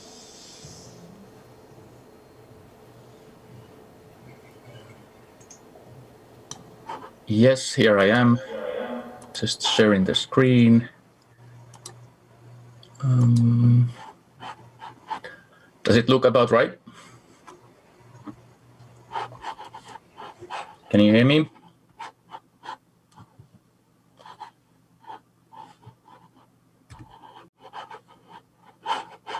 Can you hear me?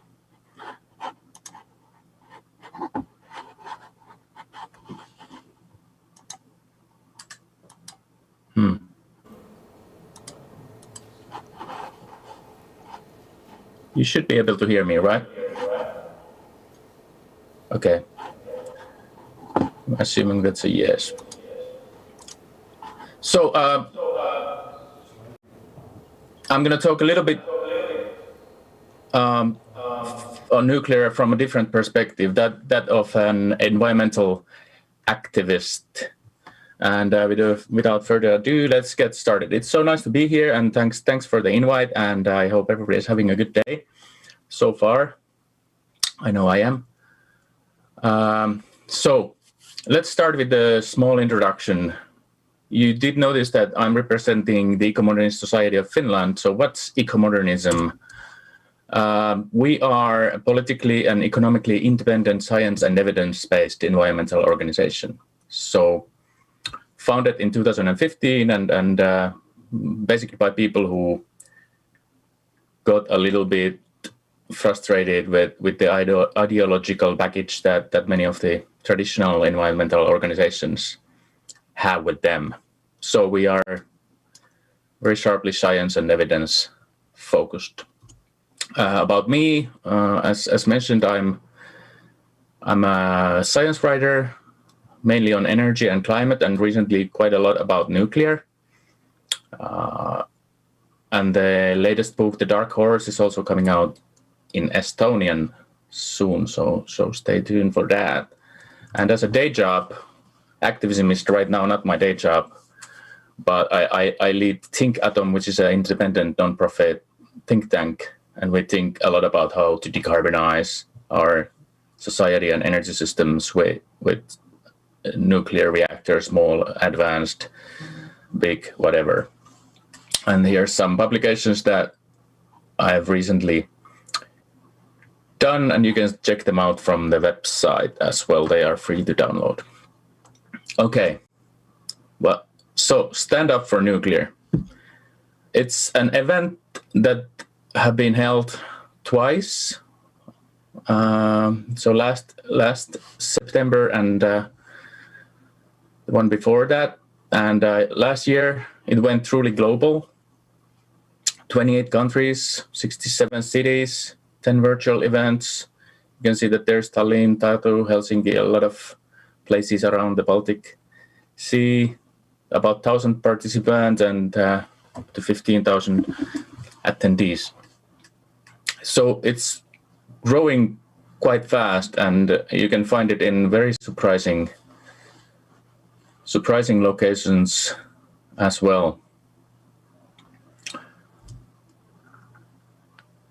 Regarding how we were received in sort of mass media or mainstream media, it was quite positive. We some of the local events went to national TV news, and some newspapers covered them. This, of course, depends a lot on the local environment, how these things are replaced. I'm especially glad that Germany covered the events as much as they did, because the German situation is quite problematic, as we learned, for example, from Stefan Quist's presentation earlier today. So it's getting the attention, and then we just need to keep on pushing. But why would somebody want to stand up for nuclear? Can't nuclear stand up for itself? I mean, well, the problem here is that it hasn't been standing up for itself. So activists around the world who realize that actually nuclear is the technology that can lift all humans out of poverty while also protecting the natural environment. And it's basically the best option to do that. And somebody should stand for it. Because in spite of these kind of characteristics that nuclear has, it's heavily under attack in European countries, as well as on the EU, European Commission and Parliament levels, in Asia, in North America. There's a lot of opposition. And I'm not sure if it's in spite of this, the good qualities that nuclear has, or if it's because of those. Depends on the day and how you look at it, I guess. And for politicians, it's been way easier to kind of please or agree with the anti-nuclear sentiment for a long time, because nobody has been challenging that for like the last 40 years, almost nobody, that is. So it's become the norm to kind of agree, yeah, we shouldn't have nuclear and we don't need it and so forth. But and we're kind of stuck in that mindset. And even if right now we have these reports and studies coming out that we need a lot of new nuclear, much more actually than the nuclear industry is prepared to deliver so far, to mitigate climate change effectively. So the point of standing up for nuclear as civil society, publicly and visibly, is that it gives politicians and policymakers kind of social license to support it as well. So it's not controversial anymore. It's actually what my personal aim is, to have it controversial not to support nuclear, because that's what it actually is. So we need to shift that debate on its head. Right. What's a European Union policy going towards? I mean, there's a lot of talk of fossil-free EU, but in reality, you have Belgium and other countries, Germany, phasing out their nuclear fleets and then subsidizing new gas plants and subsidizing gas pipelines and building more fossil fuel infrastructure. So we are not going in the direction that we should be going at. Belgium, as a result of this, in a recent study by Ember, Belgium will be the only European country that will increase its emissions from electricity due to this policy of phasing out nuclear and subsidizing new gas plants. That's in the 2030 timeframe. So that gives you something to think. While actually the need for new clean energy is quite a bit higher than we many times think. So we already know that nuclear supplies about half of the clean electricity in Europe, and about 2/3 of European electricity is clean. But if we want to decarbonize, for example, our chemical industry, just this one industry, including petrochemicals,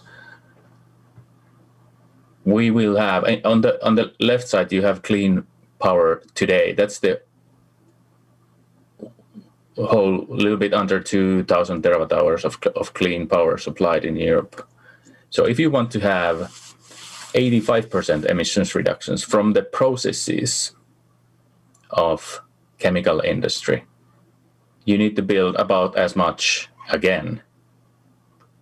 And then if you want to actually decarbonize the fuels, like the raw material for the fuel, you maybe need to make hydrogen and synthetic fuels from that instead of using crude oil as the feedstock.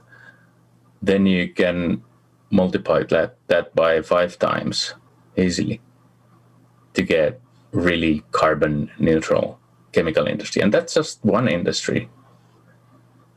So I think it's a horrible position to kind of be in when many countries are phasing out the biggest source of clean electricity, while we are facing this tremendous need for actually increasing clean electricity many times over in the next 30 years. So there's this kind of problem with between the discussion and the reality. In Finland, we've been doing Stand Up for Nuclear as well. And as maybe many of you know, Finland is in a quite good situation, at least compared to many others. So nuclear has not been under attack for some years. It's generally quite accepted, even though doesn't receive much in the way of support. We have new project. We have the Olkiluoto 3, which hopefully will start up soon, but I've been saying that for a while. And then we have the Hanhikivi, hopefully getting construction license soon and starting the first concrete. So mainly in Finland, we stood for nuclear in solidarity with the European and other nations that are in a much worse situation. And then we also looked for some kind of way that we could push the envelopes of lead us forward, take the next steps, because right now, I mean, projects like Olkiluoto 3, that's not going to be enough. We need better projects. We need more projects, faster and more cost-effective projects. So we need to think how to do that. And that was our kind of team. We did this calculation, back of the envelope style, how much new electricity production capacity Finland will need by 2050.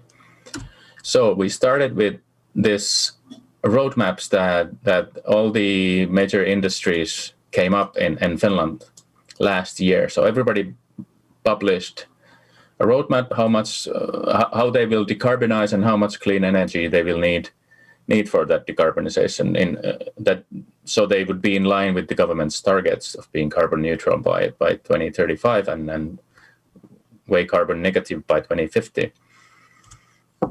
So we can start with the metal industry, that's about 10 terawatt hours, so one big reactor. The petrochemical industry, depending if you want to calculate the scope 3 emissions as well, so that's the crude oil, and replacing that instead of just all the processes, you could need something between 40 to 80 terawatt hours of clean electricity. And so that's almost as much as we have demand today.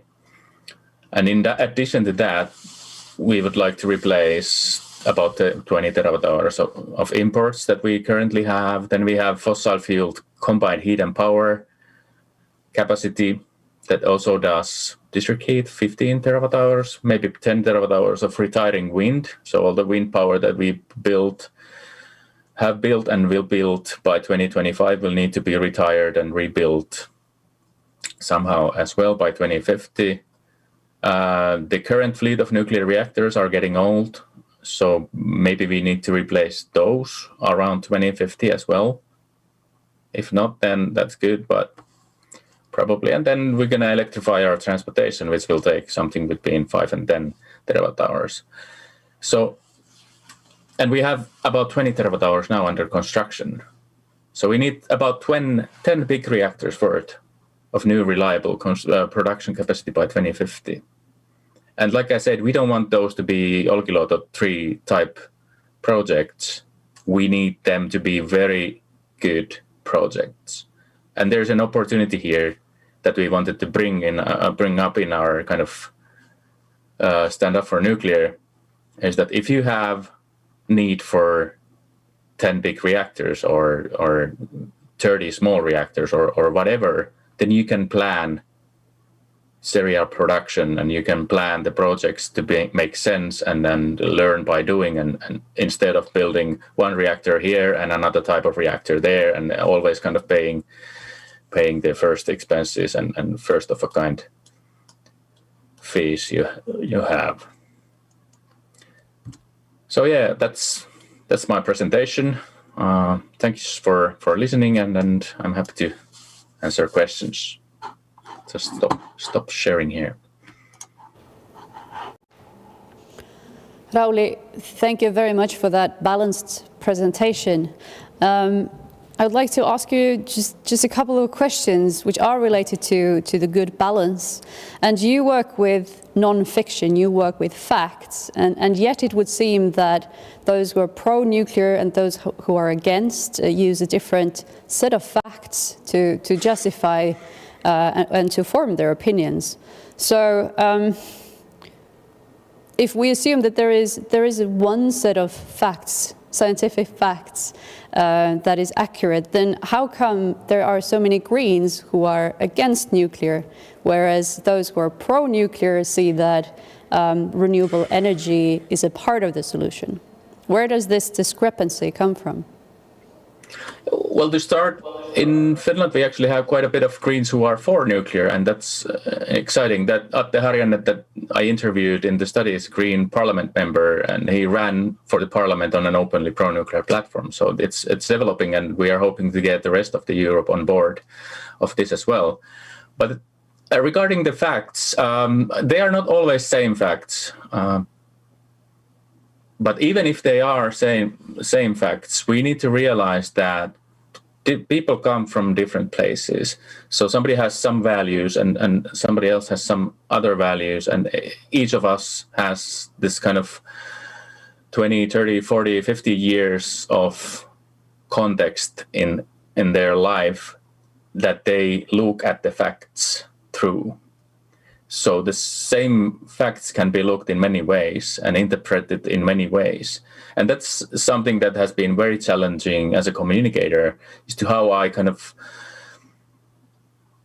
account for this, and it's been a problem with the nuclear industry in particular, is that they just like to throw numbers at people as much as and fast as possible, and then they just assume that everybody will come from the same mindset and believe the numbers, but that almost never happens. So it's a small subset of the population that's this kind of engineering background that wants to have their information with numbers. So you have to have the values there, and you have to share those values and find a way not to convince people, but to make them able to convince themselves and change their mind about this. And so it's a very complex question. Could have done a presentation on that only. All right, and I understand that you would like to talk more and more about this, but unfortunately we do have to finish here with this particular presentation. So thank you very much. Thank you for the opportunity. Have a nice day.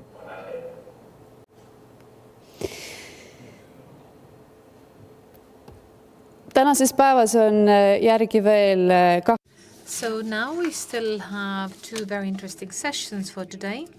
And now I can rest a bit and I can just enjoy the rest of the conference. So I'll give the moderator's task to my colleague who will then moderate the rest of the event. Henri Ormus, please. Tänud.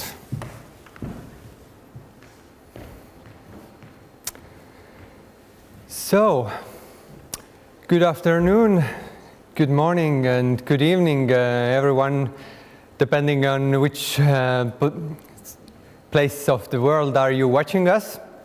My name is Henri Ormus. I'm Vice President of European Nuclear Society, currently working in Fennovoima in Hanhikivi 1 nuclear power plant project where we build a large-scale nuclear power plant in Finland. And also I'm a co-founder of Fermi Energia, and I will be leading this discussion. I'm very glad to have here online with us Alan Woods, Director Strategy and Business Development at Rolls-Royce, Brett Kungelmas, Managing Director at Energy Impact Center, David Slegic, Senior Vice President Sales at GE Hitachi Nuclear Energy, and Mark Mitchell, President at USNC Power, and Scott Rasmussen, Director of Sales at NewScale SMRs. Welcome, everyone. First of all, we will have a short introduction and overview of their respective designs and developments, and then we will head to the questions. So, Alan Woods, please, could you give us a little overview? Sure, yeah, let me just see if I can share a single screen as well. Please let me know if this is showing. Can you see my screen? Yes, wait. Yes, okay, great. So, quick overview of our technology, and then I'll talk about where we are with our program. So first of all, our technology really encompasses exactly what we're trying to do here and why we embarked on this program 5 years ago.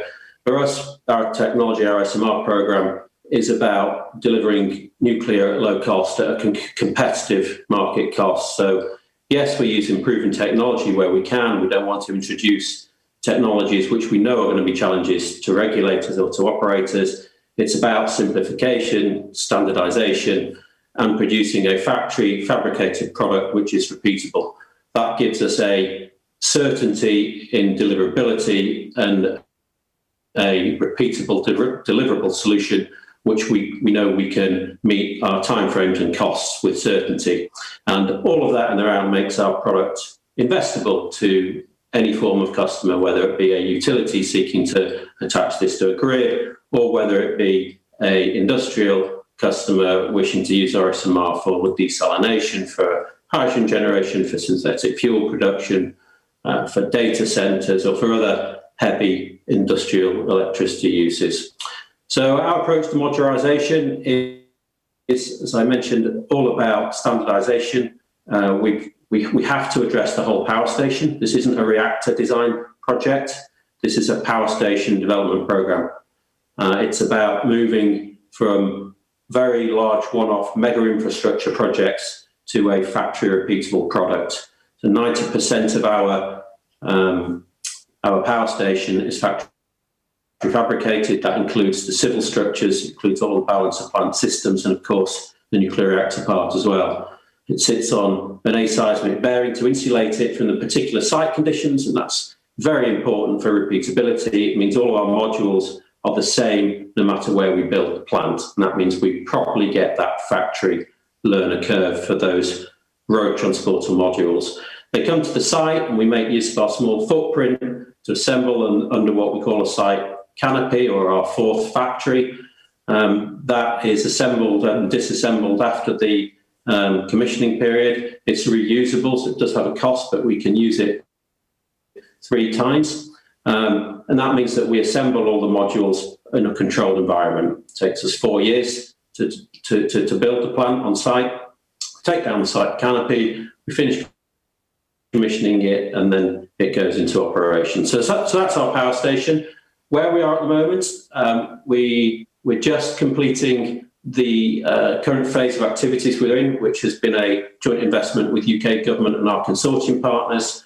The UK Prime Minister announced in November the 10-point net zero plan, which included £250 million funding for the next phase of our programme. That will be matched by industry and some of our partners, and we will in turn set up a special purpose vehicle company. So the next phase of our programme will be to move all of the activity into a joint venture company. We will then enter genetic design assessment in the UK around Q3, Q4 this year. And of course, we will continue to support our customers in their ambitions and programs, both in the UK and internationally. So that's my brief intro. I hope I stuck to a few minutes. I shall stop sharing. So let's continue with Brett, who will give an overview about the Open 100 SMR status and developments. Brett, please. Great. Thank you, everybody, for having me. My name is Brett Kugelmass, and I'm the managing director of a Washington, D.C.-based research institute called the Energy Impact Center. So we spent years, 3 years now, meeting with experts across the nuclear industry, trying to figure out, we've got this magical technology, why isn't it more prevalent? Why is it remain stagnated at 10% of global energy production? It's emissions free. Countries have shown that they can scale up and totally decarbonize their entire grid. It's abundant. Like, why? Why not more?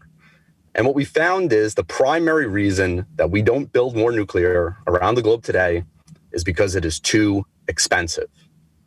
And the reason that it's too expensive, and this is important, is because we, the nuclear industry, makes it more complicated than it needs to be. So we asked ourselves, what is the simplest possible nuclear power plant that can be built based on historical evidence? And so we assembled a team of fossil engineers that have built hundreds of power plants over their career. And we had them design a 100 megawatt biomass plant and just replace the boiler with the simplest possible nuclear reactor, which is a PWR, the same technology that operates in 300 power plants around the world today. And then we published all of our engineering work for public consumption, and I'll show you that right now. So anyone can go here. If you just go to www-open-100.com, I should say, www.open-100.com, and you can see here the engineering all laid out. You can go into systems and pull up different systems diagrams, download all of the engineering work that you would need. You can pull up equipment and download CAD files, or even reach out to vendors that we've pre-categorized for you. You can pull up an economic workbook where you can see the power plant costs down to the line item.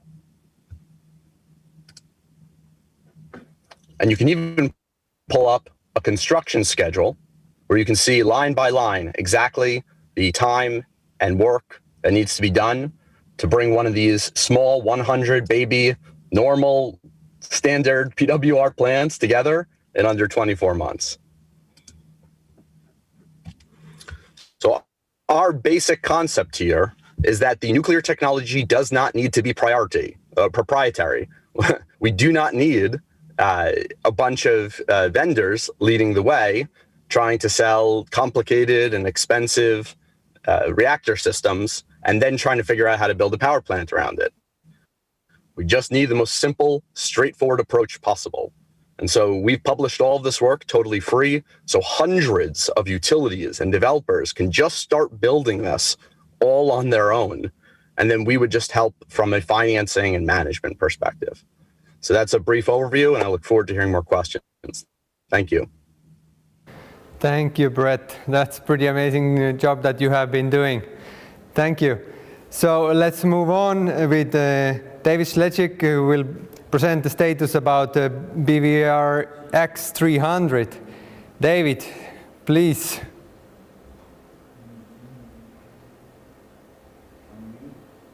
On where you are in the world. My name is Dave Sledzik. I'm the Senior Vice President of Sales for GE Hitachi's new plant business. At last year's conference, I was able to share some information on our SMR.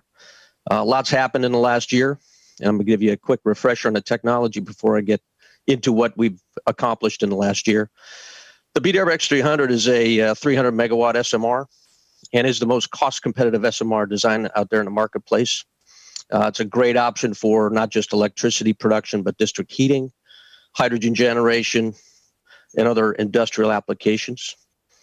We've taken an innovative approach to take cost out of the reactor, but also maintain plant systems and components from our existing licensed fleet, and that reduces your major licensing hurdles.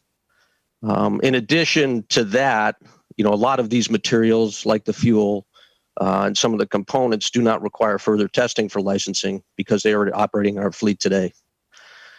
So moving on to developments in the last year, along with our arrangement with Fermi, we're continuing to strengthen that relationship. We look forward to working with them further in this year into their endeavors.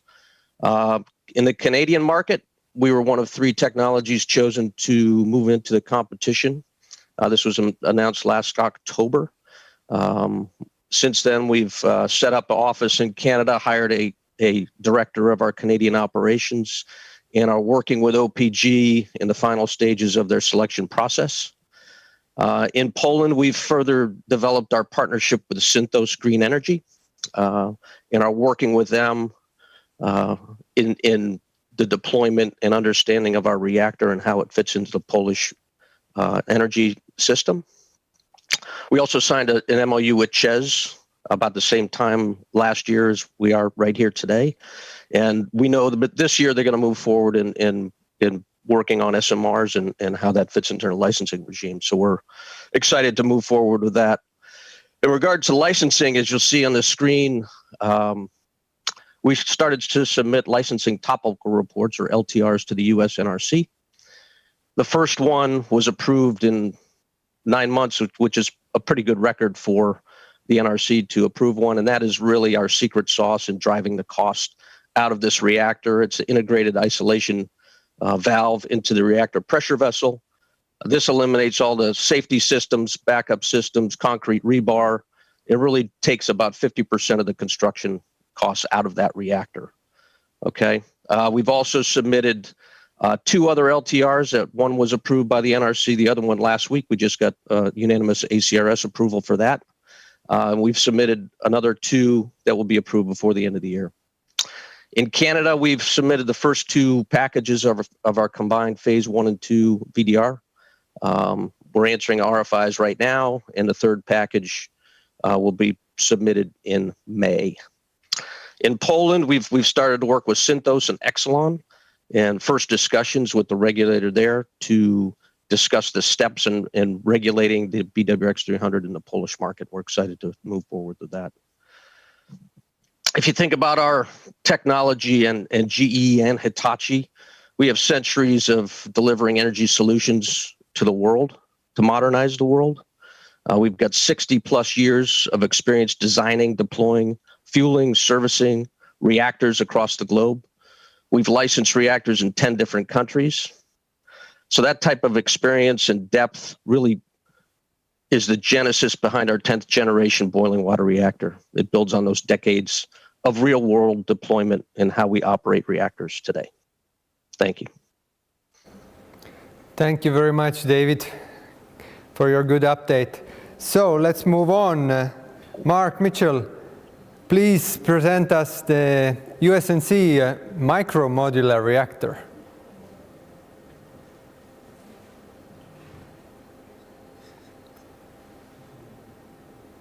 Mark, we don't hear you. Still don't hear you.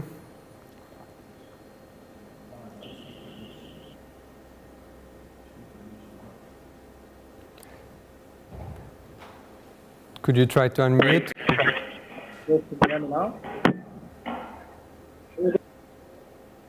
Henry, yes, USNC is a leader in the microreactor field with proprietary technology in microreactors, advanced fuel, and space reactors.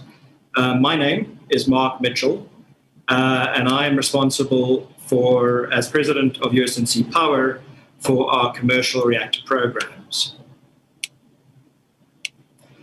I thought, as an introduction, I would share just 2 points with you.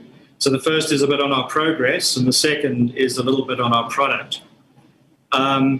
Since 2014, USNC has been progressing steadily towards deploying the first commercial Gen 4 reactor. This is really shown by our MMR at Chalk River Laboratory in Canada, which we're executing in partnership with Ontario Power Generation. We call this the Global First Power Project, and it's making progress towards securing all the necessary licenses and preparing for production. We expect to have the plant operational in line with the Canadian Nuclear Laboratory target date of 2026. On our product, this is a representation of our launch product, which we call the MMR Energy System. It's a small, it's a microreactor-based solution for off-grid applications. And if anyone's interested, in the bottom corner of the screen here, you can scan the QR code and get access to an AR app, which will enable you to explore the plant a little bit more. Some interesting facts about its features. It's a 5 megawatt electric equivalent design. It runs 20 years of life on a single fuel load. It uses proven high-temperature gas-cooled reactor technology, combined with our proprietary fully ceramic microencapsulated, or FCM, fuel, and molten salt energy storage. It's set up, it's designed to provide power to remote communities and industry, either as part of an islanded microgrid or an industrial integrated energy system. And to give you an idea of the scale, this is really quite small. Everything you see in this picture will come to site on the back of trucks and be assembled. We're targeting initial deployment in northern Canada and also looking forward to later deployments, offsetting carbon emissions in industry and perhaps even moving towards other applications like hydrogen generation, as was discussed in the last session. So thank you very much for the invitation to join the panel. I look forward to the discussion.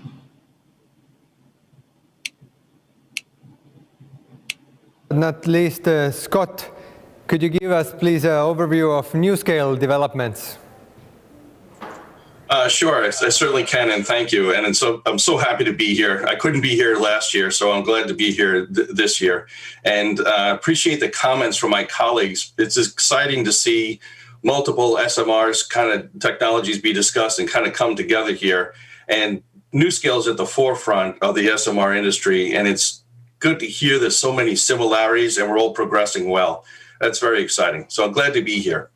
I want to give a little bit about NuScale and trying to go forward and talk about us just a little bit.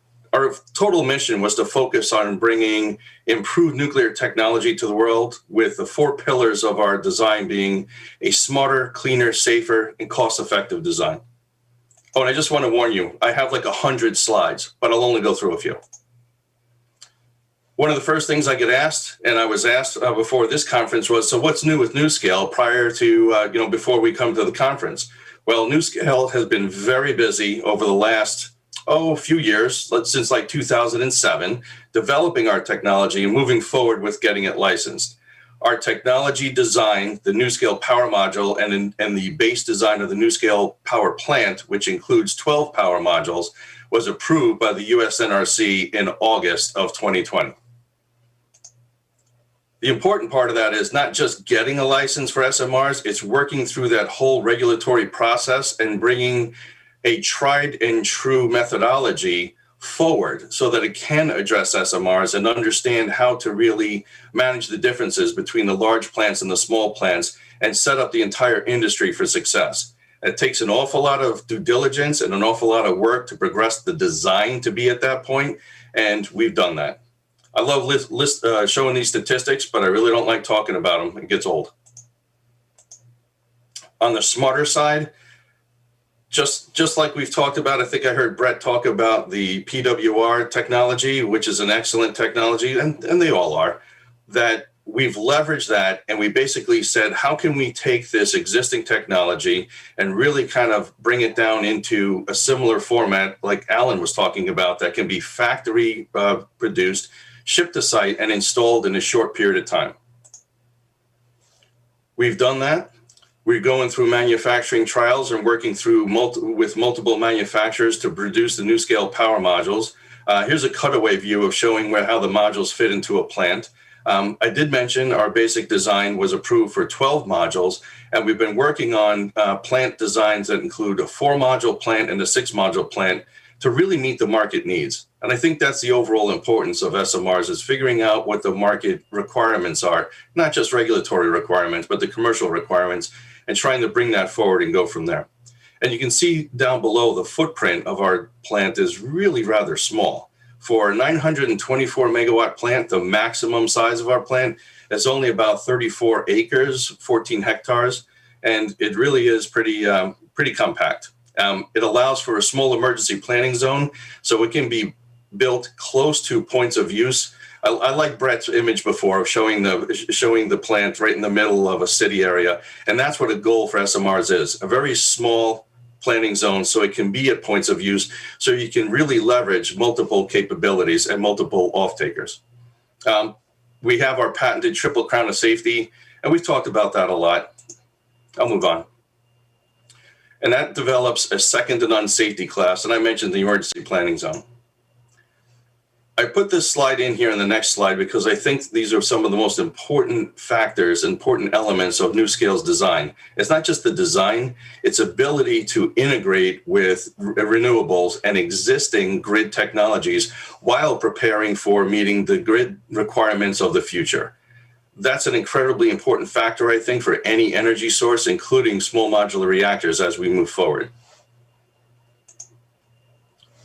You've heard my colleagues talk about being able to provide energy for diverse platforms. I always like listening to Dave talk because I know Dave, but I like listening to him talk about the ability to meet different market sector needs. And, you know, NuScale took that to heart in developing the overall plant. And the interesting thing about our capability is with having multiple modules, they can operate either in unison or independently. So I love this slide, and I love to be able to talk about being able to provide energy, clean nuclear energy to all of these elements and all of these industries at the same time. One thing we don't have on here, and we've been talking a lot with some Nordic countries, and I've talked quite a bit with folks in Finland, is about being able to provide heat for district heating. And that goes back to the comment I made before about having a small emergency planning zone and having the plant very close to points of use. It's hard to move heat and keep it as hot as you need it to be from long distances. So this lends really well to NuScale's technology, and I'd say in general, SMRs in general. But I feel like some of the critical factors are being able to provide clean energy for mission critical facilities. I think we've seen in times of COVID and with natural disasters, I don't want to use the word critical, but it really is critically important to be able to provide energy to those sources while supplying energy to the grid and trying to bring the grid back up so you can get things back running very effectively. One of the things I wanted to note here was hydrogen production. And with one NuScale power module, you've got enough energy to produce over 2,000 kilograms of hydrogen an hour. That's an awful lot. So we think we've got a winning technology. We have quite a few opportunities in front of us. We're working with multiple customers and trying to move the technology forward globally. Our primary project is the carbon-free power project that is owned by UAMPS, the Utah Associated Municipal Power System. You may have seen the news that that project is moving forward. The agreements are coming into place with Fluor, which is our EPC, and that'll be happening. The target is 2029, but we've built up our capability to be able to deliver in NuScale power modules to go commercial in 2027. So we have that ability, and we're we're moving forward very, very quickly. And hopefully, we're bringing all my colleagues along. And that's what I wanted to go through today. Thank you. Thank you very much, Scott. And thank you, everyone, for giving these updates. Good to see that you're going fast forward with your designs and developments. But let's go to the questions. So maybe let's start with the question of the panel discussion. Why do we need SMRs if we already have large nuclear power plants? So maybe let's start alphabetically from Alan. Sure. So why do we need SMRs if we already have large nuclear power plants? I think part of the answer there is, if you look at what's happening in the Western world at the moment, large nuclear plants are struggling, and a lot of that is down to the fact that they've got huge issues with financing. It takes governments to finance large nuclear power plants. SMRs, certainly we're designing our SMR to be financeable with private finance. So that's the first reason. The second reason is the scale of the challenge here is huge if we want to decarbonise. I think all the panellists have touched on it. We often get obsessed with grid electricity, but we've got to decarbonise the rest of the energy system, and grid is only about 20% of global energy. We need more electricity to do that, therefore we need more flexible power plants. And SMRs can be sited in many, many more locations. So you can put a large power plant, they've got more flexibility and they can work in an energy system, as Scott just said, whether it be hydrogen generation or desalination or other aspects. And they can be delivered to a greater number of sites that aren't necessarily on the sea or more inaccessible for very large components associated with large plants. So there's many reasons why SMRs can sit in an energy mix alongside large nuclear power plants, and they have some significant benefits as well. But the key one is that much lower capital cost, lower risk, and speed to build. Mm-hmm. Thank you. Brett, do you have add to that? Let's just be honest. Other than Mark's plant, none of these plants are really small.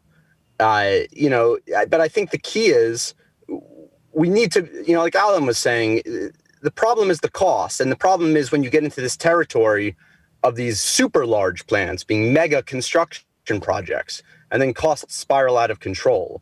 So I think the key here is, not so much small in size, but small in dollar amount. You got to keep it under $1 billion.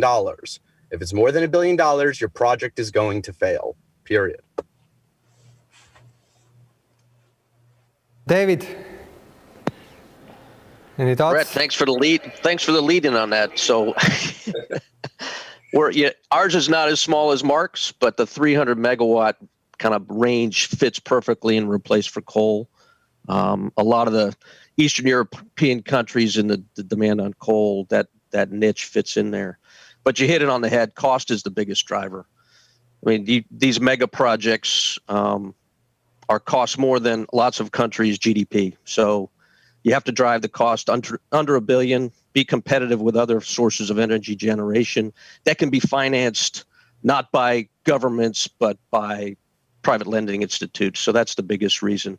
And the flexibility, as well as what Alan mentioned, I mean, that's key. We need these to replace coal, and coal is used for district heating, coal is used for electricity generation, coal is used for many different things. So we've got to get rid of those plants and replace it with the clean technology. Thank you. So Mark, you definitely have something to say about microreactors. Yeah, all reactors are too big. Sorry, guys. It's exactly that. I think we always setting aside the fact that USNC's focus on microreactors is with a very specific application.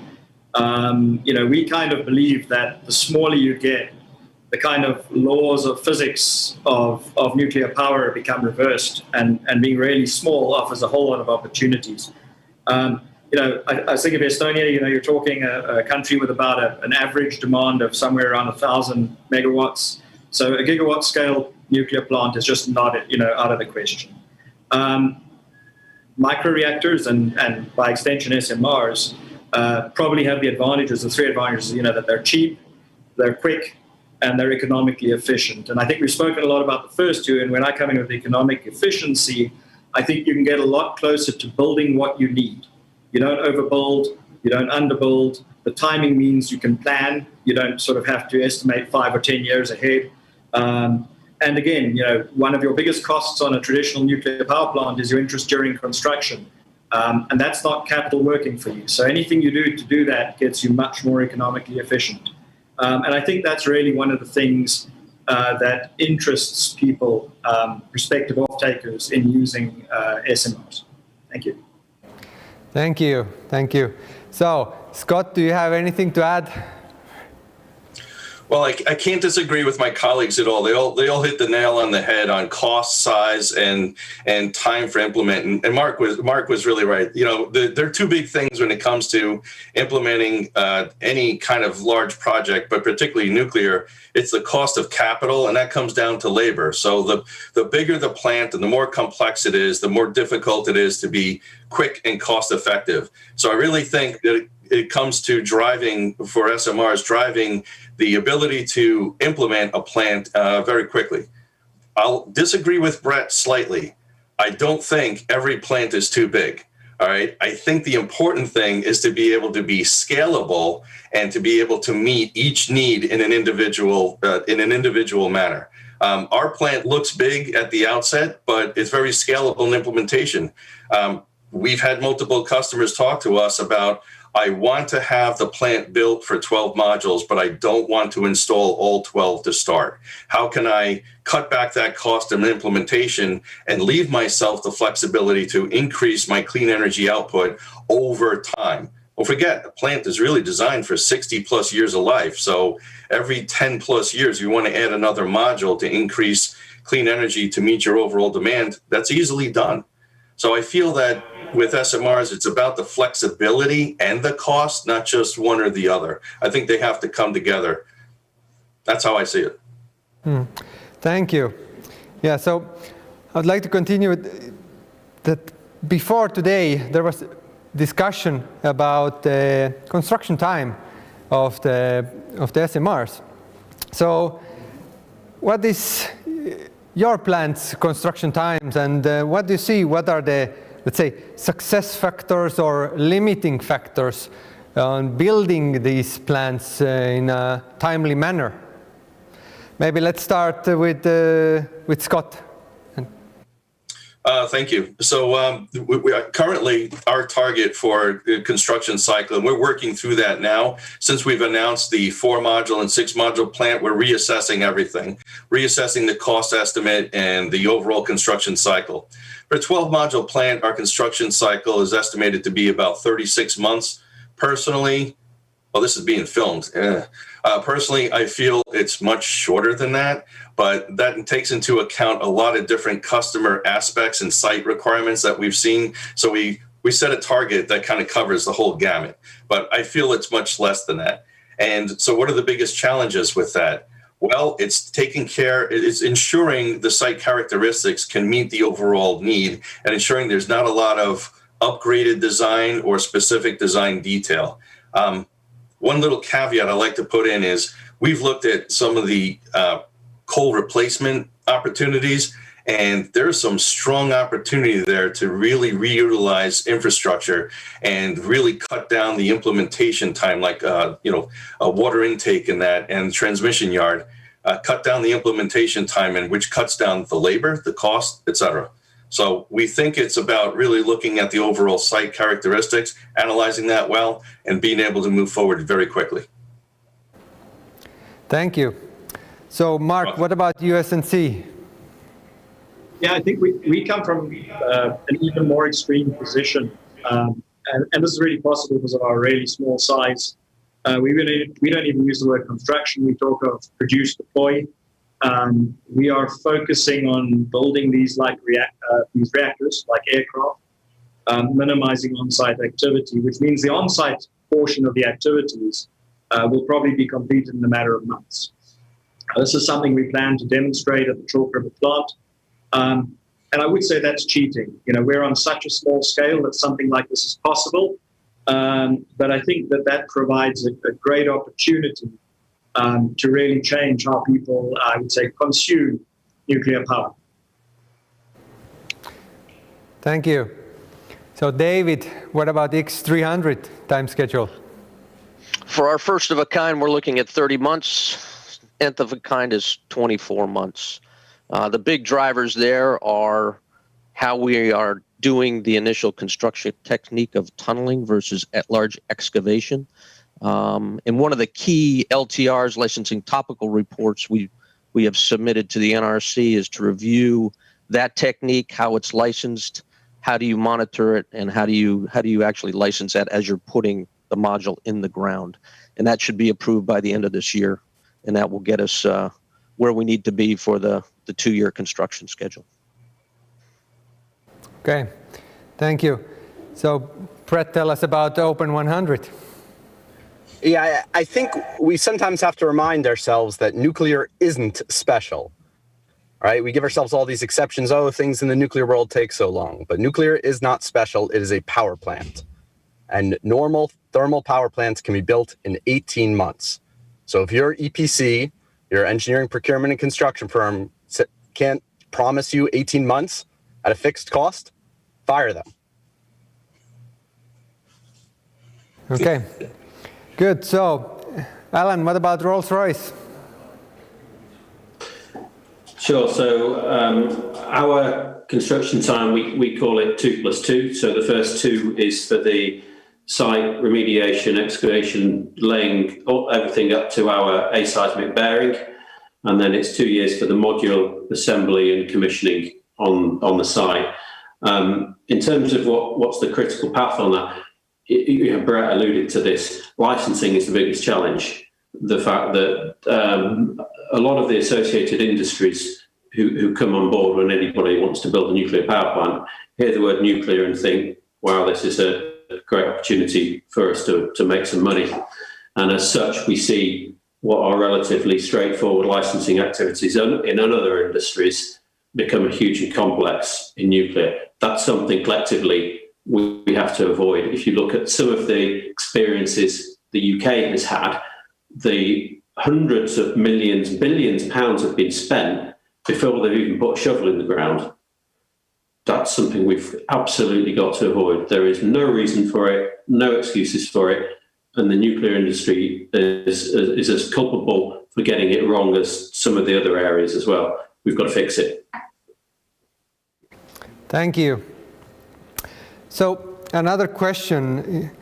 We talked here that in Estonia we are planning to maybe start building 1 or 2 SMRs. But what do you think?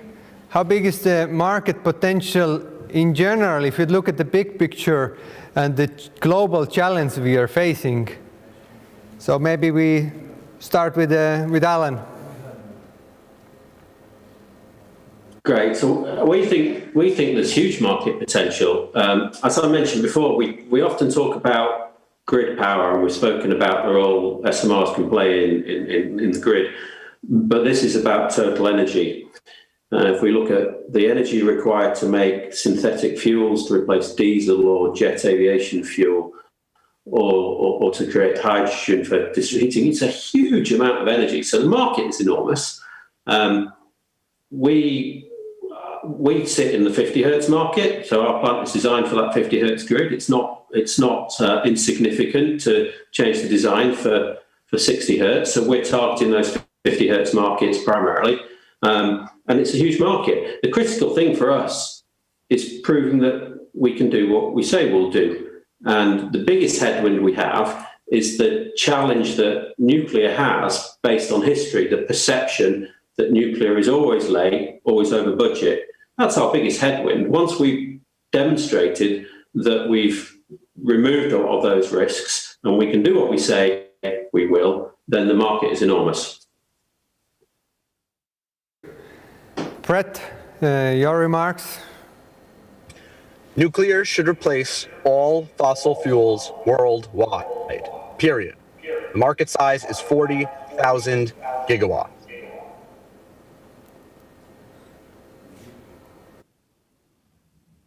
Thank you. That's a lot, yes. So, David, your thoughts? I agree with Brett. The market is massive, and we're not in it for the one or two. We're in it for the large build-out, scale production, and how you get these out there in the world. It does, and we do need to replace coal and the other carbon-generating technologies. So, again, we're in this for the hundreds, if not more, reactors, not just the one or two. Thank you. So, Mark, what about USNC point of view? Yeah, this is easy for me to answer because I think at our scale, the market is essentially infinite, in terms of numbers of units. That aside, I think I very much agree with what everyone has said. It's the first time I've been working in an area, and I've worked in many, where every year the market projections grow bigger and bigger. There's the fossil fuel electricity market, and then there's the general process energy market, and there's a potential market expansion for hydrogen. These numbers are just really big, and I think that's not the question. In my mind, for us, it's about proving a way to the market, getting into the market. Because at the moment, I could equally answer that the market is zero. There is no market. No one's building any. No one's buying any. And I think everyone on this call has exactly the same attitude here, that we're working very hard to get a first product in the field, and that will enable this market to actually come into existence. Thank you. Scott, any remarks? Yes, so I love what Brett said. Actually, I appreciated everything that my colleague said, and I agree with Brett 100% specifically, and particularly what Alan said, that the goal really here is getting everyone is being able to get the regulatory processes aligned so that not so drastically different that nuclear looks very different in every country. This is to what Brett said earlier.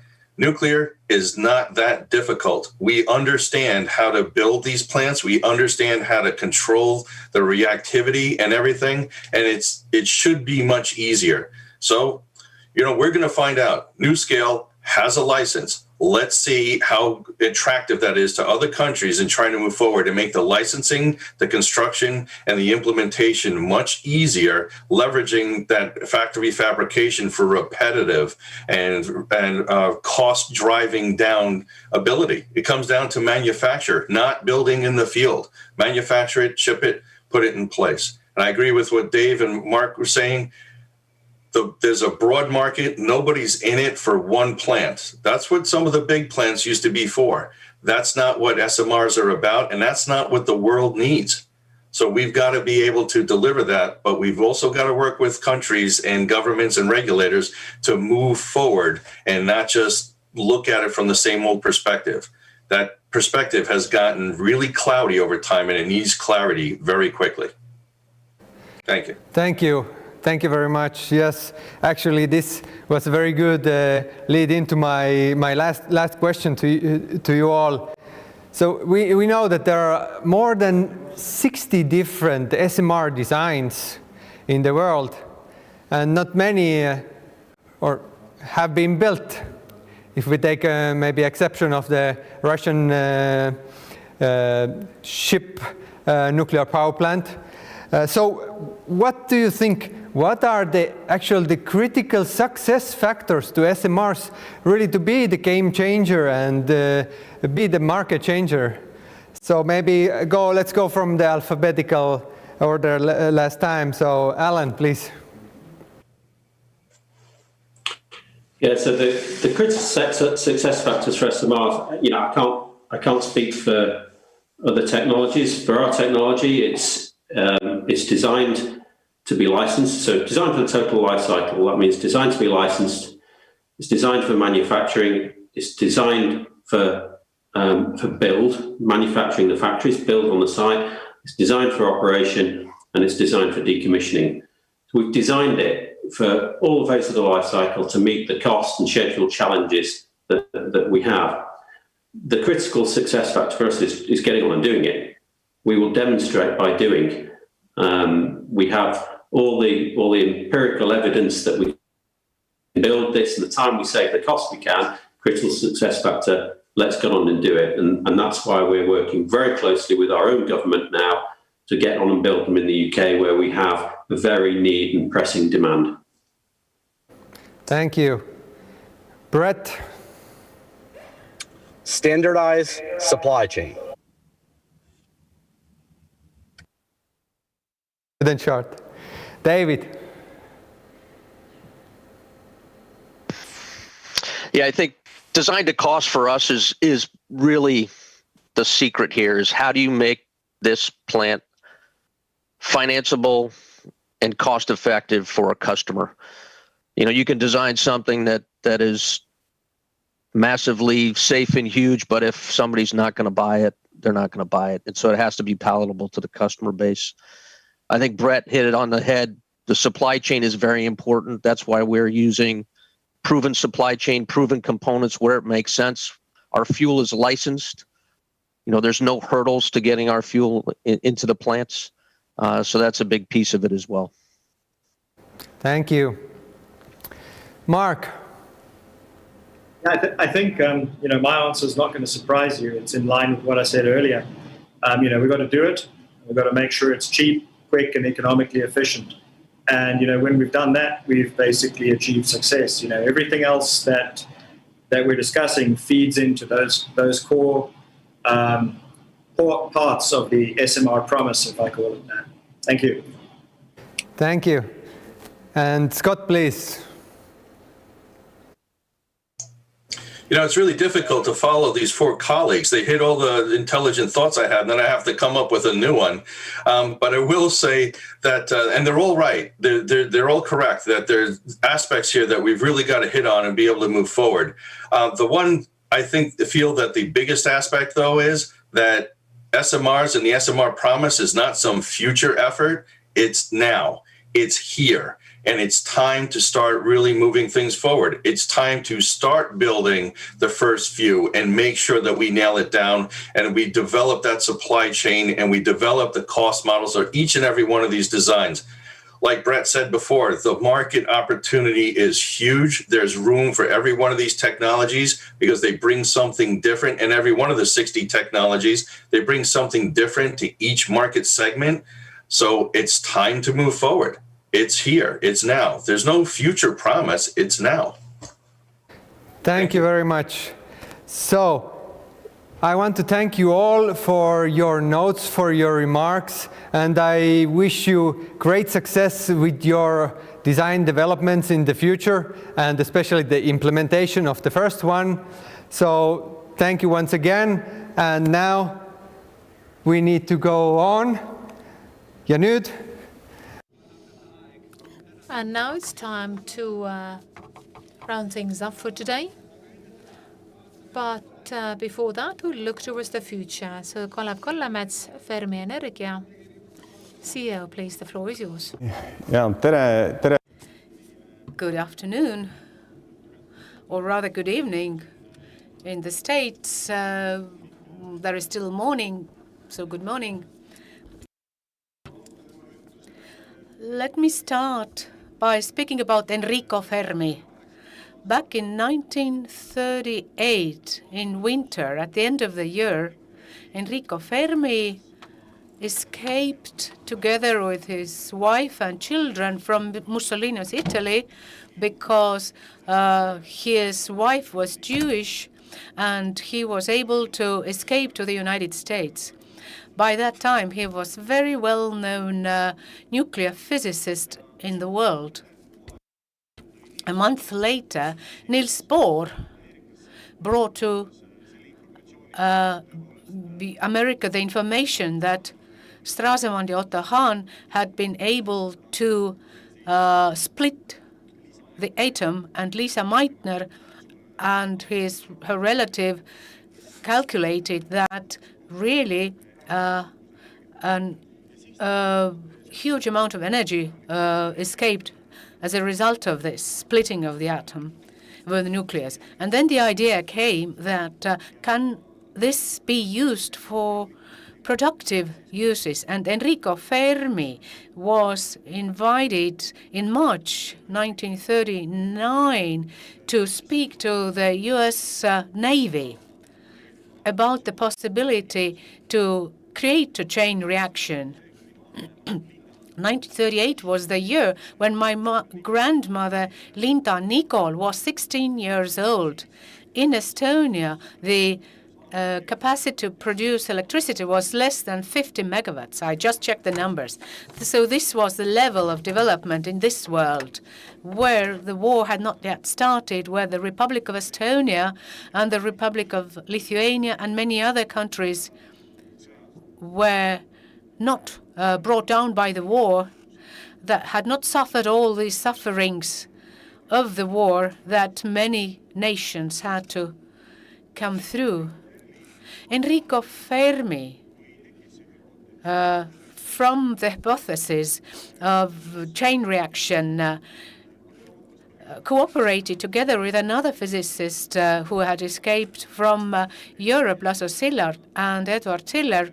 Took 2 years to make sure whether this is really possible. And they created 28 graphite volumes in 2 years. And Fermi published 41 scientific articles during this period until December 42, when at the Chicago University, chain reaction was produced that could be sustained. This is the basis for all what we've been speaking about here today. David, Brett, Alan, all good friends. Their own knowledge and work is really based on the work of thousands and thousands of people. In GE Hitachi, in the UK, so that they would all understand what this source of energy is and how it can be used for the benefit of humankind. I am so thankful to all those people who during this year, actually the previous year, have been working together with us. Thank you. Thank you all. I also thank all the Estonian people, founders of Fermi Energy. And I'm going now closer to my subject. In the middle of 2018, we were discussing together with the founders of current Fermi Energia how it would be possible to create a small modular reactor in Estonia. Who, when, on the basis of what knowledge, what means, could we really consider this? And the logical idea was to approach Eesti Energia, who said, well, this is not in our strategy.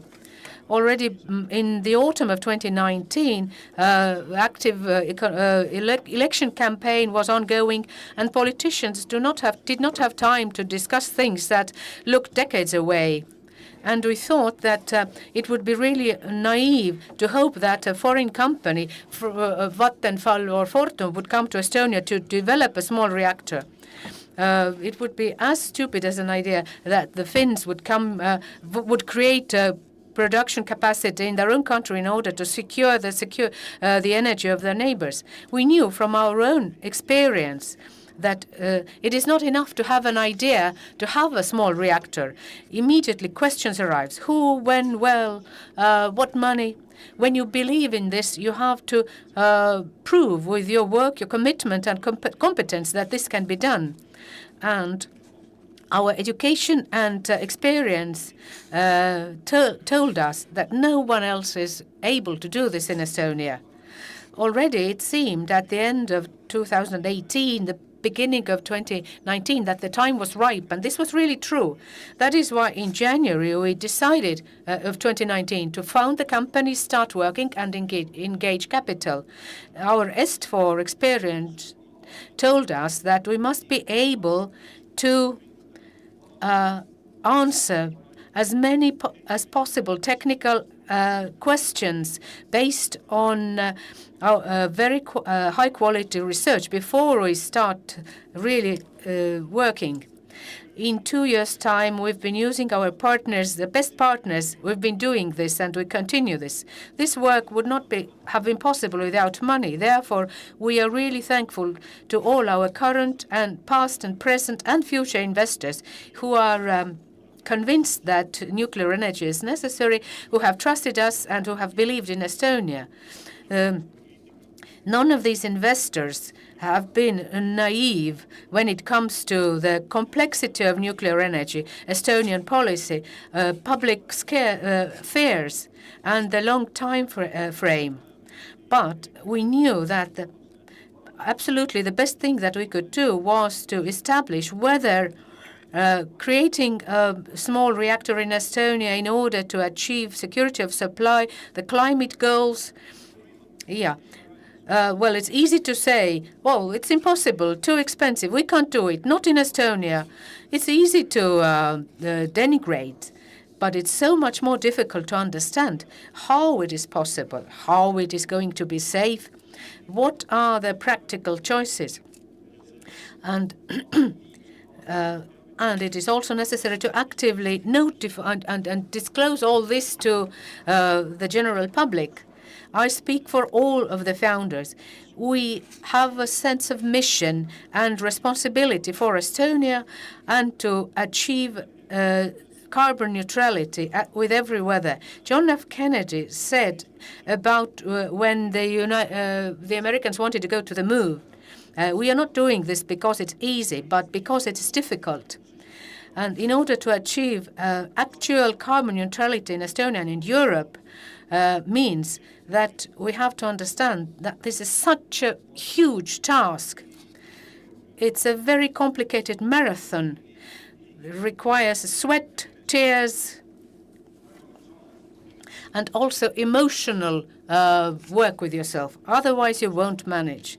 The new Estonian government has decided to stop generating electricity from oil shale by 2035. The clock is ticking now, but only in the past 7 years, those wind generations have been created that now have to be taken down again. Solar panels are nice, but in this January, we only had 16 hours of sunshine.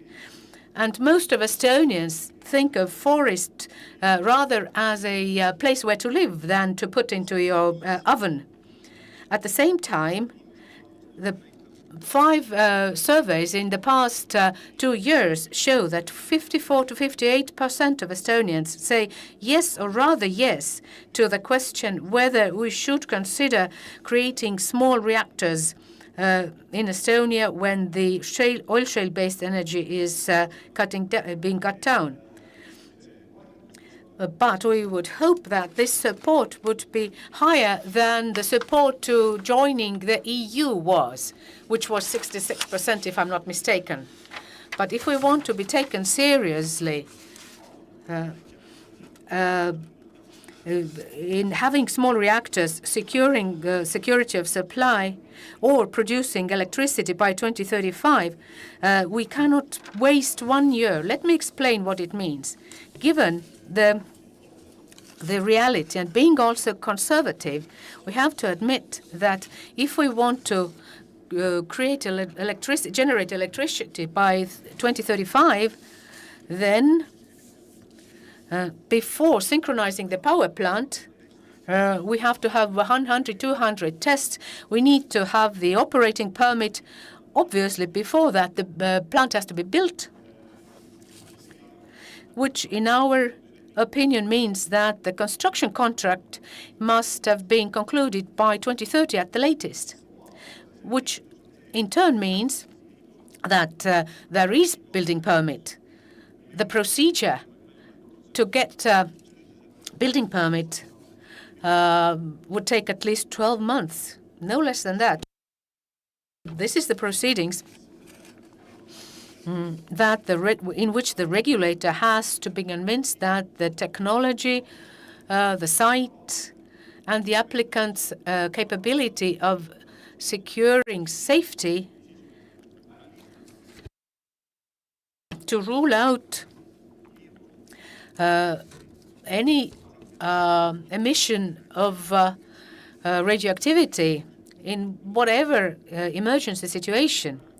And I believe that these technologies that have been described here today, once they go through the licensing proceedings, can do this. But this will be clear once the proceedings have been completed, when we ourselves have been doing all our calculations and looking at all the possible scenarios. But a regulator cannot be put together in a few months only. Their procedures have to be assessed by the IAEA. So a few years before the licensing procedure starts, this body has to be put together. Maybe looking into how Finland has done it. In order to apply for the license and for the ministries, the institutions and the parliament to decide all this, all this has to be done in 2026. But there has to be also a procedure, a format, how to go about it, about licensing. But this does not exist in Estonia today. And a special law should be created for that, a nuclear energy law probably. It takes another 12 months to put this law together and adopt it. But why should we adopt a law when we do not have official information about the impact of a small reactor and whether and where in the Republic of Estonia this reactor could be built? And again, how can we be sure that there is a developer who is really interested in using such regulations? We think that on the basis of current legislation, the only way how to get this information through the public proceedings is using the Planning Act and the National Spatial Planning. That also includes strategic environmental impact assessment. Our colleagues say that this takes about 3 to 4 years. So if we look at this time scale, it seems that there is not a year to be wasted. We have to submit a thorough, comprehensive and practical proposal to the government of the Republic to start the planning proceedings in this year, as soon as we have completed our analysis. But there is a lot to be done yet. Fermi Energia has analyzed the best experts, with best experts, the technologies, and have decided 2 principal decisions when it comes to technology. We only consider such reactors that are at present being in the process of licensing proceedings and that have a reliable option to be completed in this decade. And we make a choice about the technological equipment that we use will only be made when the first reactors of this type have been prepared. This has also been the Finnish approach. It is impossible to evaluate innovation higher than long-term operating experience. So we have to admit, sadly, that unlike the Northern America, Canada and USA, Europe and Estonia do not have practical capability to carry out licensing proceedings, and there is no courage to invest and no supply chain either for the 4th generator reactors that use molten salt cooling or molten metal cooling.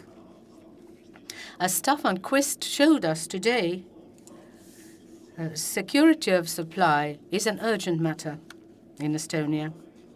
At the same time, we are convinced that there is one 4th generation reactor that can be built in Europe that in democratic countries actually works today. That's the high temperature gas reactor developed by ultra-safe nuclear, and that will be built in Canada. But in Japan, one of these is already working. That is why we have decided with Fortum, Vattenfall, and Tractebel to take a closer look at this technology. Koostöös Vattenfalliga. So in cooperation with Vattenfall, we are preparing a very thoroughly developed human resource development plan, which assesses the actual capabilities, when we need somebody, which year, and we also assess the current situation, taking into account that we have the know-how regarding condensation system for the production of electricity. So we are cooperating with the Italian University of Technology, University of Tartu, with the Environmental Board and the Consumer Production and Technical Supervision Board. With Fortum and the Estonian partners, we are developing the construction system, and when we are working with Tractebel, we're also analyzing possible technologies when it comes to the steam turbine cooling solutions. Of course, we are hoping to have a better cooperation with the Nuclear Energy Working Group, so that all the questions will be very carefully considered and the public will be informed. Also, we are keeping a close eye on the work of the Canadian and American regulators, and we are cooperating with also with the international agency. So the planning is not set in stone. A decision to develop an SMR, but rather we would like to have an open process, and we can provide information to the state, to the developers, and to the public.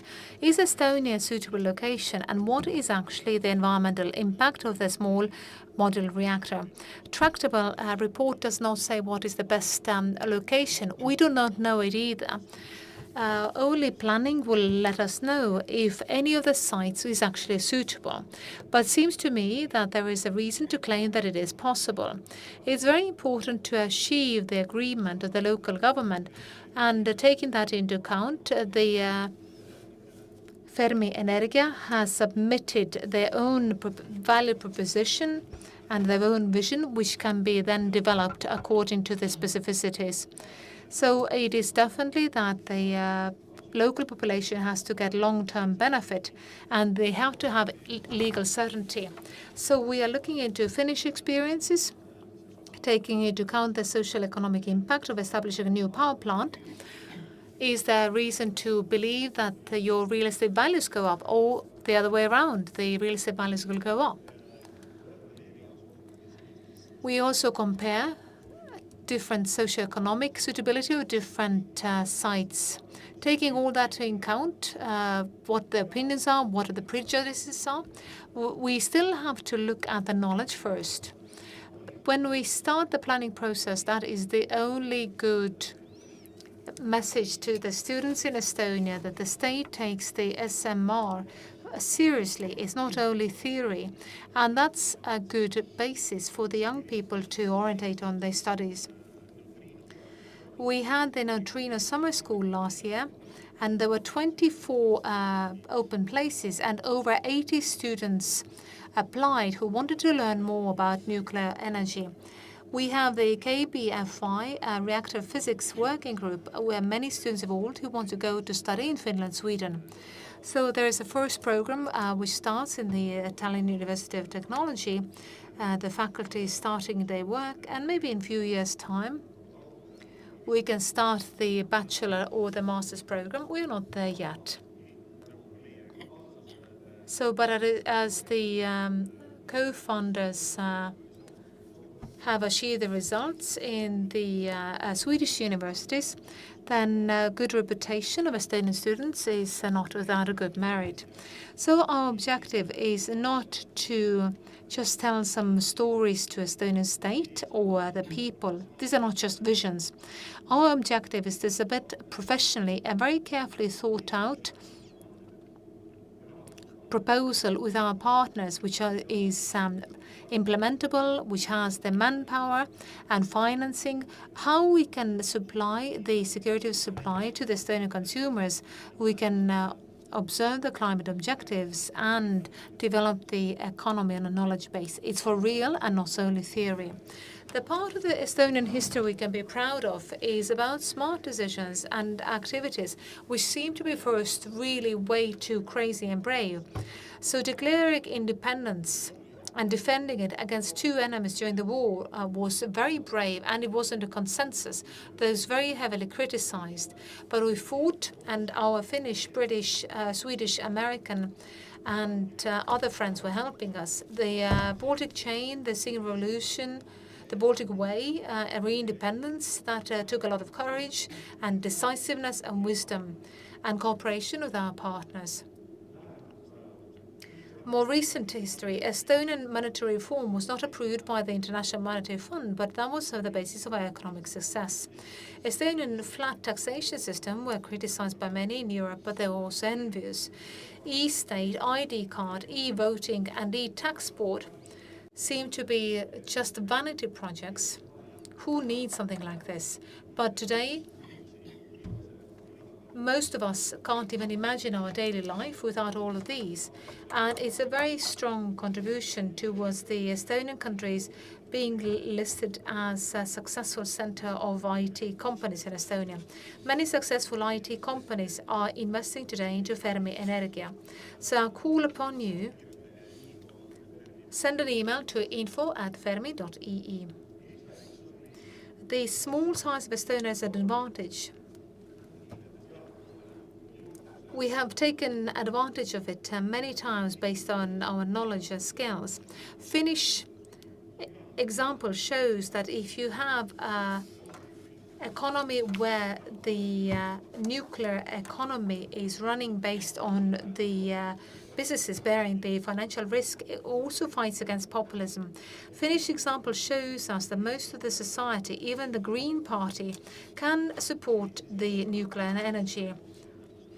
In Estonia, we do not have only all the Finnish and Swedish solutions, but